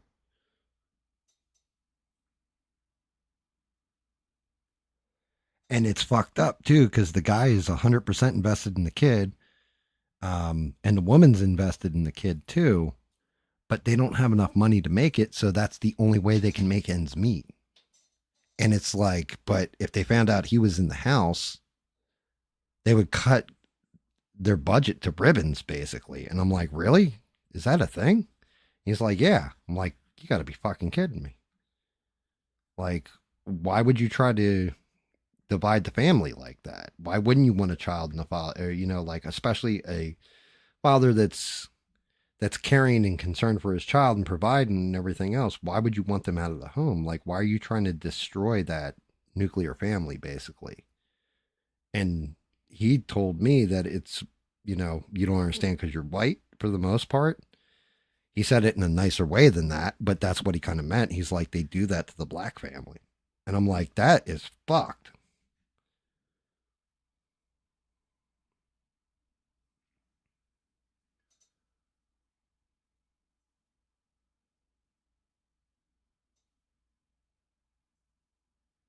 Kids need dads and kids need moms. That's 100%.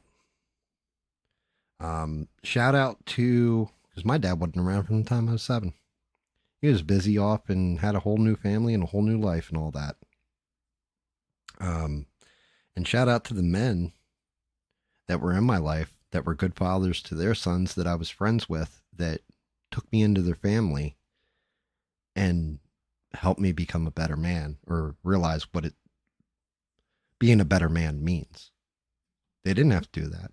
I thank every one of them.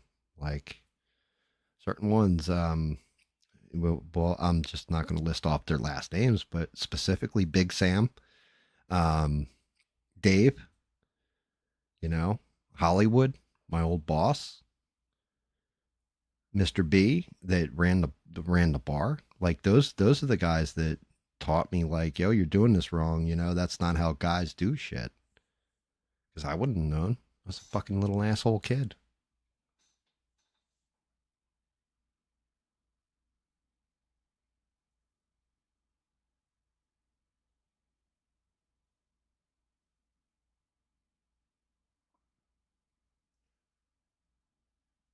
Well, that's the whole thing is, and you're right, Bob. Part of the problem is that if we look back, what did we have? We had people that went through it real rough that said, I'm not going to do that. I did that with my kids, right? I had shit where, like I said, I was basically an ATM machine at one point in my life. Never charged my kids a dime in rent. Never charged them for any. My kid could come to me tomorrow and say, "Hey, I need to move back home. My business failed." Right? But the whole thing is, I helped. I helped them build out for their future, so that their future was brighter and all that. I didn't. They were never spoiled. They went through it. Um, but they're good kids and they did the right thing always. Like they would always do the right fucking thing. If they were little assholes, maybe I would have felt a little different about it or treated it a little different. Like, oh, I went out and bought nothing but brand new sneakers, for example. Or you opening a sneaker shop? No, this is just what I'm spending my money on. But one used the money he saved up to build his credit card out where he's got a black Amex now and owns his own business. The other one's got her own business, right? But we never charged them a dime of rent and all that because we wanted to see them establish themselves in life. And it was a bit of a burden to us, to me and the wife, but they did the right thing with their kids nowadays. Want everything, they want their chicky nugs and their tots fed to them and don't want to go out there and do that or do the right thing. At that point, I think that's when the parent needs to turn around and instill discipline into them.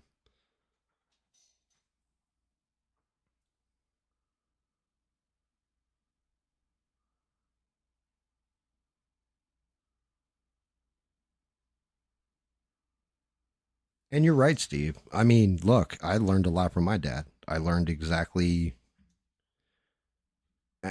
good parts because he is a very well respected, educated man and everything else.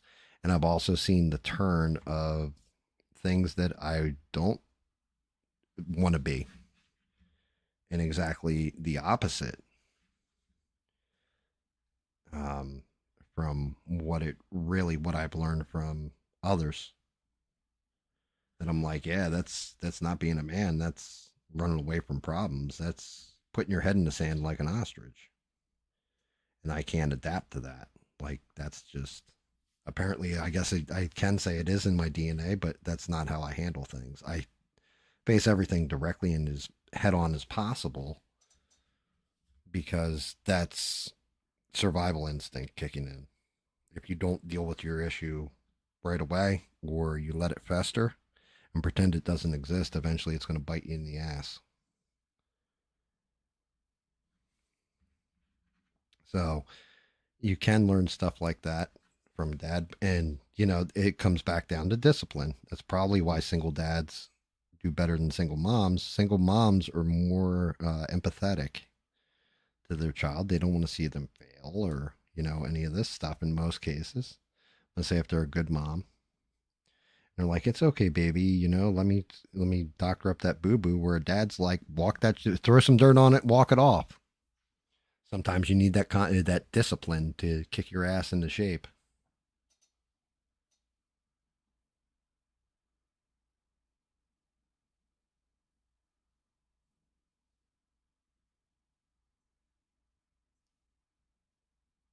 Yeah, see, there you go, Bob. And then Bob's a perfect example of being successful like that.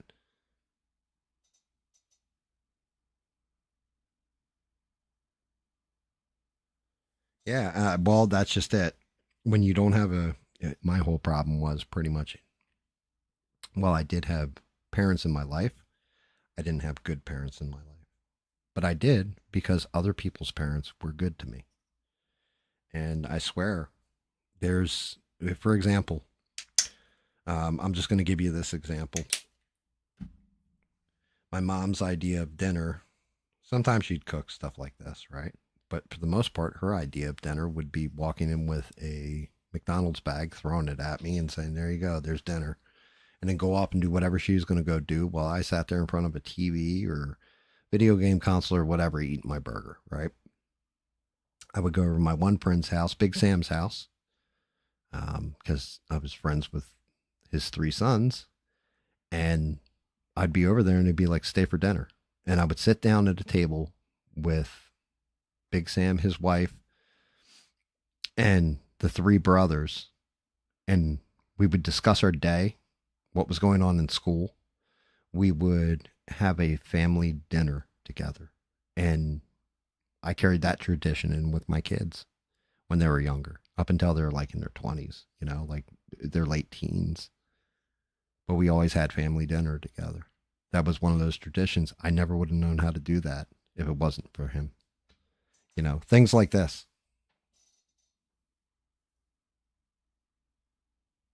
That's correct, Eugene. You can't go back and rectify your past. You can make amends for fucked up things you did in your past in some cases, not all cases, but in some cases you can, but you have to make a conscious choice because you can't go back and relive it and redo it the right way. You can only change what's going on right now. You can change the path now.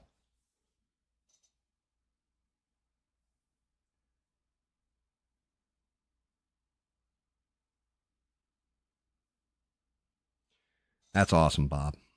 You were headed down the wrong path, and he was like, "Son, I know what's going to straighten you out and put you right in the fucking military." And some people, like, not going to lie, um, that's actually a very good thing for certain people. Some people need that. Hey, you want to be a hard ass and you want to, be a scrapper and all this stuff. Well, here you go. I got some real bad guys for you to fight. And then you end up in the military.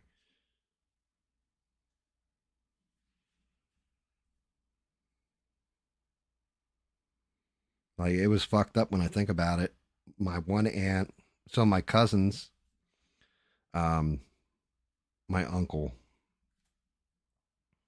he had a very violent temper, but his sons, two sons, and his wife was Japanese when he married her when he was stationed in Okinawa. He met her and married her and all that. And I used to make fun of him because I was like, "Yeah, your mom's coming down on you for your grades and stuff." Because they'd come home with like a B plus, and she'd be like, "You didn't get an A."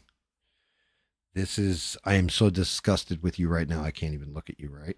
And I'd tease them. I'd be like, shit, your parents care about your grade and stuff like this. Like your mom's giving you grief over a B and all that. My mom would be doing cartwheels. And yeah, both those guys are successful as all hell now. And like, it's because their mother laid down such a foundation of discipline on them when they were younger. She had it right. My mom had it fucked.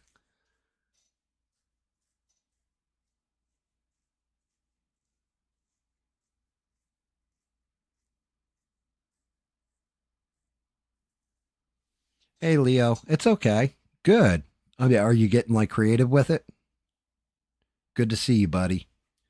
Hopefully you're creating some cool stuff.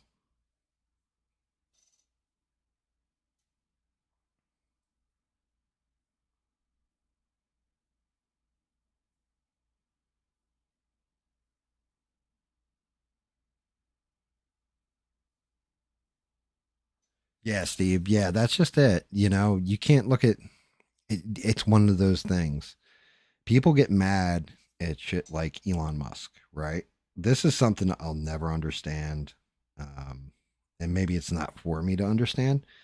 People will get mad about guys like Jeff Bezos, Elon Musk, or whatever, be like, oh, they're billionaires. They can have whatever. It's like, do you know how much risk they had to put up or how intelligent? Do you think somebody just came in and was like, hey, man, here you go. Here's $10 billion. Now, somebody like Soros's son, well, he didn't really have to earn it, right? But some of these other people that have built their companies from nothing. It's like, oh, well, they're just, they're billionaires and they're this, that, and the other. And it's like, dude, they had to take the risk at some point. They had to work their ass off. Nobody just walks into that situation and is like, oh, yeah, I had no risk, no trouble at all. Somebody just handed me, $10 billion. It doesn't work that way. And you never know what somebody's got to go through to get what they've got.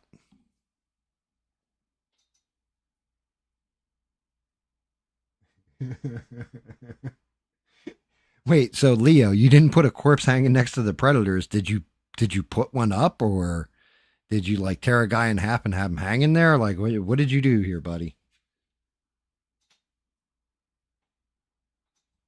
Yeah, I mean, you it's crazy. I'd really enjoy talking to people that have, like I said, different life experiences like Bob, right? We could say, "Oh, well, he had two parents and all this kind of we can assume all that." And then he went into the military, voluntary and all this kind of stuff. But then Bob's laying out the story and it's like, "Man, that tells me a lot about you, Bob." And I appreciate you sharing it too. Like I said, I do like learning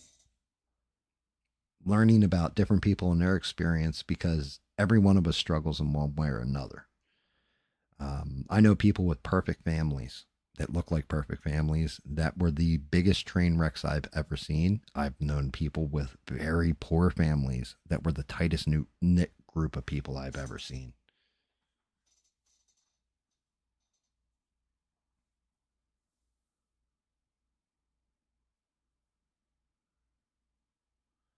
Steve, I could tell you, well, no, I can't. Sorry. It's one of them privacy things when it comes to PTSD. But yeah, I trust me, I feel you, brother. That's all I can say.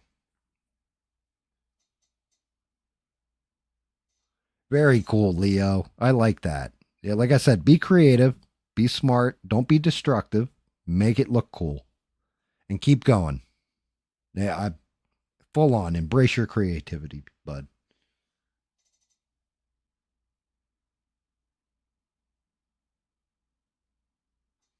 Very nice, Leo. That's thinking outside the box. Good job.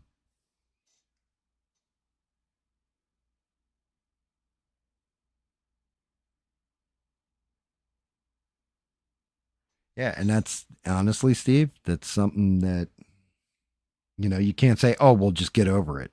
Like you can't. It's like tears at you. It's something that's embedded in his soul for the rest of his life. And I'm sorry for your friend. That's terrible. That's pretty much too why I'm very very anti-war. Like, you guys always hear me say, I don't want to see my kids go over there and die, and I don't want your kids going over there to die, especially if it's a war for something, okay. But if it's some of these bullshit wars that happen for no reason because our government decided, hey, we want some oil, that's a whole nother matter. I'm not willing to sacrifice somebody's mental state, somebody's physical well being, any of that stuff for just bunk. To me, that's a crime against our youth.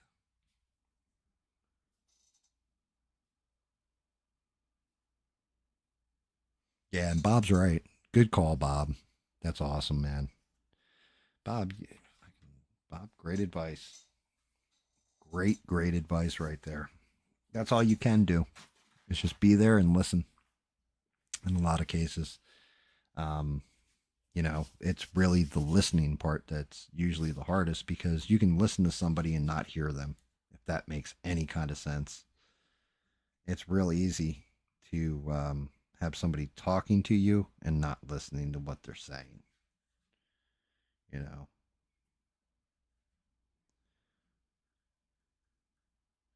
By the way, shout out to Stranded Lifeform who's listening to this as she is working. I know you're listening to it right now, Stranded. So shout out to you. Keep putting in that hard day's work. Shout out to Sheree, the greatest mods on these interwebs.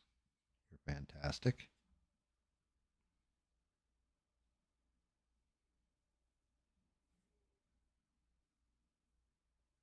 Shout out to Beans, who's probably out there painting, but and may or may not be listening. Shout out to Six, who's hiding somewhere. Duke Raoul, our roving reporter rebel. Just handing out them shout outs.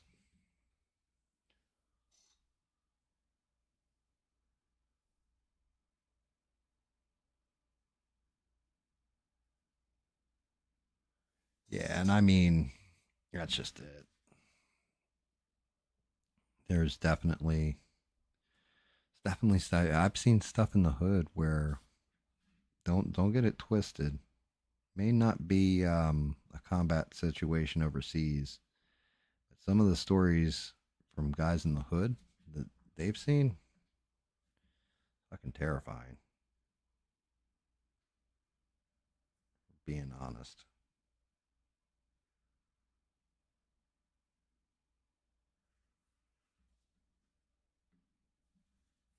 definitely some stuff that I can understand why certain people are either as callous as they are, stuff like that. I've seen it. I've heard about it. I've seen it.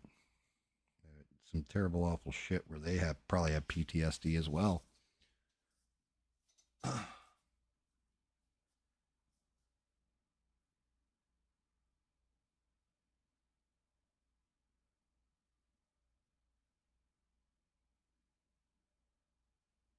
Yep, and you're right, Bob. That's man. I like the way Bob thinks. You're making too much damn sense, brother. Yeah, and Sheree, like I said, I've definitely even dumbass Gam, white boy from the sticks, has definitely seen some shit that I still have nightmares about. And I didn't, I can't imagine what somebody in service to the country has seen. So in some cases,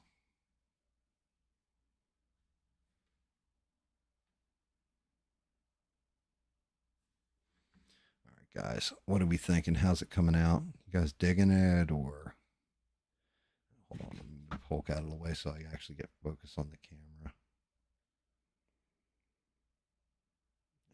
I still got to get under here. What are you guys thinking about? Like even the splash and everything else coming off. Comic booky enough. Looking fit like a fiddle.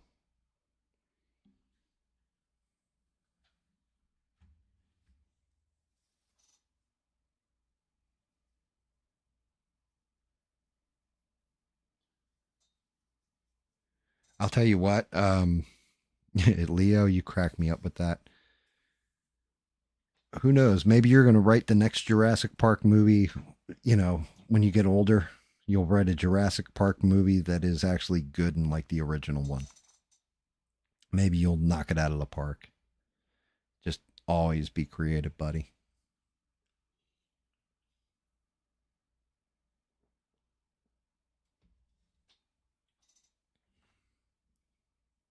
God damn it. I got to grab a pack of smokes. Don't worry, Bob. You'll hear me packing smokes. Give me 1 second.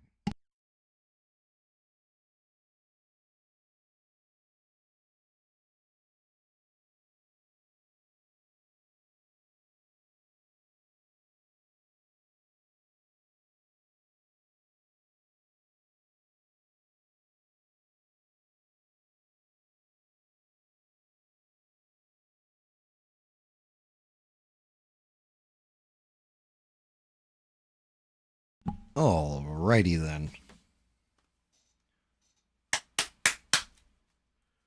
It's going to be real weird when I got to move this camera around because of the way it's linked.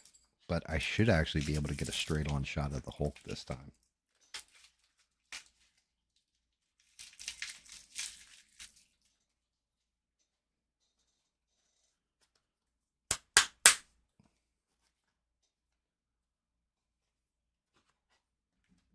Oh, come on, guys. Get happy.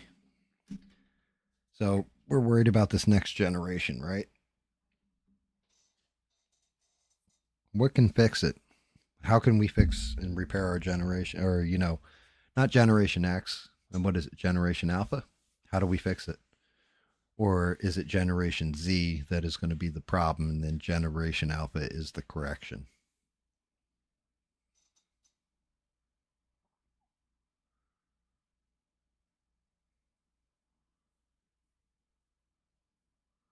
Um, and Eugene, you're right. Success is luck, but there's more to it than just simple dumb luck. So, for example, um, yes, luck does play a role in it. You can get lucky, but you can't count on it, right? So, how do you minimize having to rely on luck? Well, it's building skill, thinking through the things through, being intelligent with decision making. I'd argue too that you need morals thrown in there, like you're doing the right things for the right reasons. Um, but the skill part is really how you start minimizing the luck and taking a risk. Well, that's yes, luck can help you on that, but if you've educated out and played out the risk, you can minimize that risk.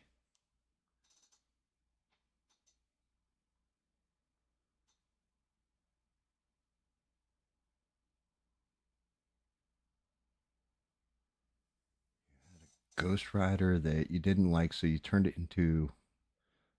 Oh, you turned it into a corpse. I got you. Next to my big predators, and I put the skull that came with one of the predators next to the Ghost Rider. That's actually a cool idea. That sounds neat, Leo. Very cool.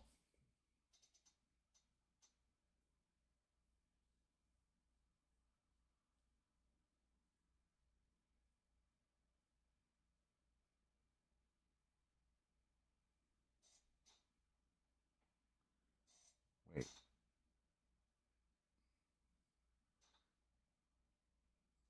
did Leo just delete what he was putting in the chat? That was weird. We didn't block Leo or anything, right? Sheree? Did you just see Leo's stuff all disappear?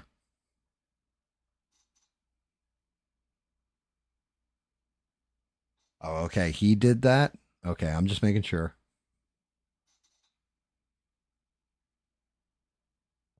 And all of a sudden, Six shows up out of nowhere. What's up, Six? How are you, brother? Smash the like.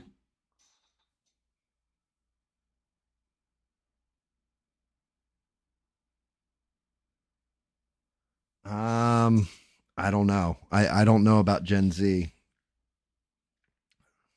I know Gen X, we were more all about ourselves and stuff like this, but we're right in that cusp between the baby boomers and what came after us. Millennials, I don't have. God, I've got very little hope for. Um, Gen Z, I'm not sure. Gen Alpha, I've heard they are savages. They're kind of like Gen Xers again.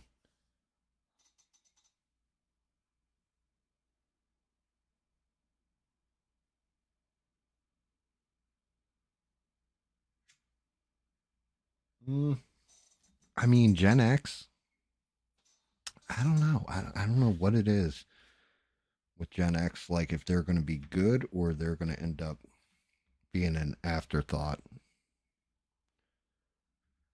And I need to get under here with this gray because I did not hit this energy blast right. Damn it, I'm going to have to pull out white again and then blue it. This is actually energy blast coming up. So is this. So is this. Okay.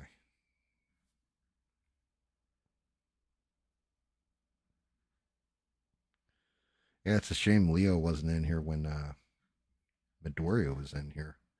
Two of them would get on well, I think. Both younger guys. All right, white and blues. Oh,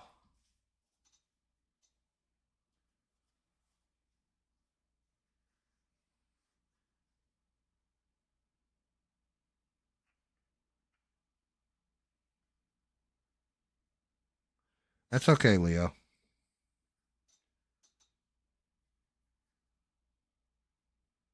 YouTube screening you. Oh God. Yeah, gotta be careful with the YouTubes. They definitely act a certain way. No doubt there.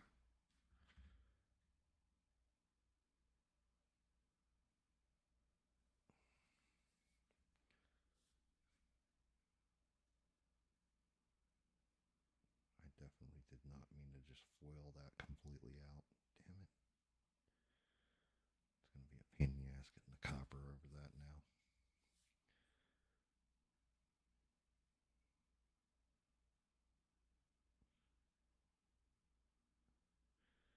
It'd be better if I knew what this little metal thing was that the modeler did.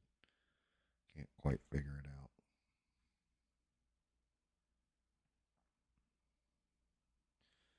What do you think of the new camera, Six? Sexy or what? You can actually see every detail and everything. Like, look, Six, the Hulk is actually, you can see the colors I painted them now. You can actually see like all the different mix of colors and everything in them.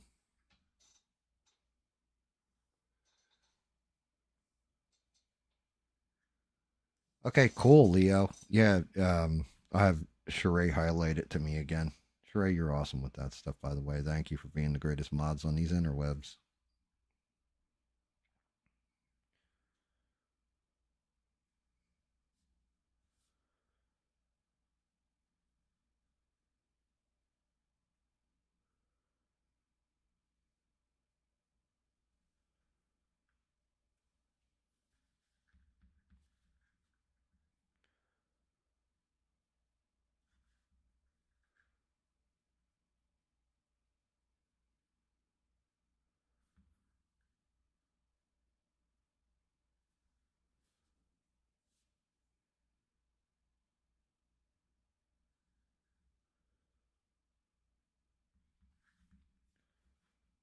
Lord, I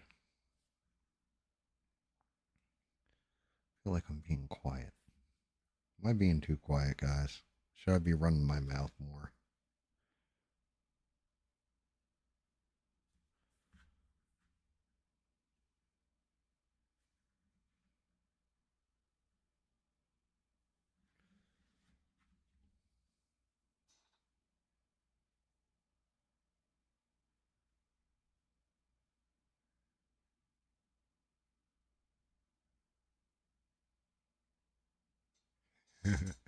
Ball with the ball. Yeah, Kid Rock. I think I told you guys that when I saw him in concert.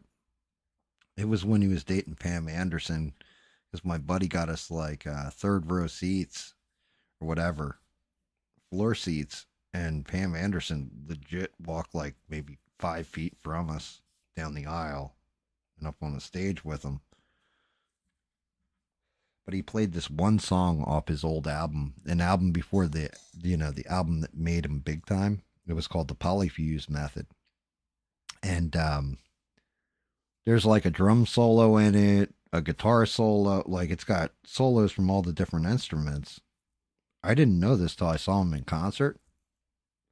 Kid Rock plays all those solos. So he jumps on the drum kit, plays the drum solo, runs over to the keyboard, plays the keyboard solo, plays the guitar solo.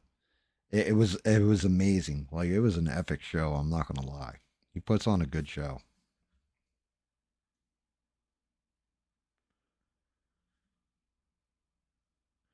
and I get the joke too, Eugene, because his name's actually Bob.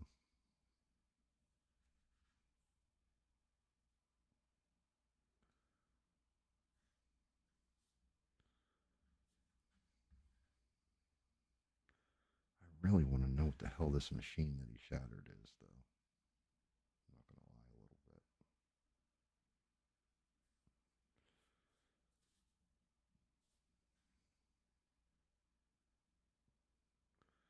What is this machine you have shattered, Hulk? It has so many little tiny nooks and crannies that I can't even fathom on how to get to.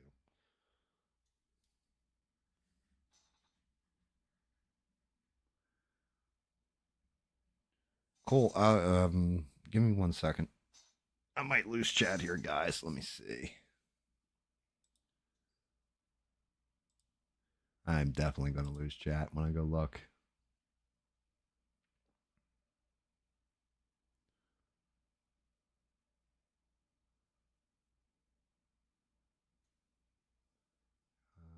Let's see. Where are you, little Leo? There you are. Oh, that's cool, Leo. Hold on a second. Let me see if I can do this.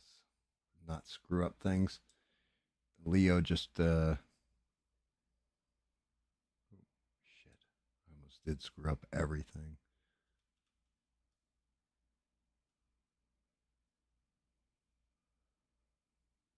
I just gave you a like on it. That's awesome, buddy. All right, so here's Leo's talking about this diorama, and I'm hoping this will cap as soon as I do this. Yeah, it will. This is what Leo just did, guys, right here. This little diorama. Shout out to you, Leo. That's very creative. That's awesome, actually. That looks like it should be a scene right out of a Predator movie. I'm not going to lie. Good job. Very good job.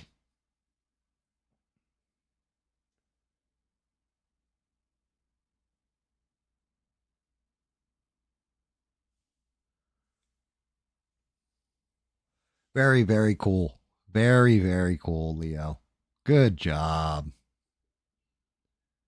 Like I like that. I like the head up on the wall, like, and the GI Joe body ripped it. Oh my god. Yeah, you got me, Leo. That's epic, buddy. Good job. Let's flip her back. Flip her back to the chats. Wait, 6 sent a voice message?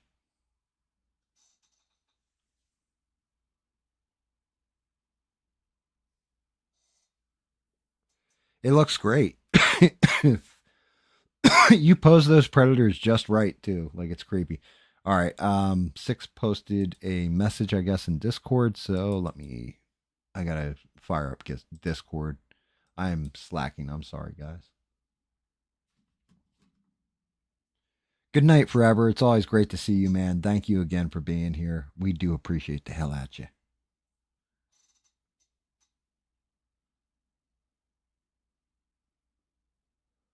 Dude, that's awesome. I'm glad your brother's helping you with that too. Dude, that's awesome to hear. Your brother's a really good dude. Um, he really is. But that's great. I'm loving it. That's great. Keep being creative, Leo. Keep it up, man. That's what we need is younger people that are creative like that.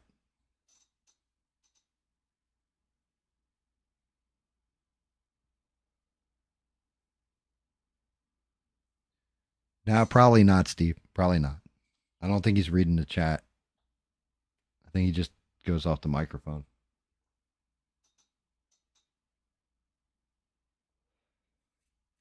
That's awesome. Epic, epic, epic stuff, Leo. All right, let's see. Discord's up. Now for the goofiest part, voice chats. There is six. I have to turn this bad boy on. I want to say it's this button. Let's see. We'll find out in a second. Sheree, give me the okay. You can hear it. Everyone, let's give it up for GAM with a new camera, keeping it real, keeping it sexy.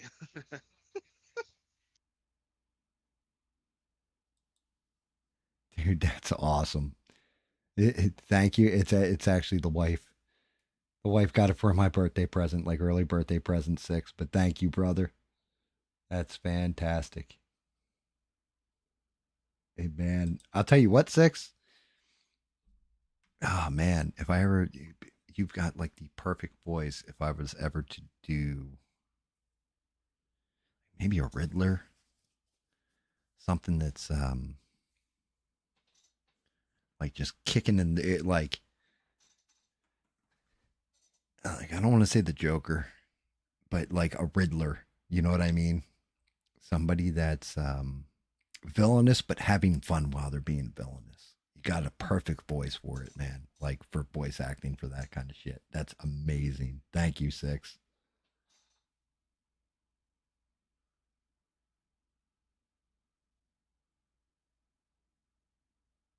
And yeah, it's a good voice. That's what I'm saying. Like he's got a great voice. Like he sounds like the guy. He sounds like he could voice a character if there was a squad of people that are flying like a Top Gun formation, right? And you got the one guy, and his name would be called like Wild Card or something like that, right?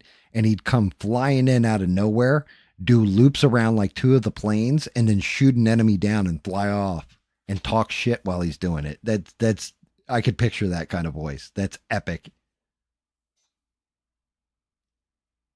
Yeah, we can do kind of calls, right? I'd have to set it up on this stream device because I got this laptop for the paint station, and then oh shit, that's all I need to break the camera, right? Um, and then I've got the one for the for my Xbox and game streaming, and I've set it up on the Xbox game streaming. I'm gonna have to look at how I did it, but basically, what I would do, and I've been talking about doing this, is I would use um, I would use the Discord chat because I can move people in and out from it. Like the one chat that says GS test or whatever. That's for GAM streams test. But I can move people in, control it. The only people right now that are in it are me, Smurf, and David. Because David's got like overall master powers. And I guess Sheree could add herself in there too if she ever wanted to talk. But using that and then having conversations, but I would want them to kind of be on point topic. So I wouldn't want it to. Well, I mean, I guess I could like, hey, what do you want to talk about? You know, that kind of thing. But I would want it to be on point topic. So if we're talking about cryptids, you know, like tell me about a cryptid experience, stuff like this. But I've kind of figured out the ability to do it where it's going to be different because I don't want to do it like ABL does it. I don't want to bite off his style. I think that's lazy, like in my opinion. I don't want to dupe his stream. I don't want to dupe his approach to things. At the same point in time, I don't reinvent the wheel either, but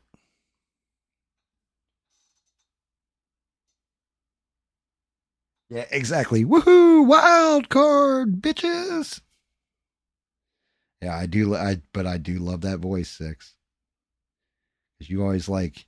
Usually you talk very soft or whatever. That's the first time I think I've actually heard you like go into something like speaking, which was epic too. But yeah, the camera is kind of sexy, isn't it?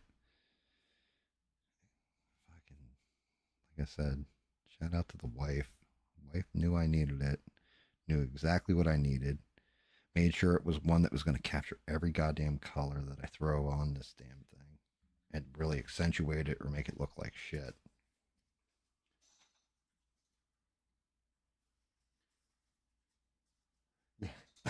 Charlie is the wild card. That's like that's one of my favorite episodes when he's like wild card bitches and jumps out of the back of the van and they crash, right?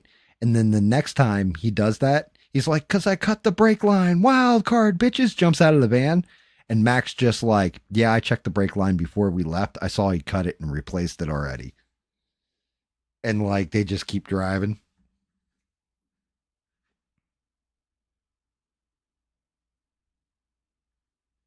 He's like, "I knew Charlie was gonna pull something like that."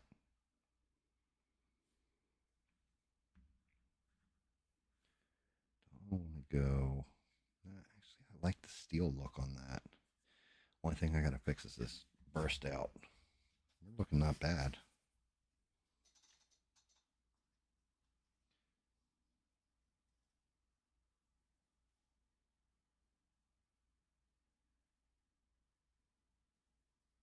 Oh, thank you, Six. They bought all the gasoline. Yeah, that was the whole thing. Yeah, because they were trying to and they kept wrecking the one guy's stuff. And when they crash the van, they crash out in front of his apartment. And he's like, "What the hell did I ever do to you people? I don't understand. Why? Why are you doing this to me? Why are you torturing me? Why are you just blew up my house?" One of my favorite, well, the McPoyles, they're one of my favorite sets of characters on that show. But actually, one of my all-time favorite characters on that show is Rickety Cricket. Rickety Cricket always just cracks me because he was like a priest and all that, and then ends up back on the crutches and all jacked up and becoming like a crackhead.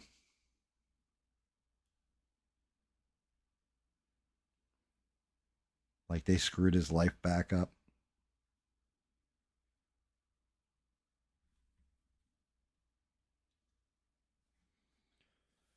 Fix this jump out. It actually extends up to here. I can actually see underneath. This extends up here and back in here, right there.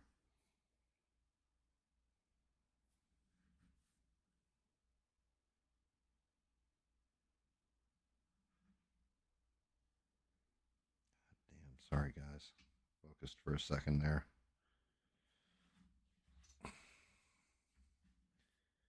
These, I think, are also burst outs. They're going to have to go and actually go white to here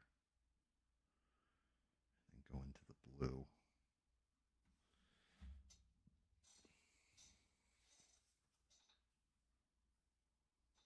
I got a wonderful singing voice. I like to sing songs like "Homos in the Night, Exchanging Rubbers. This one is too tight. Let's try another. Things worked out so right for homos in the night. Doobie doobie doo, doo doo doo doo doo."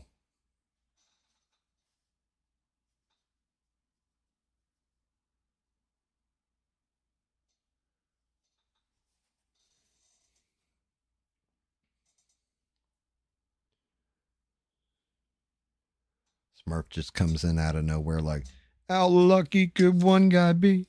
Yeah, I kissed her and she kissed me. It's like the good book said. Ain't that a kick in the head?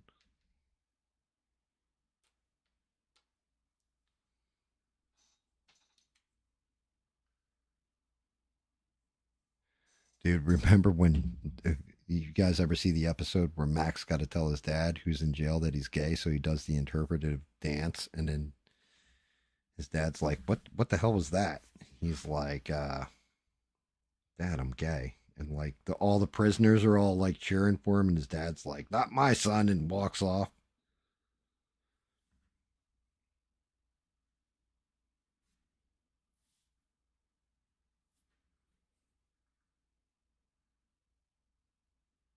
Hey Smurf, you got to work tonight, or what do we got going on here, buddy? You just sitting around the house macking out.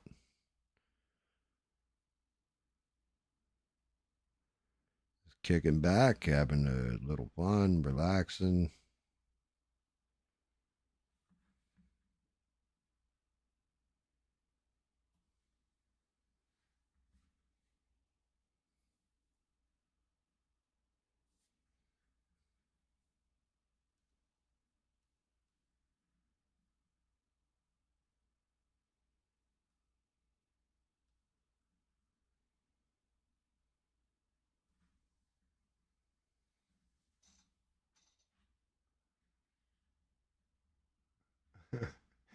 I think I might be gay for Julian. Isn't that isn't that Trailer Park Boys?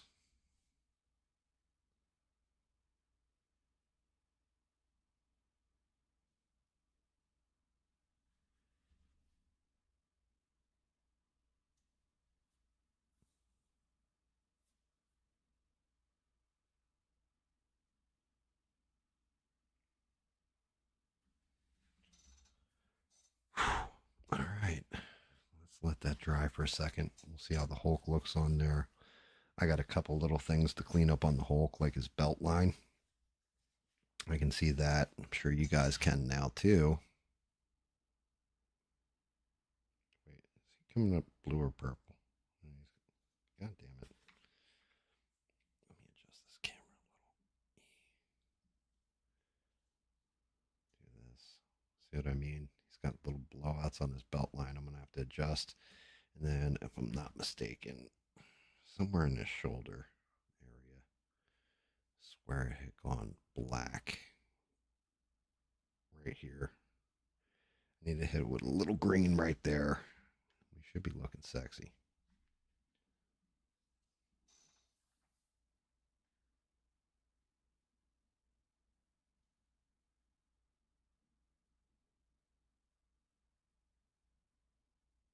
Eugene, have a great night, brother. I didn't even see him say good night. I'm sitting there staring at the model. Good night, bro. Appreciate you always being here.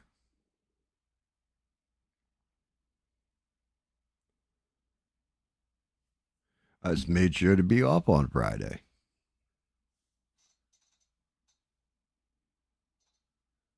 We're playing Valheim though, Leo.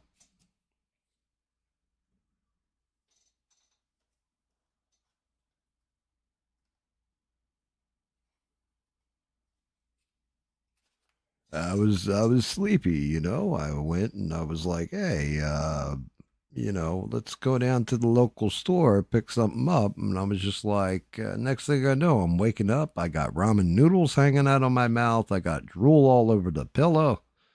I'm not doing well here, man.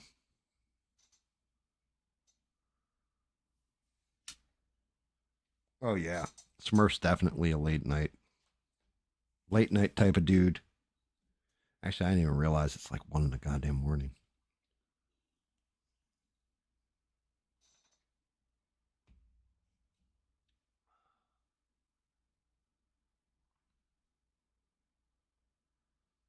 God damn it. Bob left too. I didn't even. Hey, Bob, you sneaky devil. Good night, Bob. Shout out to Stranded. Yeah, I knew she left a while ago. God damn it. Shout out to Bob. I didn't realize it. I'm sitting there like trying to wrap this thing up and paying attention to the model. Everybody bounces. Yeah, I think we're looking kind of sexy on this one. Kinda sexy. All right. I need heavy green, and I need that purple.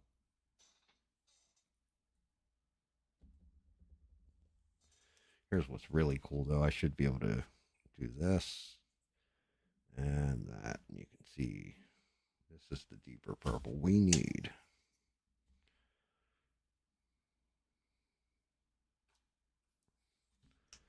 I started to play Skull and Bones. I must have played the demo on it or something, Smurf. I I'm still trying to figure out what I'm supposed to be doing on the damn game now, though, because it doesn't have like the tutorial level. So I already had a ship. My captain's already made that looks like me and all that fun shit, and don't know what I'm doing.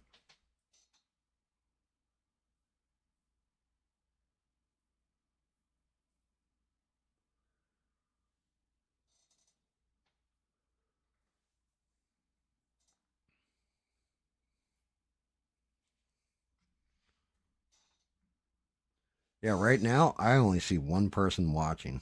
That's all I see. Everybody bounce. Everybody drop out.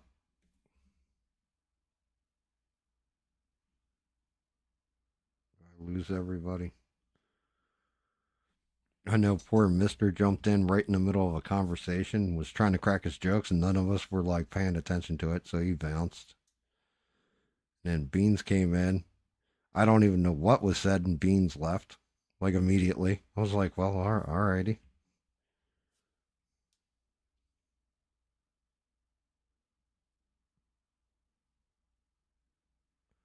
I guess we're too serious, guys. We're having too much seriousness go on a silly painting show.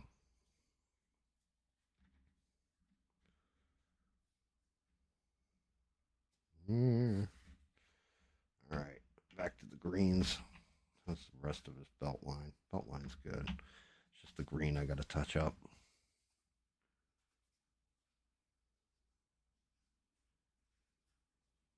Yeah. So like on my main thing, it's telling me I got 48 views, one viewer, and a 9 chat rate somehow. I don't know how that all equates. Popping in, popping out, that's fine.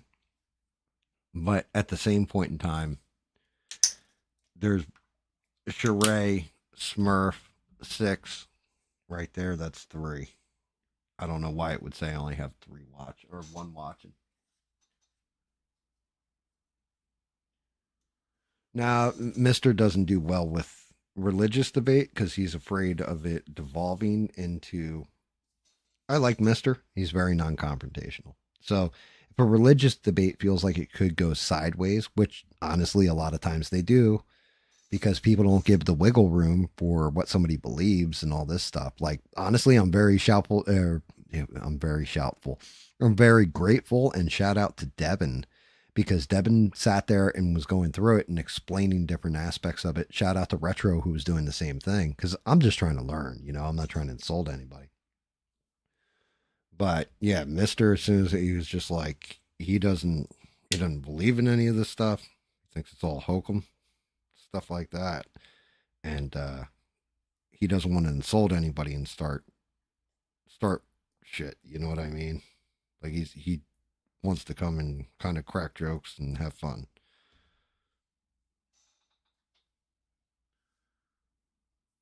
Yeah, Beans noped out.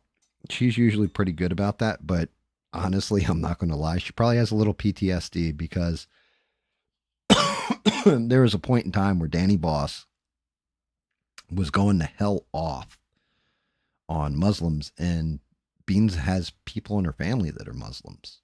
And like I had to keep telling Danny, like, look, you got to stop saying all. You got to stop, that whole thing.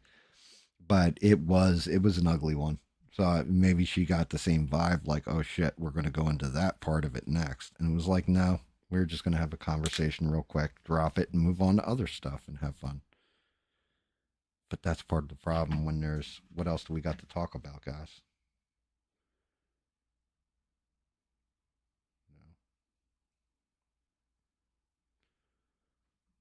We don't have a whole set of topic matter.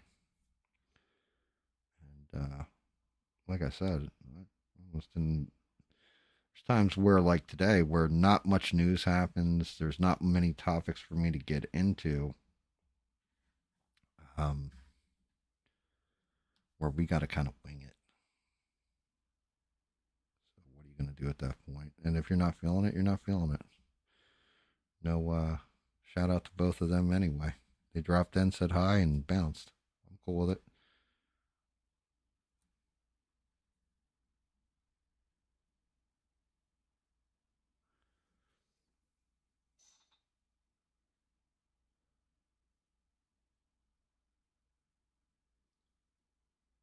Ah, don't worry about it, Leo. There's always replays, buddy.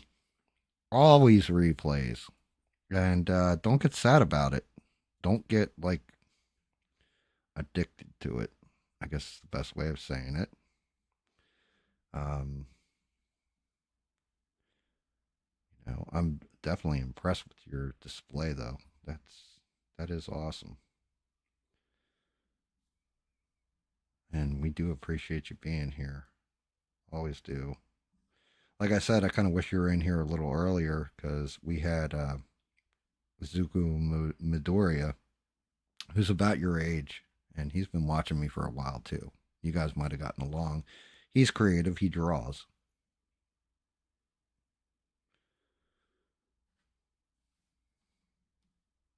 He likes to draw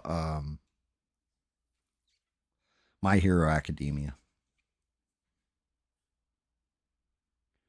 But I'm happy because there's young guys like you, and when you get older, that creativity may serve you. Maybe you'll be, like I said, a special effects guy or a horror movie director or writer or something.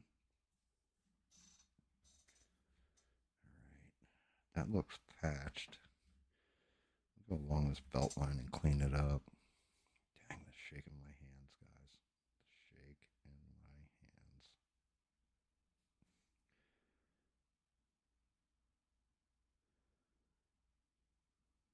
Trying not to blow out his ab.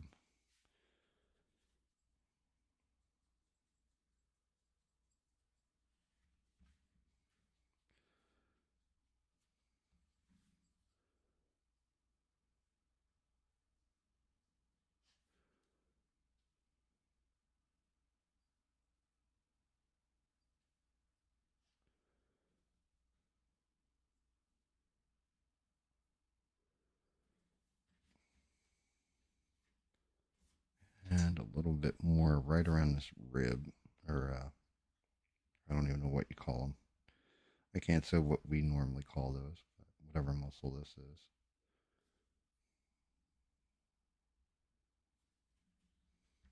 Right there. Dang it. Just a little tiny blowout right there. Try and pull the paint in right.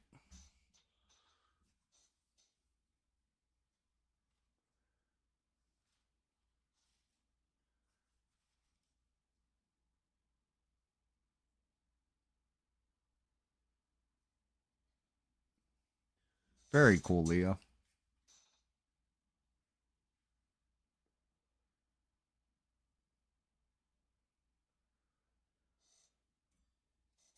Um, yeah, you're not wrong either. The colors that get picked up, you can definitely tell the wet paint from the dry paint.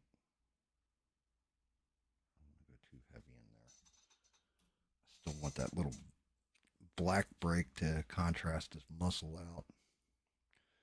And you can see the color difference on the top of the ab, bottom of the ab. Yeah, like in here now, you can actually see. Matter of fact, let me see something. Wait, did I just lose? No, I didn't. Okay, good. I thought I screwed up for a second there. We can go into different color modes too. If I want to mute out the color, which I don't, but if I want to highlight the color, right? You can kind of see, you can see the higher yellows pulling out. Like honestly, this is great if I want to X-ray my work while I'm working on it. Set it back to standard so you can see exactly what I'm seeing.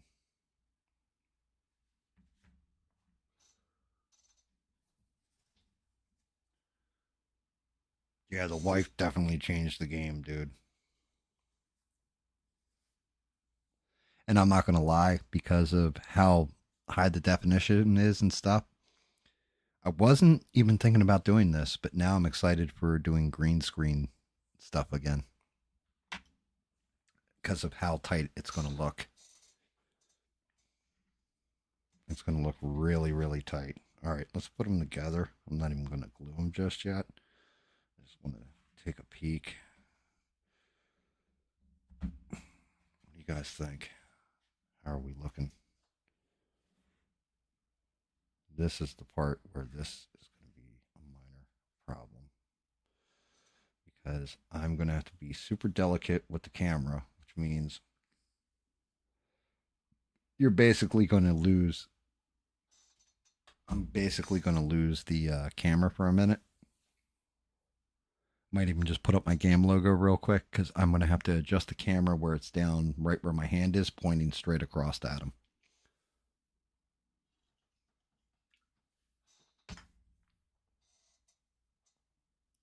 But just to give you guys a preview real quick.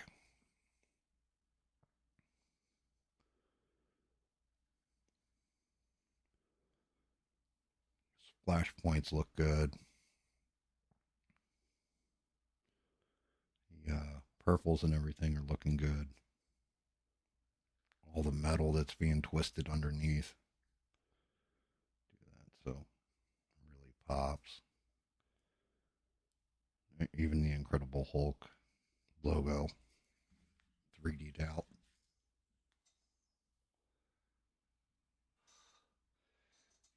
Yeah, I think we got this one. I think this is a landing. All right. This is gonna. Hopefully, I don't pull the wire and have to reset the whole camera.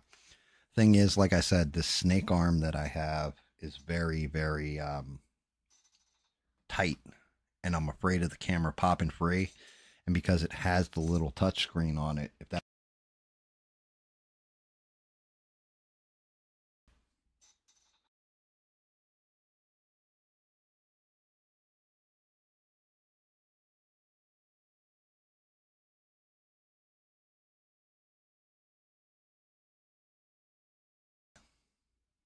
there we go. I knocked the damn. I'm talking about dropping wires and stuff like that. Now sell it. All right, let's take a look. I need my lens cap. So you guys are gonna go black here for a minute while I move the camera because I don't want to drop it. And I definitely don't want any dust or anything hitting the lens and jacking it.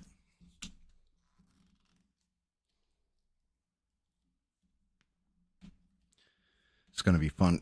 It's this thing, like this steel wire that's holding the camera up. I'm going to have to mess with it every time I want to do that. So I definitely want to find a better solution. Some of the solutions I've seen. Let's see.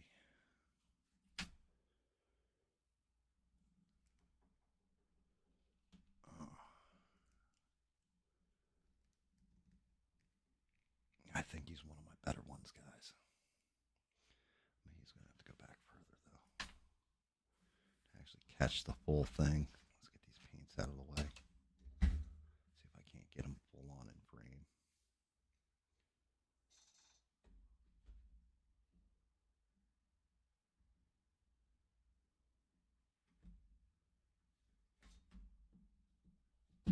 Yeah, I think he came out well. I definitely think he came out good. Like I said, now we can actually see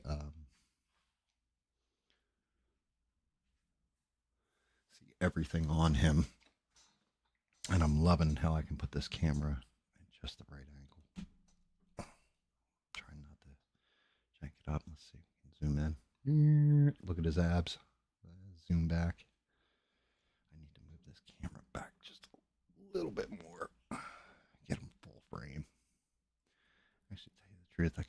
pictures of them now for the thumbnail, but still want to kind of do it a little old school way I was doing it. There we go. Here we go.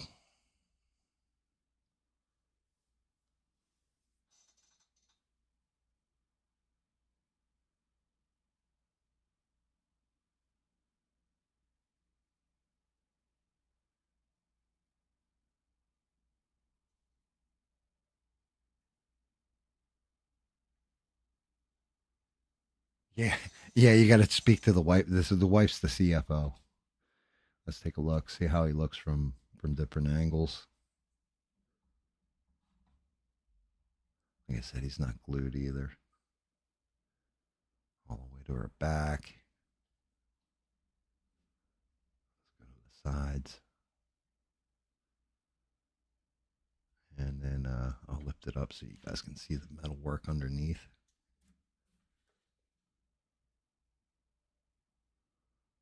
All the gears and everything else. What do you guys think? Bad, good, meh, or I nailed it. I think I nailed it. I actually did capture it this time.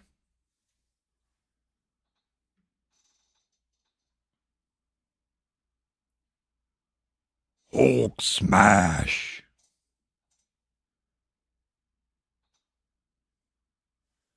See, like if I could get something in the background. You know what? I wonder if this would go.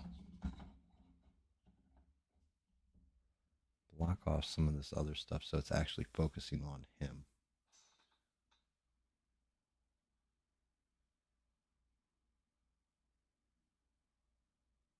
Now it's kind of catching the GAM catches up logo. Let me see.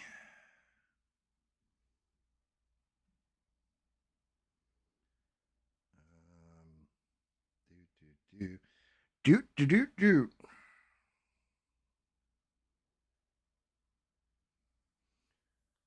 Tighten it up at all, or let make it fuzzier.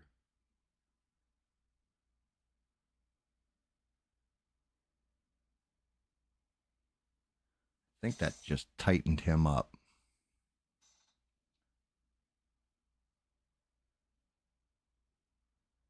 Yeah, it's a lot different, especially the pants. Like you can tell the pants are purple now.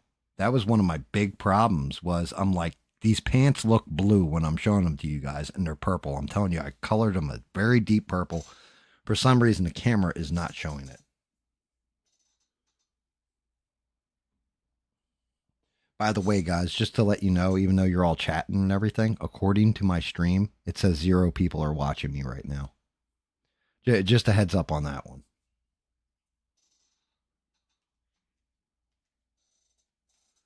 YouTube pisses me off with this monitoring stuff.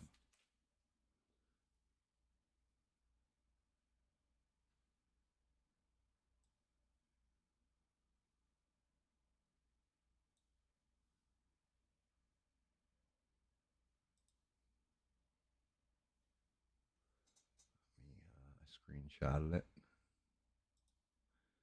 Save them all.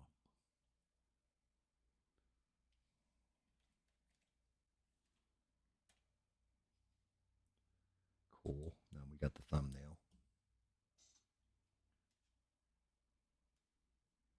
Dude, well, no, YouTube does this stuff, right?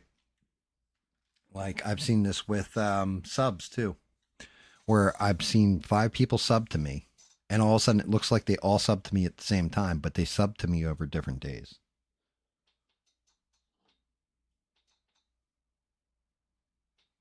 Yeah. If I were to show you, I don't even know how the hell I'd show it to you, but I have like the YouTube studio thing off on the side panel in OBS, and it tells me how many concurrent viewers I have, which is people watching the stream. It says 1. I got 6 watching me according to this. Like, according to my thing, it says 6 people are watching. Yeah, this is what I'm saying. Well, I know 6 is watching me, but I mean 6 people watching. But the YouTube app itself is saying that, oh, you only got 4 people watching. You lying bastards. Same way I see people that have Well, there's three people that watch my entire stream, and I have like 170 views or something. And you're like, get the fuck. Like, what kind of nonsense is this? Or at the end of the stream, like right now, it says I have 52 views. If I were to end the stream right now, I guarantee we go and look at the video on YouTube, it's going to say I have like 30 views. And then all of a sudden, it'll magically come up to 52 eventually.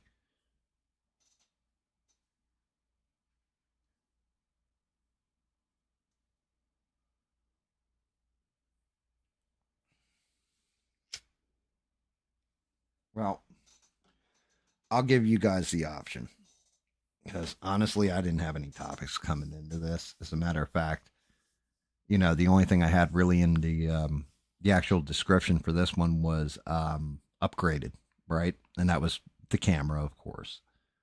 Not much new, and there ain't much new. Not much news, not much anything, right? Have fun, chilling, chat, whatever.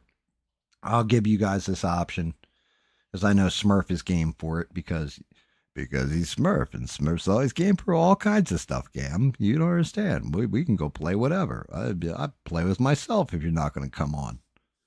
Oh, Smurf, that sounded a little. Hey, don't take things in a rude way, sir. But do you guys want me to fire up a game stream and do Valheim with Smurf for a little while?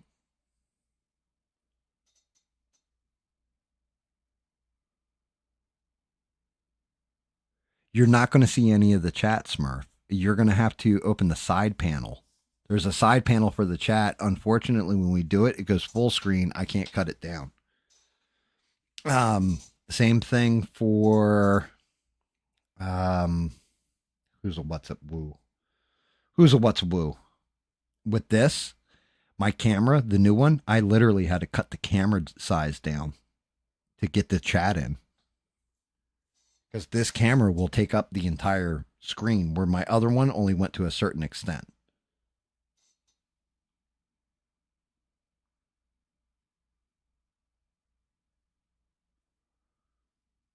What gift did she make you? I didn't even see it, but shout out to her for making a gift. That's awesome.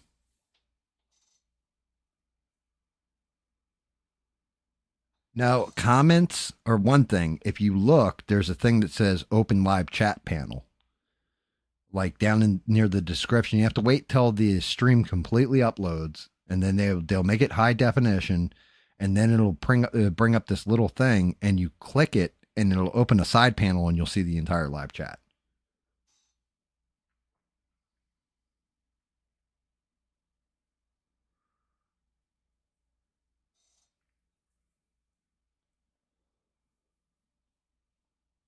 Hey, hold on, Smurf. I'll show you what I'm talking about. Because I can actually do that from here. Let me go from Leo. Let me go to mine.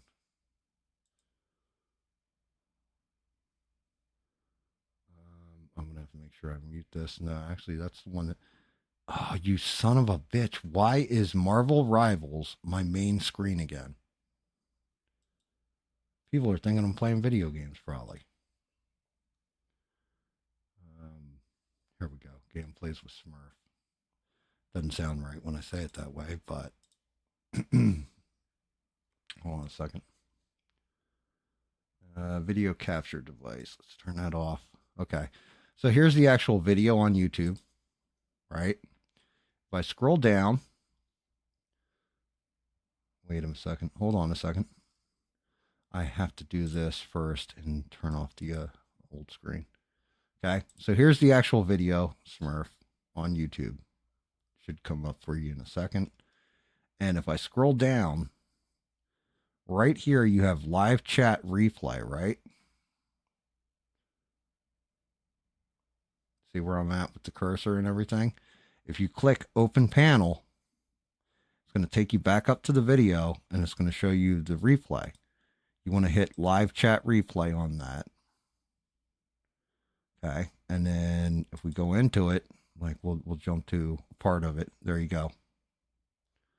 You can see all the different chat that was going on while I was playing, while you were playing, whatever.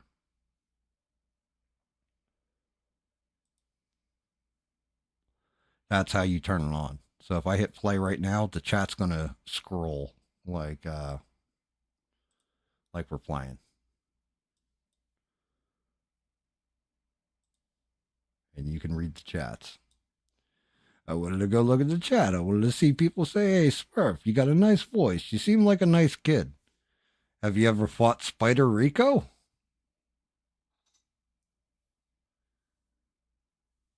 I don't know about on Xbox if you can see it or not.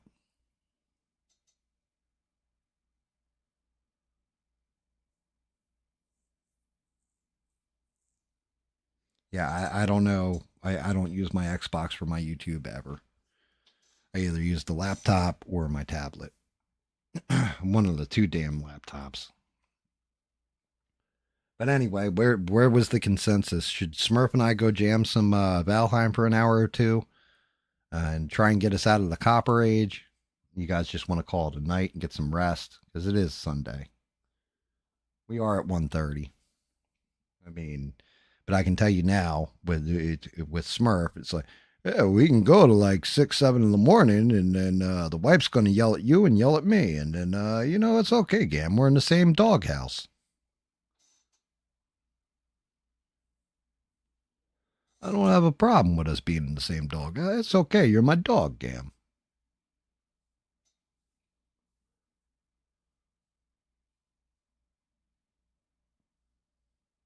No, I know that, Sheree. Like, Sheree, you do so much. You don't ever have to apologize about not making it at any time. You do so much for the channel, so much for me, so much for everything. Shout out to you. Shout out to Rick James, too.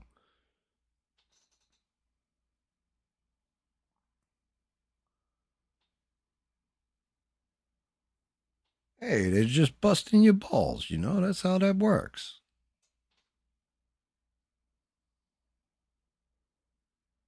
Yeah, the only thing I have to do before I flip over to the other setup, I have to unplug the camera and put it away all nice and clean so I don't get it all dusty and dirty and funky.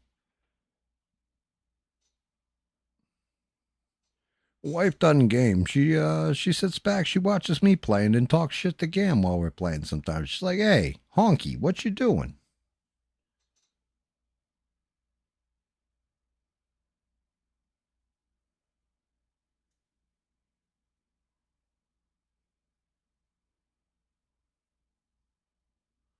I do find it hysterical though. When I have the stream running through my more modern laptop, it takes up 0.3% of my processing power and memory and everything.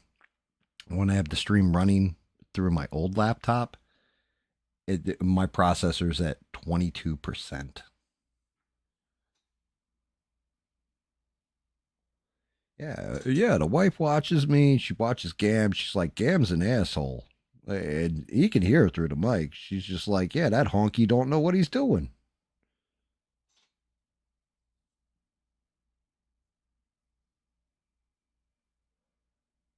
Hey now, don't go be convincing my wife to become a gamer. Then I gotta buy two consoles. Normally I gotta buy two copies of a game unless I'm gonna password share, and I don't do that because then, she's gonna find out about my other little side thing I got going on there on one of the other channels. No, my wife will not game. I've had that discussion with my wife and tried to get her to game, and she put up the most logical, intelligent discussion I've ever heard. If I start playing video games with you and I'm playing all the time, then are you going to sit here and read with me all the time and in the library and stuff? I was like, no. She's like, well, there you go. We each do our thing, and I will get nothing done if I start playing video games. I'll become obsessed with them like you are, and then the whole house will fall apart. I'm like, that's a good call.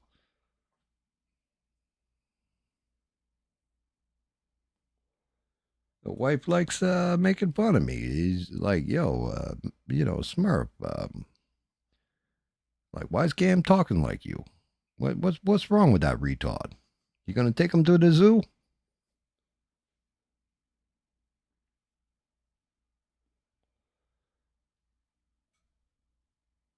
Yeah, when We're both big kids in some ways, but in other ways, definitely different. Different enough where we can coexist and not get in each other's spaces.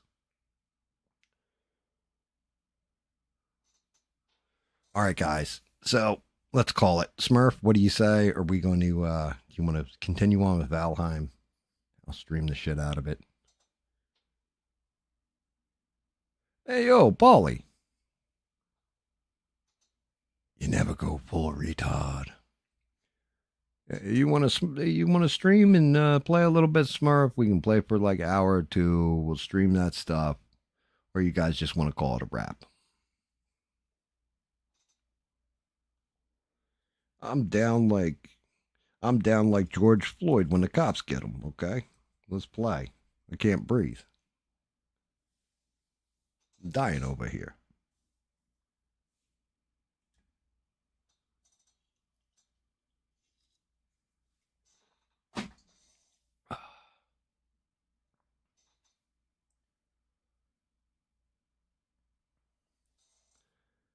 Thank you, Sheree, and I'll definitely tell my wife. Yeah, I'm telling you, I think this upgrade was a hell of an upgrade, and I'm ecstatic with it. Like I really am. You guys are finally seeing the color like I see it. Finally seeing the finished product like I see it. You're finally seeing all the little detail and nuance to it.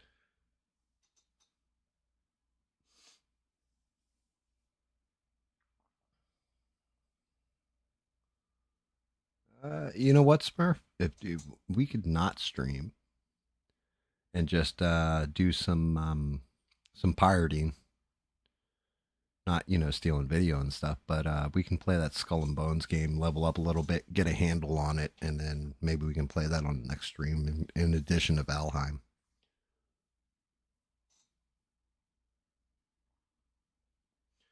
Everybody give their flowers to Sheree. Shout out to the ones that didn't make it tonight: NKM, Rebel.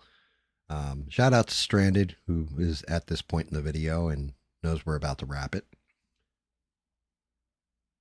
And yeah, thank you guys. Thank you all for tuning in. Six, thank you. Leo, thank you. Keep up being creative, Leo. You're doing good. You're having fun with it. It seems like, and you're really creating some really cool stuff.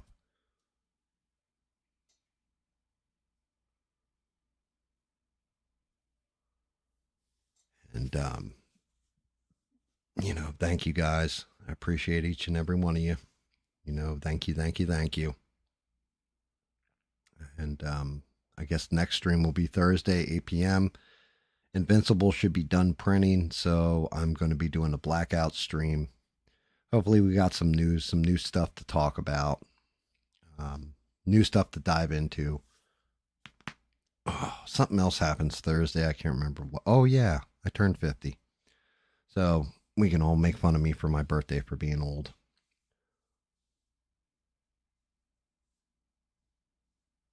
Thank you, Six. Yeah, you don't even have to be in Discord, Smurf. We're not going to stream it, so we can like legit just do normal Xbox party or whatever. Unless you want to stream it, in which case we'll just throw that up there and just do gaming. I'll just do a Valheim, GAM, and Smurf. We'll figure it out though. All right, hop in Discord. Yeah, I might as well set up the streaming. Let me break all this down. Give me like 5-10 minutes, Smurf, and then we'll fire it up. But to everybody else, anybody not watching the stream or what have you, thank you again. I appreciate every last one of you. Thank you for tuning in. And hopefully, the content gets better from here with a better camera. Hopefully, I come up with new creative things to use this camera for because I don't want to just waste it on live streaming. And you guys are amazing. Every last one of you. Thank you, thank you, thank you, thank you from the bottom of my heart. I will catch you guys Thursday. Have a good week. And just remember until next time, don't take shit from anyone. Good night, guys.